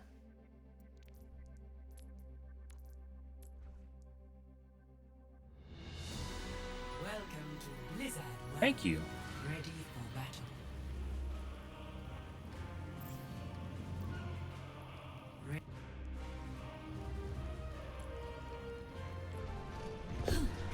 No one can hide from my sight.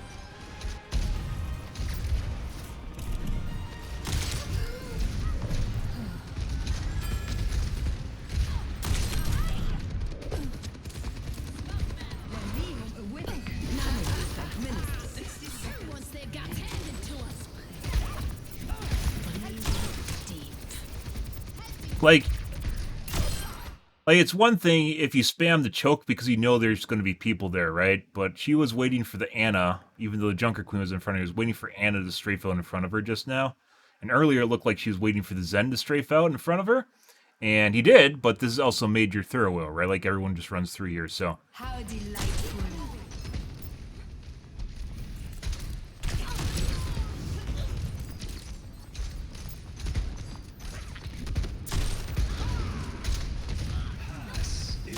Time for the reckoning. My servants never die. Get in there, Bob.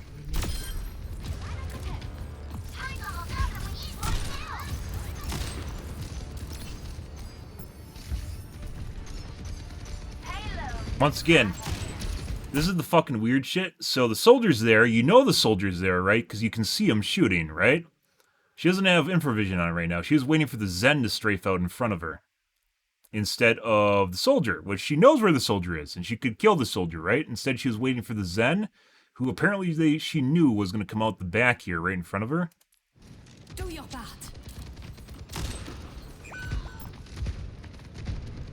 10 seconds. Begin the final attack. There will be no next time. Justice reigns from above.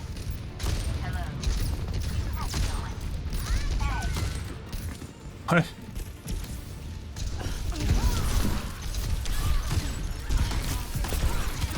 Too far back, by the way. No one can hide from my sight. No one.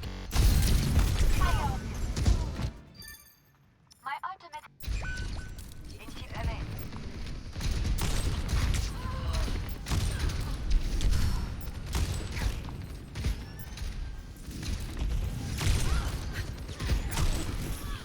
Right when I was coming out of spawn.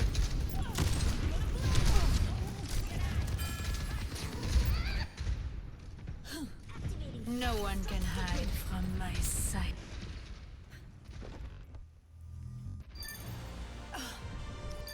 Thank you. The payload has reached the checkpoint. Point 7. Hello. My ultimate is charging. Welcome to Keep the the Capullo payload sector. moving.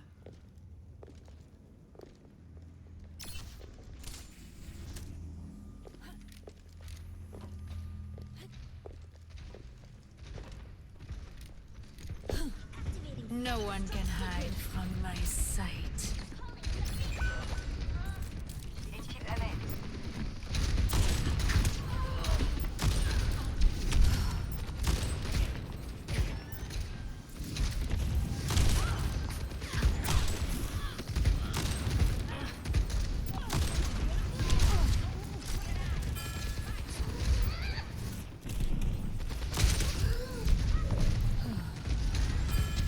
That was fun. It's like she was going to aim at me and then start aiming at the Zen.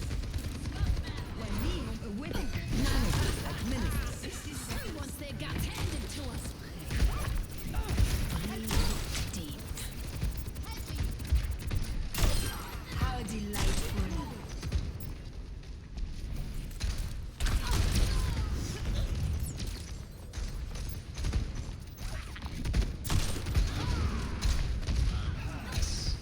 Like, that wasn't it. She was shooting at me while I came out of spawn while I was going up in the air.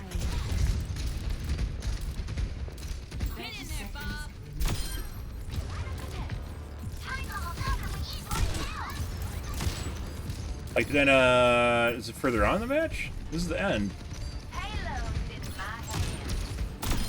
Do your part.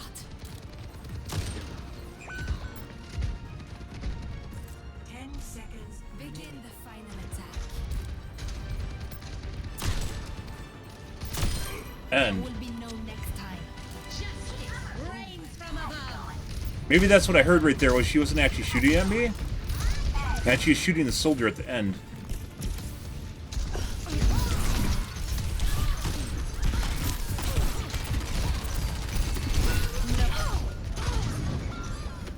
Yeah. Yeah. I guess she was just shooting at the soldier, and it sounded like she's shooting at me at the other side of the wall, because I thought she was over there, but she's actually behind us. Ah, Smegma! What an upstanding human being! Wow! Okay. Ash is definitely cheating, though. But I guess that guy's just normal Widowmaker. A couple times where it was looking like he was looking for a very particular individual, but maybe not.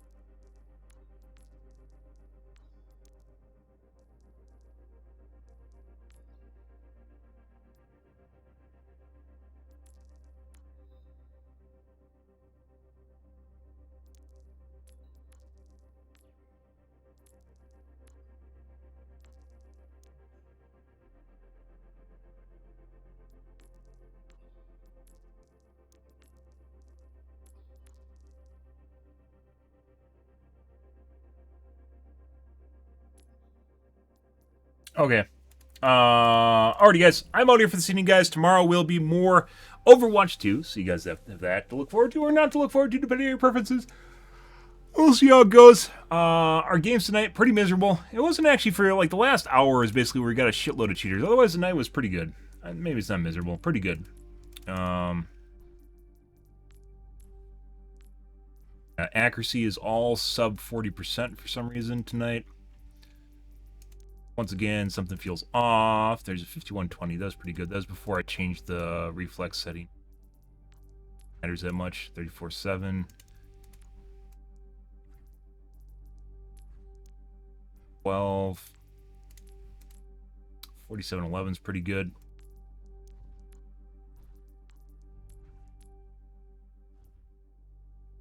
More difficult when you're getting pinned down from someone that's cheating. You have to make a lot more AoE shots around corners and safer shots around corners, and you can't go for direct hits and get right on top of them. You getting Hogwarts? I don't think so. There's a lot of people playing it. I'll probably play it in the future. It doesn't really matter right now, though. So I know there's a shitload of people playing on Twitch. Although, by the way, you can't play it because the game's canceled. If you didn't know that, they canceled rolling, so you can't play Hogwarts. Shame on you for playing it. I might play it in the future. As of right now, I'm not really super interested in it. There's enough people playing where I'll just get lost in the category anyways. So, like, if we had to scroll down here to find the small streamers, you have to go way down. There's, like, no way that people are going to watch me. I mean, I could do it if it looks kind of fun. It looks rather fun, but other than that, like, not really super interested in Harry Potter, but I'll probably play it anyways, just not right now. Maybe in the future I'll play it. But yeah. Alrighty, guys. I'm out here for this evening, though, guys. If you are new to the stream and you enjoyed the cheating, you enjoyed the bullshit, make sure to follow button in the top right-hand corner. I usually stream every day from evening to late night, GMT-6. So 8 to 9 p.m. Central Standard Time to 1 to 2 a.m., give or take. Depends what's going on in my life, what's happening, etc., guys. I'm out here for this evening, though, guys. Tomorrow will be more of OW2s. Yeah, you got in here right for the end of things. That's just the way it goes, so yeah. Alrighty, guys. I'm out here for this evening, guys. Thanks for watching my stream as always, and I hope you guys have a wonderfully fantastic Monday night and Tuesday morning. Have a good day, guys.